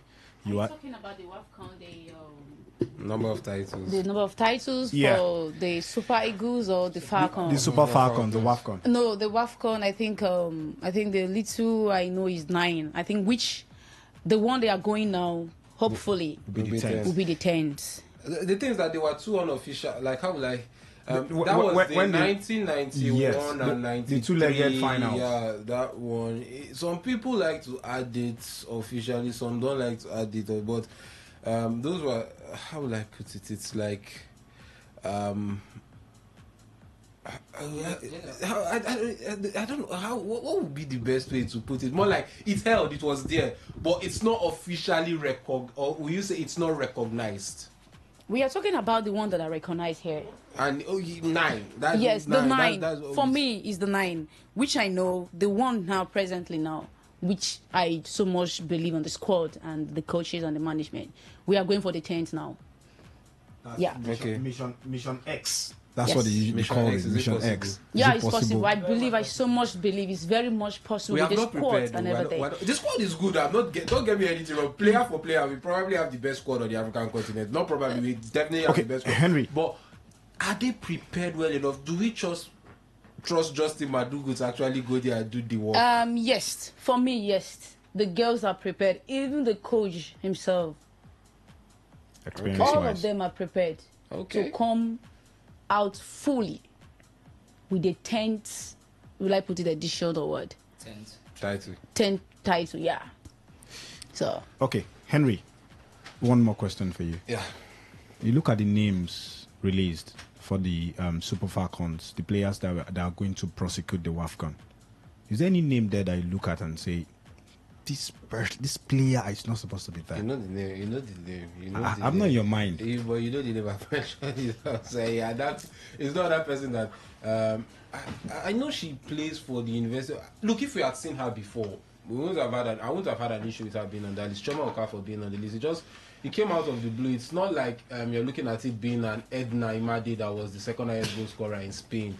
I mean, even Edna, maybe you can understand Edna because there could be that tussle between Nigeria and Spain for her nationality or allegiance because she's also eligible to play for Spain. But I think for Choma Okafor being in that list, yeah, she was fantastic in the NCAA and all that stuff, but still, Uche Nakanu missed out. Gift Monday missed out, and okay, let me put Edna's name there. Edna also missed out. So you're not raising the question like, what is she doing? What was the rationale behind her selection? We haven't seen her before. It's not like when Abiodun was in University of Pittsburgh, we knew Abiodun in the team already, or from Rivers Angels today, we knew Abiodun in the team already. But this lady just came out of the blue and she found herself in the WAFCON squad. So I think for me, that is the major bone of contention, and to some extent, Francisco Odega. I think Francisco Odega being in that list. I still I thought you were not going to mention that name. There are still I was crossing my fingers I don't mention the name. There are still question marks about that, but we'll definitely talk about that. We'll definitely talk about that. Anyways, reliable reliance right here for the second part of the conversation. We're talking Nigerian football still to the Sports Live reaching here from the studios of your premium news talk and sports radio station today, 95.1 FM, right in the Garden City of Port Harcourt. Reliable reliance. We don't need my name. I do have Henry Ogugo, and we are blessed with the presence of a professional player in the studio with us. She's been around for the past 1 hour or thereabout, talking European football as well, giving our insight from a player's point of view regarding the conversation that was had about Chelsea at the ongoing Club World Cup, the signing of Nicolas Jackson, the struggle for the Senegalese to perform, and of course the criticism coming from former Nigerian international John Mikel. So how much more would you love it than to have a professional who knows what it means to play at that level weigh into the conversation? I'm talking about Blessing Nko, who plays for the Deportivo La Corona in Spain, a forward. That's the position that she plays. So she's here in the studio with us, and right now we're going to be talking about the football segments that is even very close to her. And then, of course, you don't want to miss all the conversations and, of course, the insight that she will be giving regarding what it means to play for Nigeria, play in Nigeria, and also play outside the country, and the way forward for the growth of women's football in Africa. Right now, we are enjoying the Club World Cup, and sadly, there is no Nigerian side in the ongoing Club World Cup, despite having 4 slots from Africa, the likes of Mamelodi Sundowns. They threatened Borussia Dortmund yesterday to the very best they could, and also Wydad Casablanca, who will be playing in a couple of minutes from now against Juventus. So that match comes up in a couple of minutes from now. We're going to be having Juventus up against Wydad at the ongoing Club World Cup. So it promises to be very exciting, insightful, and well packaged and well cooked for you to enjoy. So do not miss any part of this conversation. I'm going to be starting off with Blessing. Blessing, let me officially, from my own point of view, welcome you to the studios of Today 95.1 FM. Welcome, Blessing. Thank you so much. I'm also happy to be here. Now, this is for you. So thank you for making out time for spending your Sunday with us, your Sunday evening with us, because it's safe to say that you just spent your Sunday evening with us, and we do appreciate you. Let me start by asking you, how was your flight back to Nigeria? How is the country right now that you came in compared to the last time you were in the country? Have you noticed some differences? There is, oh my God, there is a lot of differences, Though my flight was okay, it was a successful flight, from Spain to Lagos. It was okay, and you can't compare the weather of Spain and the weather of Nigeria. It's different. Yeah, and compared the last time, I visited Nigeria and the present one now. The things will I say things change every second or every hours, because the way it was before is not the way it is now. Things are changing. That's how we're still buying sachet water for 10 naira. Oh my God, yeah. Maybe we buy sachet water 10 naira that time. Now we are buying a bit 250. No. That time, time is 350. Okay, 350 that time. Now it's 2. Now I don't. Me, I don't buy recently. I bought 2 for 15 naira. Okay, so the last time I checked was 350 naira. That was when I visited Nigeria. But now, it's something else. Even when I'm there, they do call me. Like my mom will look at what is on ground. Look at how the country is. At the point, I was like, brother, are you sure you're not? You understand? He said no. But one day you will surely come down and see it yourself. And now I'm here. There's a big difference. Yes, I've seen it. So things are getting higher and things are changing every day by day. But we believe in God. We will still survive. I so much love Nigeria because in anywhere you drag us to, we can cope. We can survive. Maybe now why Nigerians know they ask for change with that, because they believe in that inherent ability to survive whatever tough conditions. So Nigerians are not asking for change. No, they are asking, but So we just keep hoping and praying that one day I think God will see us through. So that's what I believe in. Anyways, that's it. So God is going to see us through. Blessing Call here with us in the studio, plays for the Deportivo La Corona in Spain, forward. position that she plays, and we're going to be having interesting conversation. So, Blessing, let's once again welcome to Nigeria. Welcome to the studios of Today 95.1 FM. So, let's talk women's football. Okay. We'll get to the part where we discuss the AFCON. Okay. But tell us, how has it been playing in Spain? How's the experience been? So good and so lovely. That has been my dream to play, to play against Barcelona, Real Madrid, Atletico Madrid. It has been my dream to play in La Liga, you know what I mean? Yeah, so I'm so happy being there, and have so much fun and experience, So I have it all there. Yeah, I have it all there. And I believe that where I am today, I think is better than where I was before. So yeah, so my experience there, the tactics, the play, the culture and everything, I learn every day. What I know is traveling is part of education. Yeah, so anywhere I find myself, I learned something from there. Okay. Yeah, so that's it. Okay, that's great. You're still developing in your career, obviously. Yeah. And there are likelihood. I wanted to ask. Okay, let me save the obvious question I wanted to ask in this regard for later. Okay. But the system, what do you think they have going well for them? Right, we know the disparity between the quality and standard of football organization in Nigeria compared to Spain, where you play. What do you think? You've played here in Nigeria. Yeah. What do you think they have going well for them over there?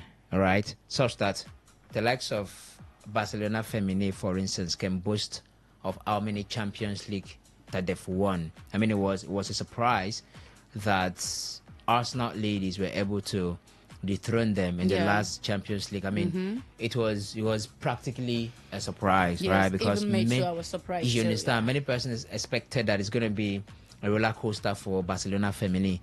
So we have Barcelona Feminine, Atletico de Madrid, we have Real Madrid Feminine, Deportivo La Corona Feminine, where you play for, and so many other female teams in the Liga F. So what do you think they have going well for them that is making their football top-notch and quality? Something that probably Nigerian football organizers might want to learn from. Okay, you said it earlier that you can't compare, the system of football here and Spanish football. Yeah. And I think first of all, we say their welfare is is 100% okay. Their welfare package is there, and secondly, again, they go for what they want. They can invest, to get what they want. Earlier on, I think your colleague was saying, you getting a player for 3,000, million pounds or whatever. You deserve the best from that player, and you so much believe, that he will surely come out with that, which you trust he or she. You understand? So the welfare packaging is okay, and again, secondly, signing quality players and encouraging players, and the salary aspect too speaks a lot. Yeah. So I think that is what is keeping, them going and, to achieve what they want. So they have welfare package for the player that suffices. So the players will just have to focus on playing football. For play, and not bothered about. Thing is settled. Okay. Before you went to Spain, you correct me if I'm wrong. You played in Turkey, right? Yeah, Asia Sport. Good. Okay, how is it pronounced? Asia Sport. Yeah, Asia Sport. Okay, all right. I mean, if I did pronounce it the way I wanted to, but I've had it wrong. Okay. Now, so from Nigeria, there's experience in Turkey. There is experience in Tanzania. In from Tanzania. Nigeria, I moved to Tanzania. From Tanzania, I moved to Turkey. Yeah. And now you are in Spain. Yeah, I also play in Egypt too, Prime FC. Interesting. Yeah. Interesting. Are you looking at playing in the Super League in England? Yeah, sure. That's my dream. That's Definitely, your dream, right? Yeah, I will be there.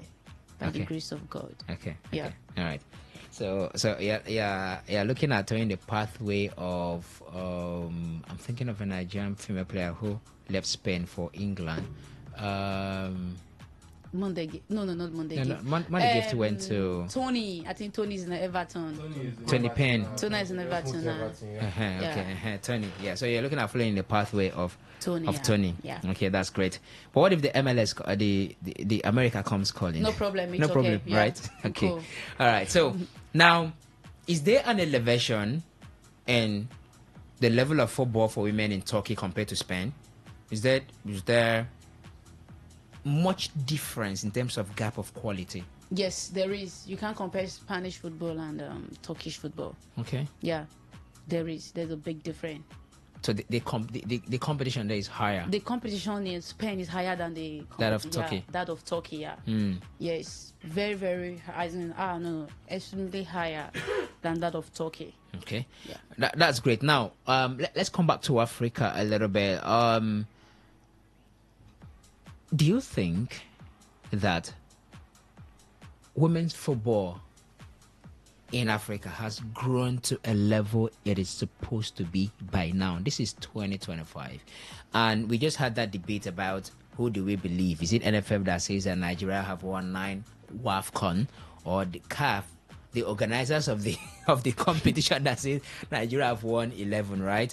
So if you want to look back to when Nigeria started dominating, let me use Nigeria as a central point, as a point of reference. The reason why I'm using Nigeria is that Nigeria is the most successful African side in women's football. Yes, so we are. So I can use Nigeria as, a point of reference. Yeah, the character. So good. You have to go back to early 90s, maybe 90, 91, right? Okay. And then if you want to look at from, let's say from 1990 to 2025, that's 35 years. Okay. Precisely. So let's use Nigeria as a reference point. In the past 35 years, do you think that African football for women have really grown the way it's supposed to have grown by now, considering how Nigeria have dominated, and considering how CAF believed to have put in African football? So do you think they've really grown to the level they're supposed to be by now? First and foremost, I must say, yes, we are almost there, because we're not the way we was before. Yes, I think there's a change. There's, like, for me, the way I'm seeing it, there's an improvement in women's football in Africa. Before, they were not concentrating in Africa women football, I must tell the fact. But now, I think the CAF and the Federation, NFF, they are really, really in support of the women football now in Africa. Yes, I must tell the truth, because in that early 90s, as you said, they were not too, you know what I'm talking about. The competition was not that high. It was not that high compare of now. I think now is better than before, and hopefully, which I know they will surely do it, in the next 2 years, it won't be like the way it is now presently. Yeah, so to the look of things, in my own view, in my own view, I know in 2 years time it will be higher than where we are today in women football in Africa. Yes. Are you proposing a female senior, or like that women's? I'm talking about the Super Falcon. Maybe not the Super Falcon, but I'm just looking at the senior women's national team for any side. Are you talking about? Are you proposing a 2 years timeline for them to probably perform well at the World Cup, Women's World Cup? I'm not talking about. I'm not figuring out that aspect. Okay. You asked a question like the African football, female football, the African female football, which I said is not as before. Compare the present now. And which I say in the next 2 years it will be higher than what we have now. Yes, what we have now. I know they are going to put more effort. The CAF and the and the NFF are going to put and support. Because I'm seeing it now that they have come out fully to support women football in Africa. Great. Now, the summit of everything is performance at the World Cup. That was why I was a bit quick to take you down that lane, because look at Morocco. Morocco is being revered these days and given their flowers because of the performance of the men's national team at the Qatar 2022 World Cup, the first ever African side to get to the semis of the World Cup. Nigeria got to the quarters, and Morocco came to pass that and got to the semis. And these days, Morocco is being celebrated. You look at the performance at the CAF Women's Champions League. Moroccan teams are equally doing as much as they could. And then you come back home to the WAFCON. Maybe, of course, you can compare any team to Nigeria these days, or even South Africa. South Africa is also fast rising in terms of women's football. So that is like the summit. So somebody can look at Morocco and say, Moroccan football have really grown. Why? because their team got to the semis of the World Cup. So it's Okay. like when you're measuring your success as a nation or as a continent Okay. in football, the standard of measurement is your performance at the World Cup. So that's why I was a bit quick to take you down that lane.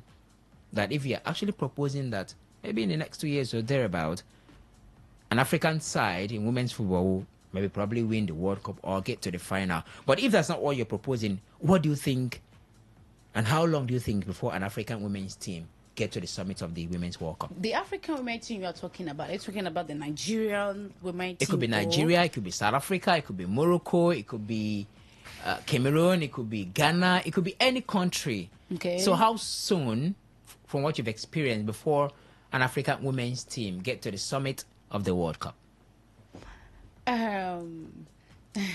It's tough, right? Yeah. It's tough. But to the look of things, Yeah. I think it's not. Let me just say, any moment from now we'll get there. Yeah, any moment from now we'll get there. What's giving you that conviction? Yes, it's like I'm just sure of, especially the country I'm coming from. Mhm. Yes, Nigeria. Mhm. Yeah, I'm sure of my country that in less than. Call it. Oh my God. Call it. I want to hear it. We'll get there. Yes, we'll get there. And it will come from Nigeria, not any African country, but Nigeria. Were you surprised when that of the men came from Morocco, not Nigeria? Because Eric can remind me. I'm not sure Morocco has gotten to that to the quart before then. They were the first African country to actually cross the group in The group 1986. In 1986. Good. So Nigeria came, toppled their performances, and anytime we have a World Cup, right? Africans will always hope more on Nigeria to do better. Yes. Do you know that not only Africans, even the European side too. They look at Nigeria. They And Nigeria look should at do better Nigeria. from an Nigeria should do African better. country. Yes, from African country, Nigeria should do better. You understand? Yeah. And we are down of Africa, people believe, but just that sometimes we don't believe on ourselves. Okay. Yeah.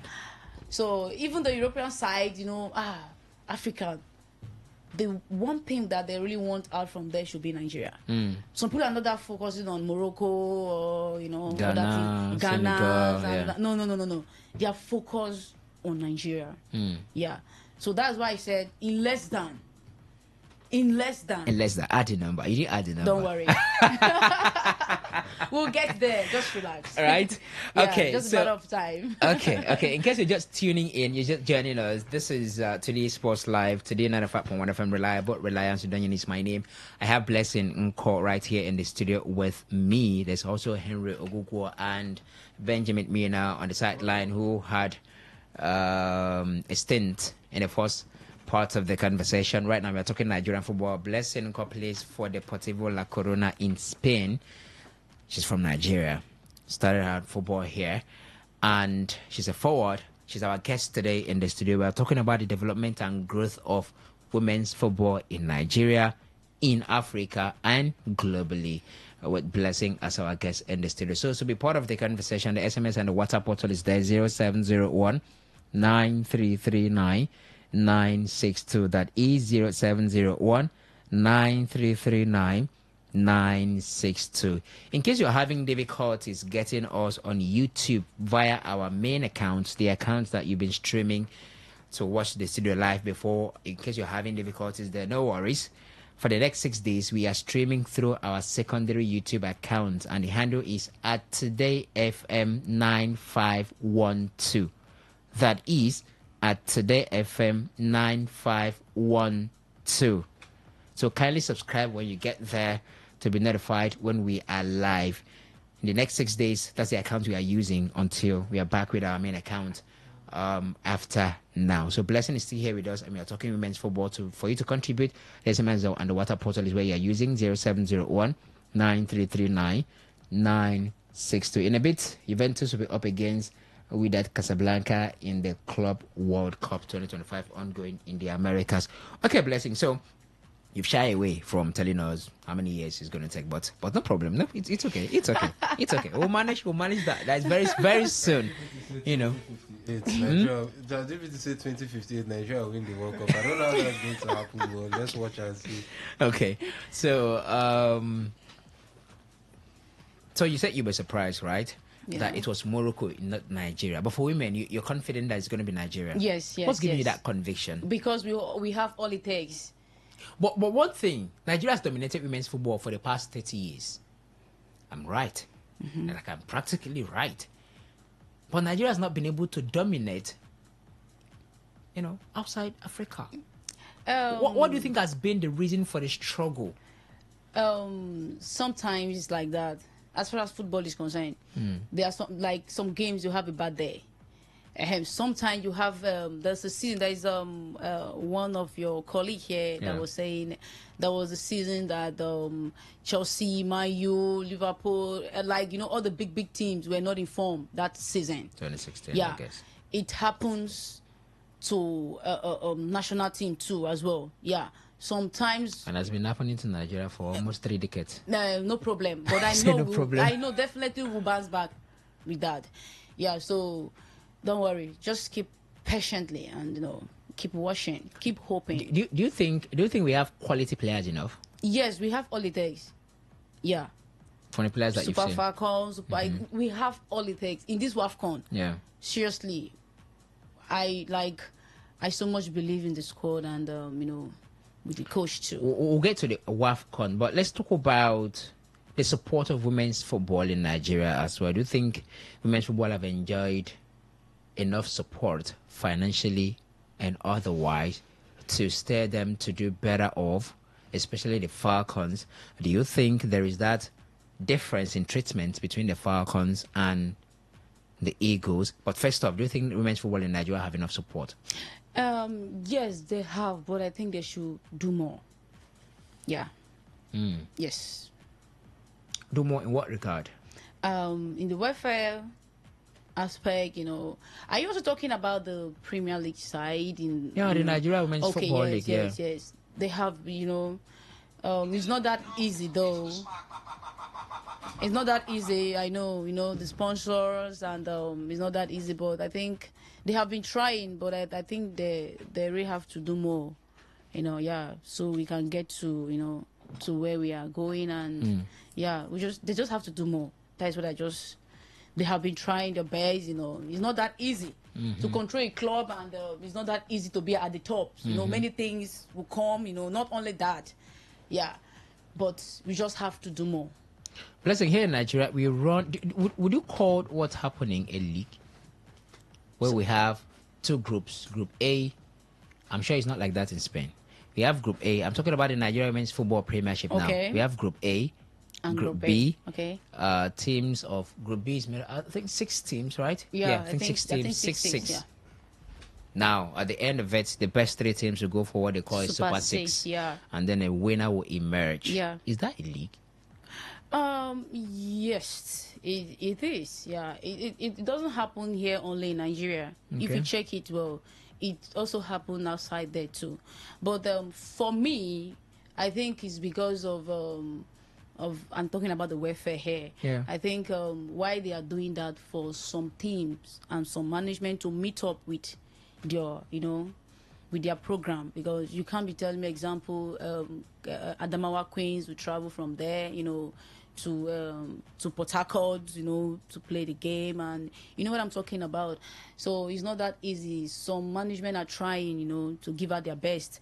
So I think them dividing the team, Group A and Group B, I think there is a reason for that, and which myself, I support of it. But even though they come out like, okay, let's go on straight league, fine, I also in support of it too. Yeah, because there must be a reason for that.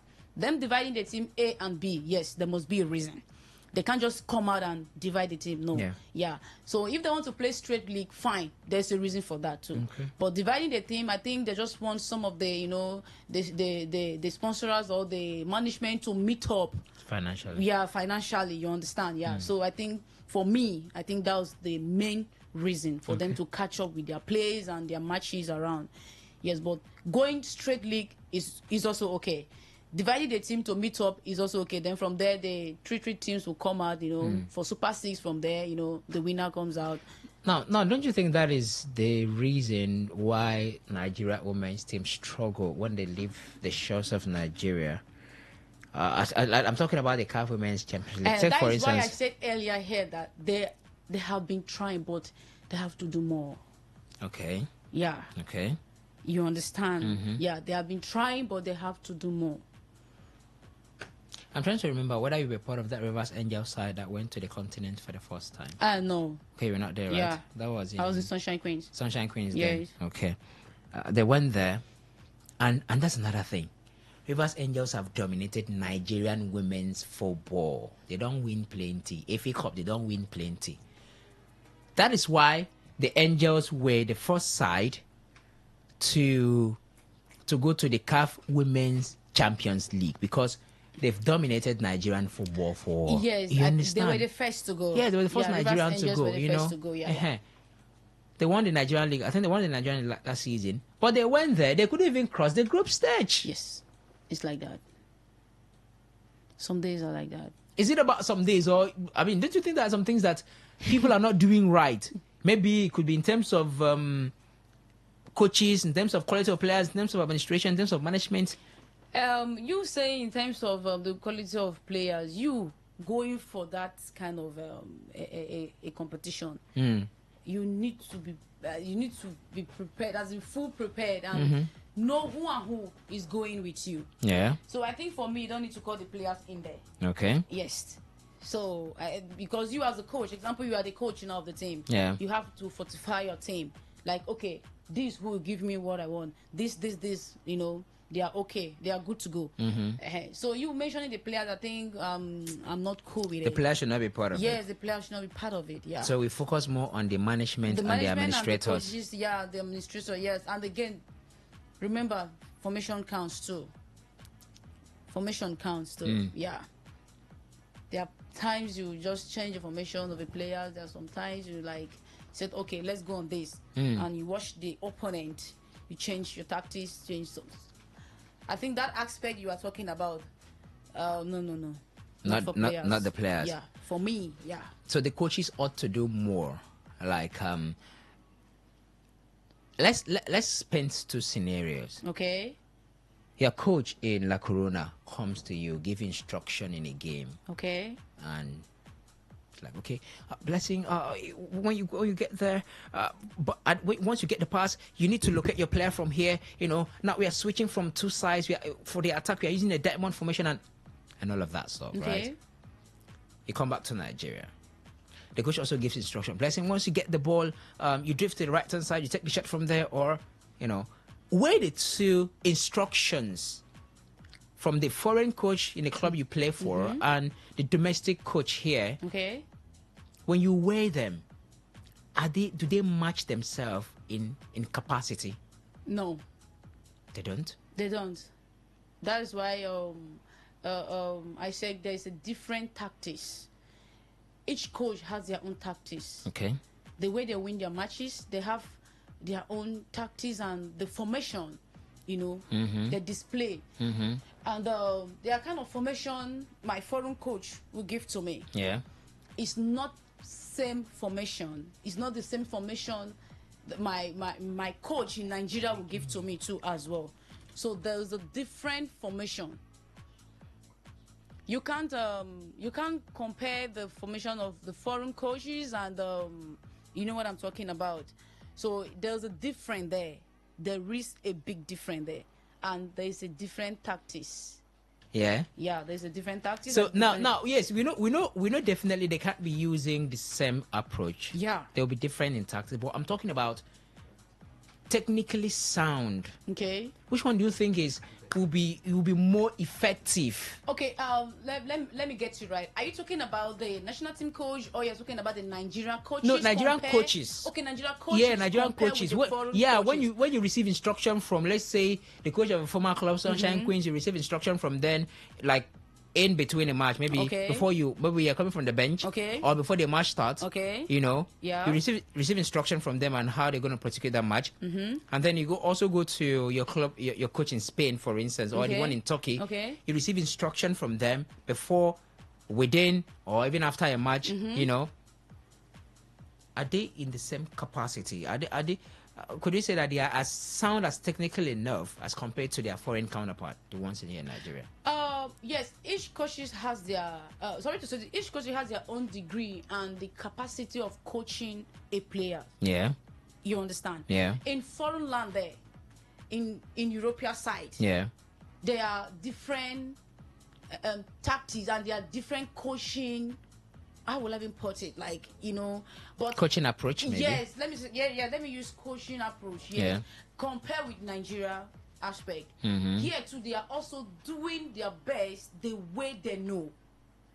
In Nigeria here, the coaches are doing their best. The coaches are bringing what they know to their players. Is what they know good enough as compared to their foreign counterparts? Actually, I wouldn't say yes or no, but it depends on how will I even put it? It depends on the team that you are. It depends on the team that you are. You understand? Okay, let me use for example now. You are a Man City coach. He's Arsenal coach. I moved from Man thank you for giving him Arsenal. Okay, yeah. So from Arsenal now. Yeah. I was in Arsenal before. Yeah. I moved to Man City. The coaching aspect is different. You understand? The coaching aspect is different. I won't be expecting what I know before from him. I'll be expecting a different thing from him. Mm-hmm. So that is why I said there are two different things there. European coaching, I think for me, is different from the African coaching. Which one do you think is better? Is the same and is better in their own capacity, like put it like that, or in their own ways, because you can't compare African and European leagues. So is it safe to say that the European leagues, the African coaching, you've played in Tanzania and Egypt, is it safe to say that the African coaches' approach haven't been good enough because we've not seen them perform globally when they face their European counterparts? Their European counterparts will dominate them. I can't really tell in that aspect. Okay. Yeah, I can't really tell in that aspect. But for me, you can't compare European coaching and African coaching. Like, no. I don't think is okay like that, or I don't think they both are the same. No. Okay. They are different in their own categories. Okay. Yeah. So they have their own specialty, so to yes, speak. they have their own, Okay. Everybody's good in their own ways. Our Nigerian coaches are good in their own ways. Okay. While the foreign coaches are also good in their own ways and their own, aspect of. So it's safe to say that these two guys are causing problems here in the studio. There's Henry on one side, there's Benjamin on one side. I don't know which one they are watching, whether they want. So it's safe to say that you don't have a problem, or you have a problem, or you don't care. It could be any of the three. Okay. Whoever is the national team coach, whether it's your uncle or your auntie, or whether it's from Pakistan, or whether it's from Iran is Iran. No, please. Bless you, say no, please. No. But better don't bring from Iran, come on. No, though I understand where you are driving to. Do you have preference? Yes, I understand. For who coaches the Nigeria women's national team? We just want the result, okay? And we know, bringing you in, we know you can do it. We believe in you, like, you understand what I mean. Yeah, I don't know if you are my uncle or you are my auntie. You understand? You may come from, any country. The former Super Falcon coach is not in Nigeria now. Yeah, you understand? Or what Nigeria just want, they just them employ you there, or them, understand what I mean? There's so much belief that you can do it. Why do you think Nigeria is so obsessed with foreign coaches, both for the Super Falcons and the Super Eagles? Because they look to be obsessed. Any small thing, a foreign coach. Are you saying Nigerians or the fans? No. When I said Nigeria, okay, let me not say the fans, because the fans don't appoint coaches. It's the NFF. Okay, the administrators. So that's why I asked. Is it the Nigerians you're talking about, or the fans? No. The Nigerians, in like the people in charge, NFF. Okay, the NFF in charge. Why do you think they are so obsessed with foreign coaches? For instance, Thomas Deneby handed over to Randy Waldrum, foreign back-to-back. All right. Then Justin Madugu is even on an interim basis. Right. He's not even confirmed yet. All right. Huh?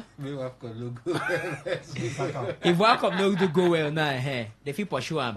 Go find one foreign coach to bring. Many of us, for instance, I was one of the critics of bringing a university coach to coach Nigeria in Randy Waldrum. It's like entering Uniport to bring their female team coach.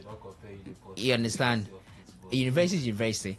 And so you understand? When we get to that part of the discussion, we'll have it. But for now, university is university, right? Okay. University of Pittsburgh coach to come and coach the most successful African women's national team.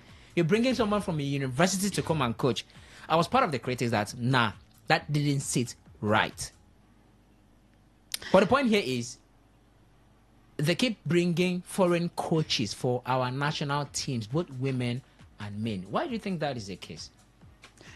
I think for me, yeah, for you. I think they are trying to be in the safer side, to know which one will be okay for the ladies.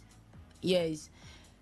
What I just want is Nigeria should just be winning any matches. I know in the game you must win, lose, or draw. Yeah. I don't want to know where you are coming from. Okay? I don't want to know where you are coming from. But what we just want is, how our country is. We just want result. Okay? Whether our home-based coaches or if they can even bring the River St. James Sunshine, any of the coaches in Nigeria that will give us what we want. No problem. I'm cool with it. The foreign coaches, if there's so much belief in the foreign coaches that, the foreign coaches can handle the team, for me, no problem, is okay. What we just want is result. Okay. Yeah. I'm not saying, no, this one, no. I just want result. Are you confident that domestic coaches can bring that result? Yeah. If only we believe, because sometimes we yes. The question is yes. The answer is yes. Just before you go, you've been there. You played in the NWFL. You're playing over there in Spain. You were in Turkey. But looking at your game, you see about the whole coaching aspect now. Which will you say approach, or will you say, or which of those coaches, the indigenous or the Nigerian coaches or the foreign coaches, which coaches will you say have had the greatest impact or helped improve your game the most out of the instructions and drills and trainings you've done with them? Are you talking about the comparing the Nigerian Premier League NWFL coaches and your coaches over there in Spain and in Turkey, when you were in Turkey? Where will you feel that you got more growth by what the coaches actually did when you look at your game now? Okay, when I look at my game now, right? Yeah. I think I get to the all right when I played Ibom Angels. Is that where you've had your best? You think Ibom Angels coach had the most okay, impact? You're talking about where I had my best. Yeah, okay. Let me rephrase the question. Okay. You play in Nigeria. Okay. Domestic coaches. You played in Tanzania. Yeah. You played in Egypt. You played in Turkey. You played in Spain. Okay. In these five countries that you've played: Tanzania, Egypt, Nigeria, Turkey, Spain. Yeah. Which of the coaches do you think have had the most impact in your career and make you become a more better footballer compared to when you started? Tanzania. Yeah. Why? What exactly happened? Tell us about it. Yeah. I think I have all it takes there. I think my training, my ability and everything, I get it all right there. Not that I didn't get it from Nigeria, no. Don't get me wrong, okay? Yeah, but you said, where did I get it best? The most impact, The most impact, yes. It was in Tanzania. That's where I scored my first hat-trick. So that is why I say Tanzania. So you saw the evidence of your improvement there in Tanzania, yeah. Was he a foreign coach? Where was the coach from? Your first coach in Tanzania? Your coach in Tanzania. My coach in Tanzania. Yeah. She's from Tanzania. Oh. Yeah, Tanzania coach. Nice, this is an That's indictment where- on our coaches. That's why I get it all right, because Okay. I scored my first hat trick there Yeah. in Tanzania. Yeah. Secondly, Turkey. Okay. Yeah, Turkey and Tanzania gives me what Made the game to improve and become improve, better. yeah, and become better. Yeah. Okay, today's Sports Live it is Blessing in the studio with us. Blessing, there's a middle name I'm trying to... Blessing Augustine Nko. Nko. Good. Blessing Augustine Nko in the studio with us. A forward for Deportivo La Corona in Spain in the studios of Today 95.1 FM in Nigeria. And we're having discussion regarding women's football. You can contribute via the SMS and the WhatsApp portal 0701 933 9962. Juventus 2 goals up in 17 minutes. Within 17 minutes, they've scored 2 against Wydad Athletic Club from Casablanca in Morocco. Let's see. That was a threat by the Wydad side and was properly held by the goalkeeper of Juventus. So inside 17 minutes, they don't score 2 already. It's okay. We are here. we will be 2 minutes. we will be here and see what's going to happen. All right, so we can be part of the conversation. I'll open the phone lines in a bit. We have a little bit of the Super Eagles matters to discuss. But Blessing is our guest for this evening. Blessing, Okay. how do foreign coaches, how do foreign scout agents, how did they look at Nigerian players coming from Nigeria? What's the viewpoint? How do they see them? Before them having any information of Nigerian players, there might be a connection. Okay. Yeah. By the management, like as I'm now, I have a manager. Yeah. And before the foreign management or the foreign agent pictures Nigerian players, Yeah. They may gotten some information that there's a player here in Nigeria, or Nigeria has all it takes. Nigeria is blessed. Let me just say that, yeah. Nigeria is blessed. In any ramification, Nigeria is blessed. Yeah. So an agent coming down here, that means there is special, there's special thing that they have seen here. This guy, they play ball, Right. shoot. See, they can't shoot when you shoot here.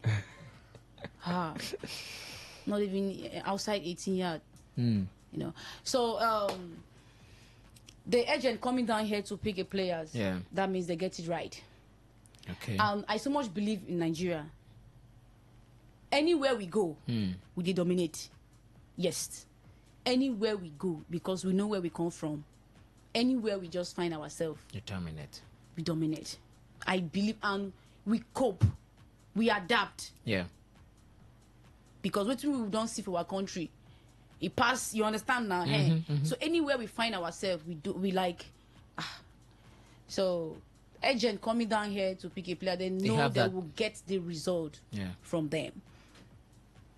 So they have that belief in the talent Yes, that comes from Nigeria. Yes. Okay. Many whites, many foreigners like Nigeria so much. Yeah. Right, let me push this discussion a little bit further, Okay. a little bit closer to you, and then we'll talk about the WAFCON upcoming, the team, the players, and everything, Okay. and then we'll go to the phone lines, come back, talk Super Eagles, and then we're done. This update comes out by 6 p.m. Let me push it a little bit closer to you. Okay. As a woman, would you prefer having a male coach, a male physio, a male goalkeeper trainer, a male set piece trainer, or you prefer a female coach, a female goalkeeper trainer? You're not a goalkeeper, I'm just saying. Yeah.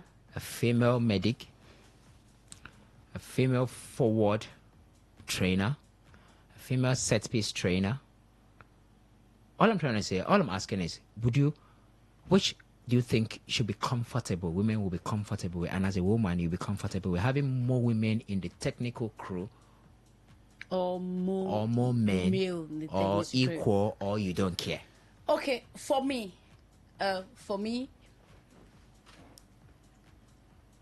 like with what you asked here, for me, I think the both should work together. Male Okay. and female, yeah. Let's be together. But there's one particular one you mentioned here that I'm not cool with it. Yeah, a male physio. No, I'm not that cool with a male physio. Okay. For my own self. Yeah. I'm not that cool with a male physio. But if there's a mix, female, male in the team, you know, we get to know ourselves more. As long as they are doing their job in the team, Yeah. they are doing what is right in the team, I'm cool with it. I'm not this like, oh no, I want female, throughout female coaches or female management and what. No. Let's come together. Male, female, you understand? Let's mix. I don't care about, you know, whether you are female or you are male. But where I'm driving to is a male physio. Okay. I'm not cool with that. It should be a female. For me, it should be a female. As long as I'm not a male now. Come You on. be woman. I be woman now. I don't be man. You don't understand? Yeah. So, but I don't want man. I want woman physio. But for other sides, you can be a female coach, I'm cool with it. You can be a male coach, I'm cool with it, no problem. As long as you are doing your job, I'm okay with it. Okay, interesting. I'm still pushing a little bit closer. Okay. To you. You were. How's the relationship like? Okay. For women in the national team? How's the relationship like?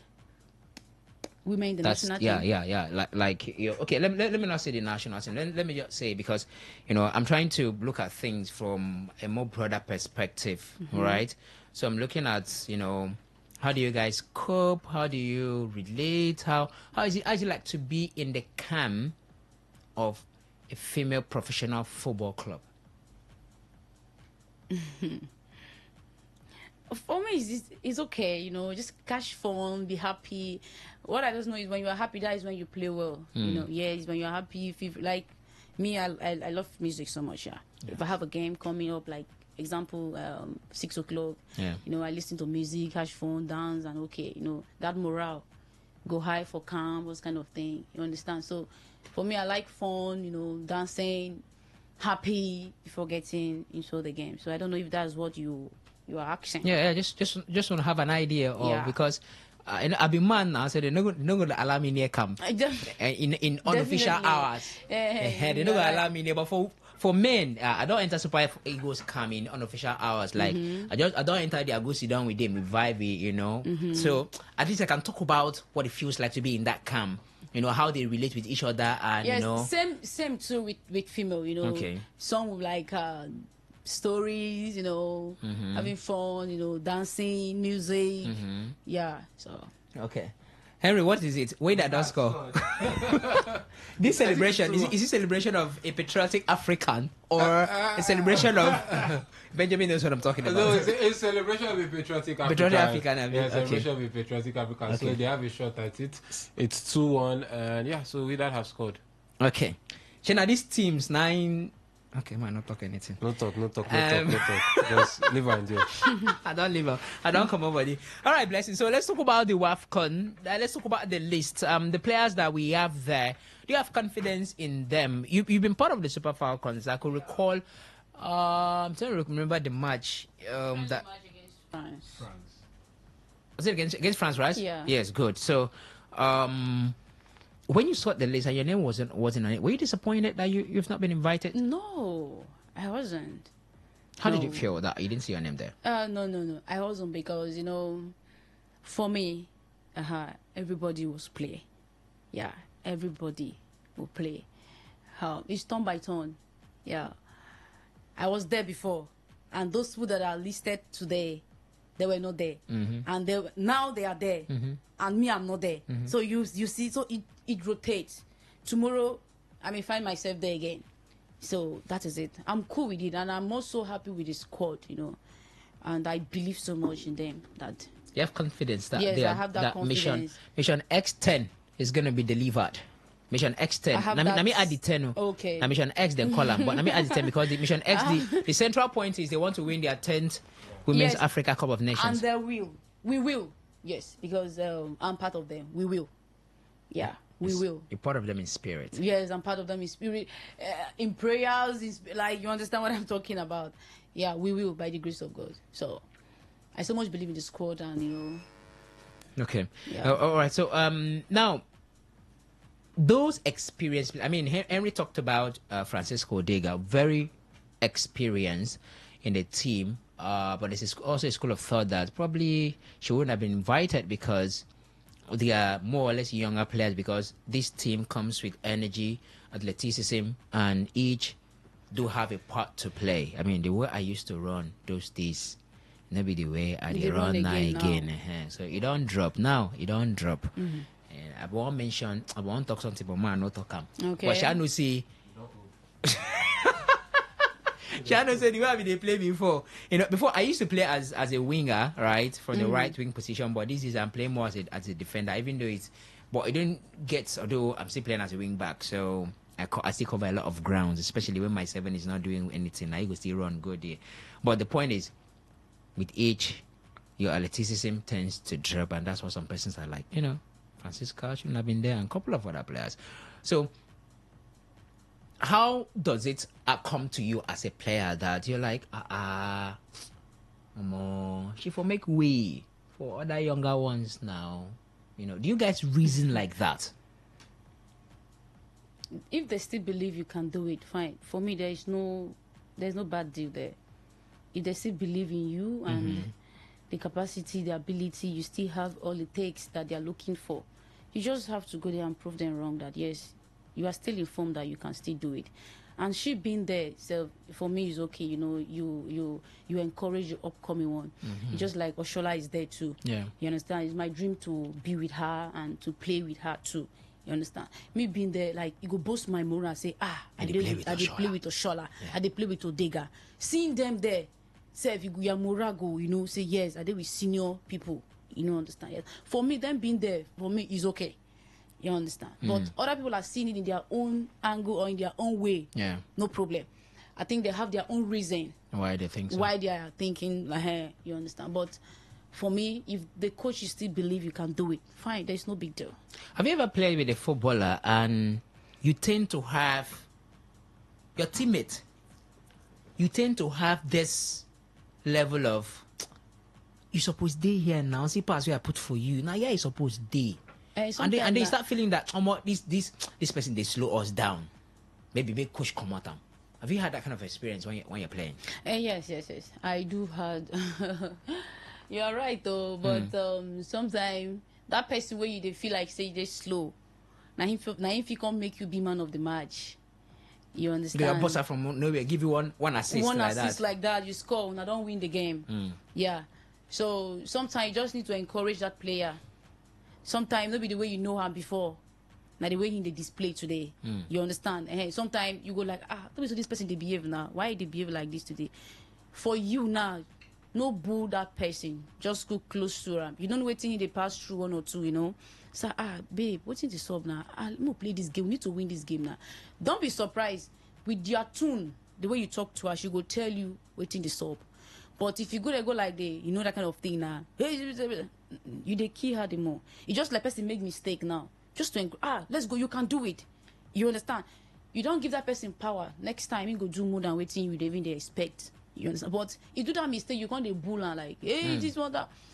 When the body come, you know go feel control because you go the expect when I go shout for him again now. You understand? Yeah. So you just have to encourage. That's why even my last interview, I listed 4 things in football. That is what is keeping me. Okay, I listed 5 things. That is what is keeping me going. Tell us. Yeah, I think of determination, courage, focus, hard work, discipline. Yeah, I won't put education because not everybody goes school. Yeah, you understand? And this consistency, like, you know. So you see what I put there, that courage. You need to encourage person with the inside pitch with you. Yeah, and you need to focus too. I listed it there out. Focus, determination, courage, discipline, you know. So if you have all those things, that is what is keeping me going. I must tell the fact. Okay. Yeah. All right. Sometimes when fast challenges will come. Yeah. But with those things, you just need to stand firm. Blessing Augustine Nko here in the studio with us. Forward for Deportivo La Corona in Spain.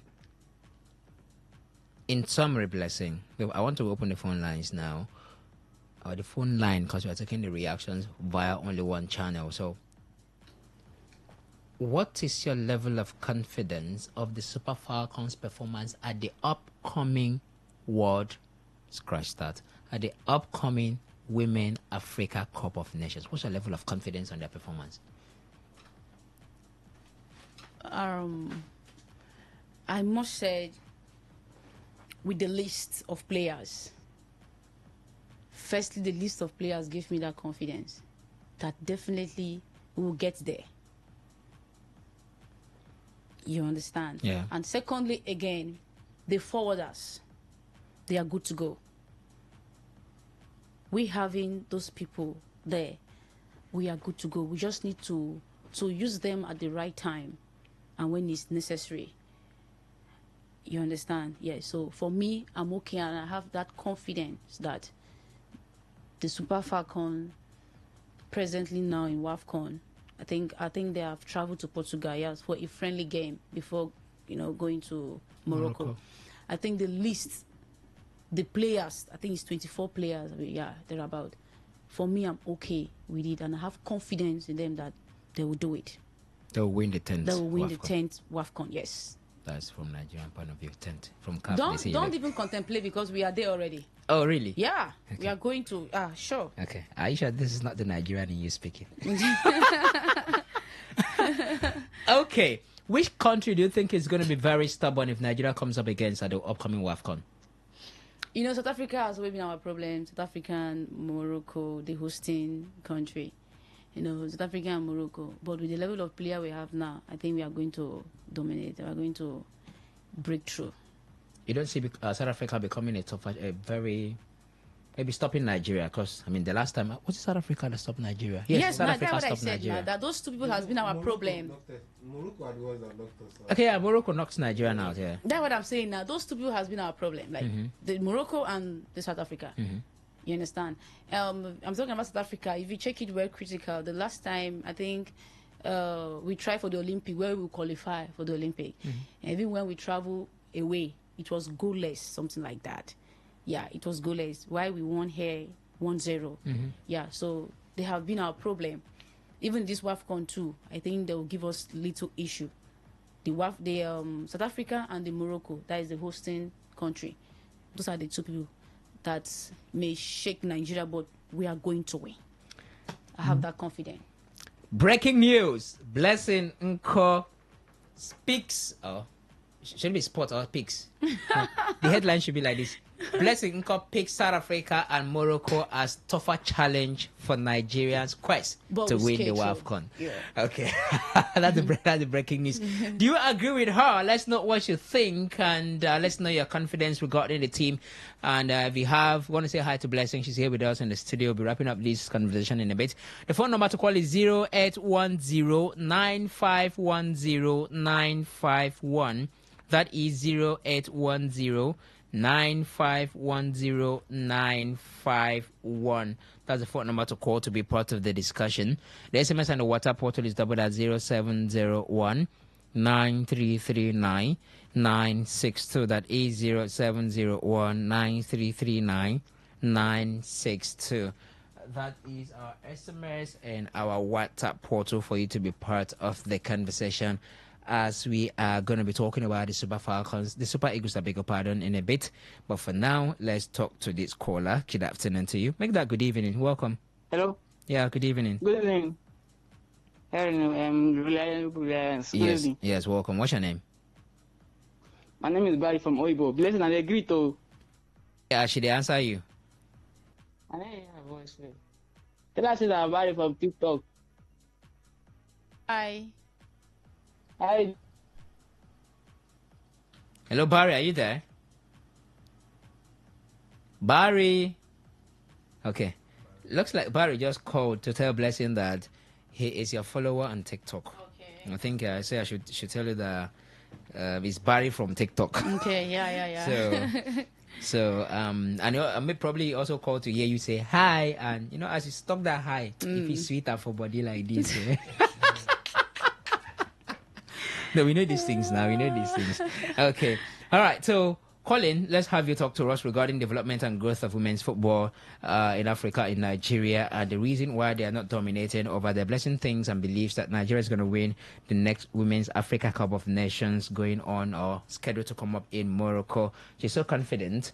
Do you agree with her, or you think it's going to be otherwise? And she has picked South Africa and Morocco as the stubborn heads that might try to hinder Nigeria this time around.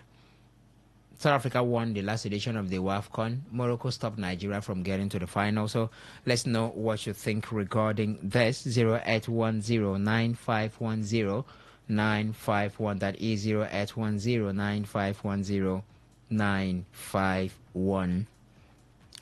So we are in a year where the Falcons will be competing at the WAFCON. The Eagles will be competing at the AFCON. AFCON starts December, still in Morocco.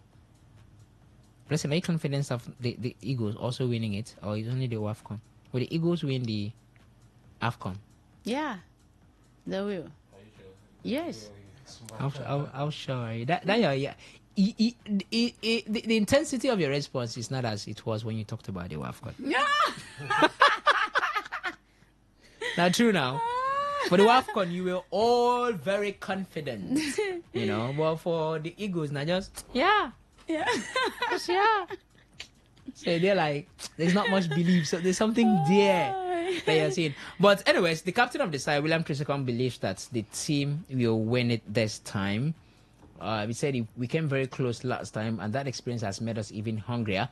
As captain, the goal is now even more personal. We want to bring joy to Nigerians by achieving something truly special. Ella said, I'm really enjoying the journey and giving everything I have to the team. With the group of players we have now, immensely talented and motivated, our focus is to win the next AFCON and ensure Nigeria is present at the 2026 World Cup. So those are the two challenges in front of the Super Eagles. This Super Eagles side, maybe not so much difference, Henry, but this Super Eagles side compared to the one that got to the final, which one would you pick? It's the same players. I don't think I think it's more about coaching personnel now. Same players, different approach. What Pesero did worked for them in the last AFCON. It just felt like in the final, maybe if they attacked more, they could have, or they would have been able to, hold on to that one goal lead against Ivory Coast, or probably even double their lead at the end of the day, because we know we have the firepower to actually hurt anybody going up front. But I'm quite confident and starting to believe in what Eric Schell is actually building and doing with this side. So I mean, the man looks to be having an imprint on that side gradually, and it looks promising. So I don't know about the World Cup qualification. I hope we qualify for the World Cup, truth be told, because it will, yes, hopefully, because it will be sad if this crop of players don't go to the World Cup. But I'm trying to be. I'm looking at the AFCON and saying I'm a bit positive that we can at least match what we did at the last African Cup of Nations. The AFCON will be your mates. Morocco is not by reaching the semi-final of the World Cup. Come and win the AFCON. I understand. Yeah. So the AFCON is a different ball game altogether. So I feel they have the experience. They know what it takes to take it game by game, step by step. They've done that before. So they know what it takes and can actually do it. And maybe when they get to the finals this time, or to the final this time, they understand where errors or mistakes were made. But I think Shell can actually do this if he can actually, the players can get the blueprint quickly. Okay, that's the most important thing. Okay, I just missed the call. Do you want to call back? 0810-9510-951. That is 0810-9510-951. So breaking news again, the NFF has just confirmed that Nigeria will be playing against Portugal in a friendly match. Just received the correspondence, just some seconds ago. Are you calling me or are you flashing me? So Nigeria Super Falcons aiming for the 10th Continental Gong at the 13th Women Africa Cup of Nations taking place in Morocco next month. Will take on the senior women national team of Portugal in a friendly match in Lisbon on Monday, which is tomorrow. I'm looking for the time, if they put time of the match. That. I saw the time for that. Okay, yeah, it's there in the release. Monday's encounter will take place at the Estadio Jose Gomez in the Amadora precinct of Lisbon and will commence at 7 p.m. Portugal time. It's same time in Nigeria. 7 p.m. Portugal time. So go watch the Falcons up against the women's national team of Portugal tomorrow by 7 p.m. as they prepare for the Women's Africa Cup of Nations. So Blessing be not drop gist because now she first tell us say they play Portugal before NFF consent release. Going somewhere. Hi, welcome. Yeah, good evening. I called again from Moibo. Okay, go ahead from Moibo. I would like to ask Blessing what have been her best moment playing football? What was her best moment in her career? Okay. All right. She's here. She's going to answer that. Would that be all? Yes, thank you. Okay. All right. Thank you very much. So, what has been your best moment playing football, Blessing?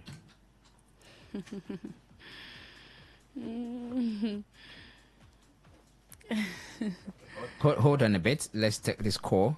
Maybe you answer all of them at the same time. Hi. Good evening. Hello. Yes, we can hear you. Good evening. Good evening. Yes, please. What's your name? David. David. Yes. Okay, David, go ahead. Well, I do. Now, you off the call. Now, you end the call. I mean, a network will cut you off. I don't know which one happened, but after you told us your name, we had a dead end from the line of communication. Well, you can call back if it was a network fluctuation. 08109510951. So, Blessing, what has been your best moment playing football? That's what he wants to know. Or you don't have any best moment? I really need to answer that question because someone has asked me that question before. Okay. When I explained to that person, he just laughed and said, Blessing, you are not that serious. My best movement is when I'm happy. All right. When I'm happy, I give out my best. Mm-hmm. Okay. I say something here like, whenever I have game, example 4 o'clock, I always play music. Okay. Always happy. My best moment is just to be happy. Just to be happy. I'll get back to you, Blessing. Let's talk to this caller. Good evening. Hello, good evening. Yes, please welcome. What's your name? The name remains open to place at I call from Rumibon. Okay, now for the copy, go ahead, please. Okay, I will start from where you begin the show. Immediately you start the sports show where I joined you, where you talk about this Jasmine's issue. I think issue of Yasmin is likely to be like that of Nunes in the Liverpool. A player does not need to play 3-5 before he knows and understands football. And again, football is something you do right from today, maybe 2-3 years old. You grow up as a footballer. You didn't grow when you get to 25 and 26. And there are a couple of players, and Jamal, or it is currently now, that is doing very well at the age of 17, 18. So at 23 and 24, players are supposed to be a peak on his career. So say that they say this Chelsea office, which they are giving to Yasin, which Yasin play is too big for him. Maybe you should wind down and say, go and learn from a maybe mid-table club. But if Chelsea will start this thing with him, it will not deliver it once again. It will fail them. Because I don't think they really have anything to pick up with Chelsea shares. That is me. Then concerning the friendly match that has been confirmed, I think whatever the case may be, as I always said, the NFL this time should allow our coach to be a long-standing coach. Because a certain city in Seneca coached that team for up to 7 or 6 years before he gave them one trophy. National team football is not like a club side. Yeah. So at least people should lower down their expectations, both the female national team and the Super 8, and allow whoever that is sitting at least to have a 3 to 4 years term, not putting them in pressure. Trophy will come. If Arsenal can wait for Teta for going to 8 or 7 years now, with all the money pumping in, and it's a club football, then why can't we wait for this Super 8 and female national team coach for them to at least put their house together and see the brand of football they are going to give to us. But for the beautiful lady in the studio, Blessing, and a player, and Super Falcon, I think, footballer. I have only one question for her. Okay. The question that I'm having for her is that as a footballer, if they didn't call you up for national team, No, for one particular time, did you as a player feel that when you are stand, you think that if you are better off, you could have done it better? And at that moment, the coach will say, no, you don't fit into my plan. Did you feel bad as a player? How did the player feel at that moment? Do you think that maybe you are not good enough or something, the way the coach talk? Or maybe you just think that the coach will hate you or something? Well done.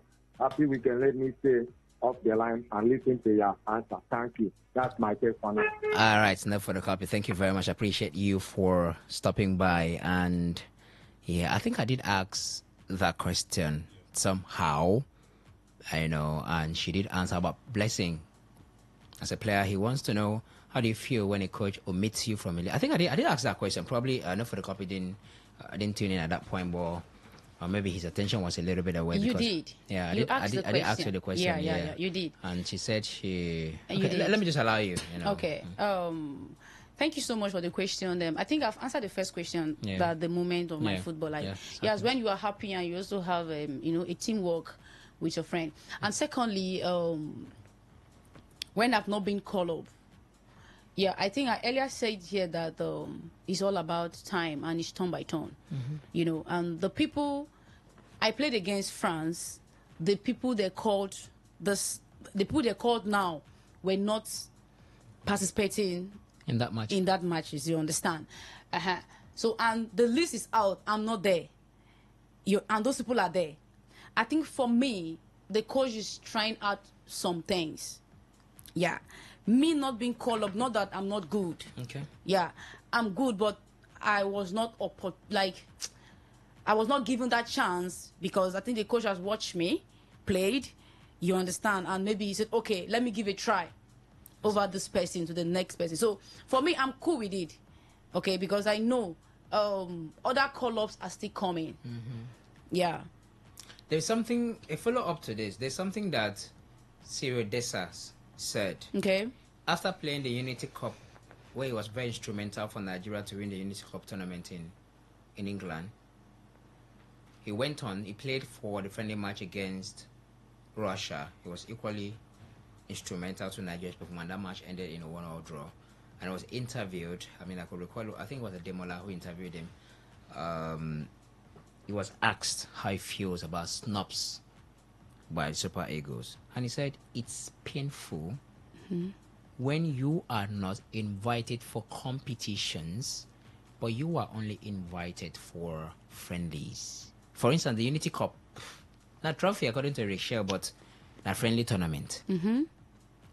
So Dessa says, yes, I played for Nigeria for the Super Eagles, but not only friendly matches did they invite me. But when it comes to the competition proper, I don't get an invite. It hurts that a particular season, a season before the last AFCON, that he was in a form where he felt he should have been. He merited a spot, but it was so disappointing for him that he was not there. He was not there, yeah. You know, that he's I painful understand what and you're all saying. Of that stuff. So yeah, it's does not that- does painful, that- but yeah. Does that you just come have to to take you? it like that. We are all humans, okay? We are all. You know, when you're expecting something and you didn't get it right, you feel demoralized, like, you know. But into that way, you like, okay, maybe there is something, you know, bigger waiting, and maybe the coach has his own, you know, decision, and you want to try out something. So you not being called, not that you are not good. You understand? Not me not being called, not that I'm not good. So I think there are other call-ups that are coming. So there may be opportunity for me to go again. So that is it. All right. So you've gotten your answer, no for the copy, from Rumigbo.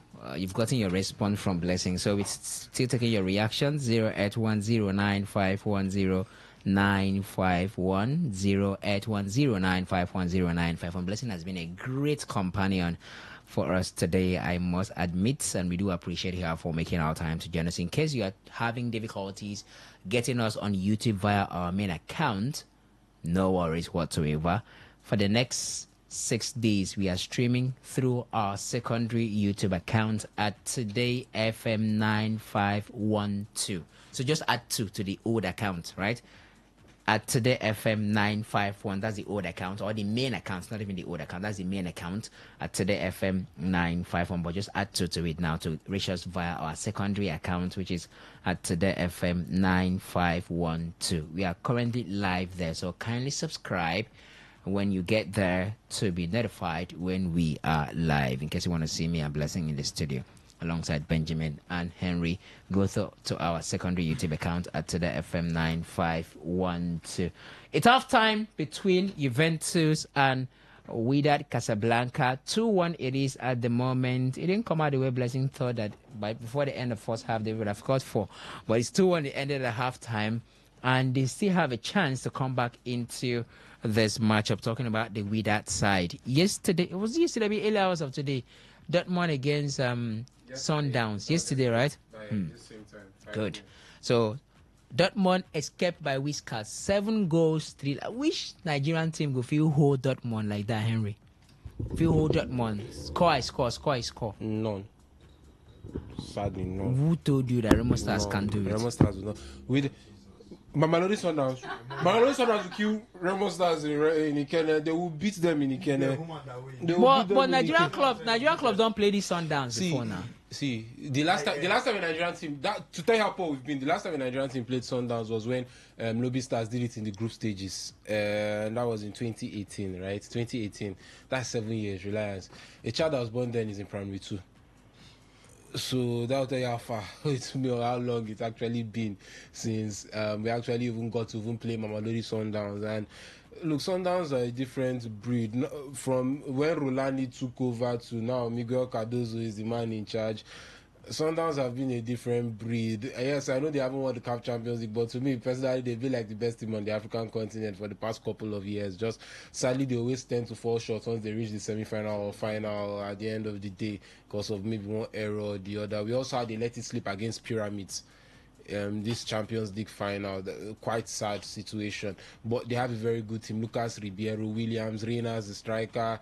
You're looking at Marcelo Allende, Teboho Mokwena. I mean, that man knows how to coordinate the midfield and knows how to string things together. Then you look at the back, you have Koliso Mudau and Grant Kekana and co. So I mean, it's actually a fantastic team. They won the Champions League in 2016. And they won it in 2016, yes. Yeah, Pizzo was the coach. Pizzo. Yeah, Pesita was Pesita. No, they won the. I mean, of recent, they've fallen short. Okay. Quite of recent, they won it in 2016. Actually, yes, they won the Champions League in 2016. So I mean, it's a fantastic side. Okay, we're seeing Wydad. Wydad lost to Man City 2-0, but they gave a good account of themselves. As if it was Ava, it was as what we have been singing after. So let's talk to this caller. Hi, good evening. Hi, good evening to you. Stella West, I guess. Yes. Go ahead. Quite interesting. I'm following up the interview. Thank you.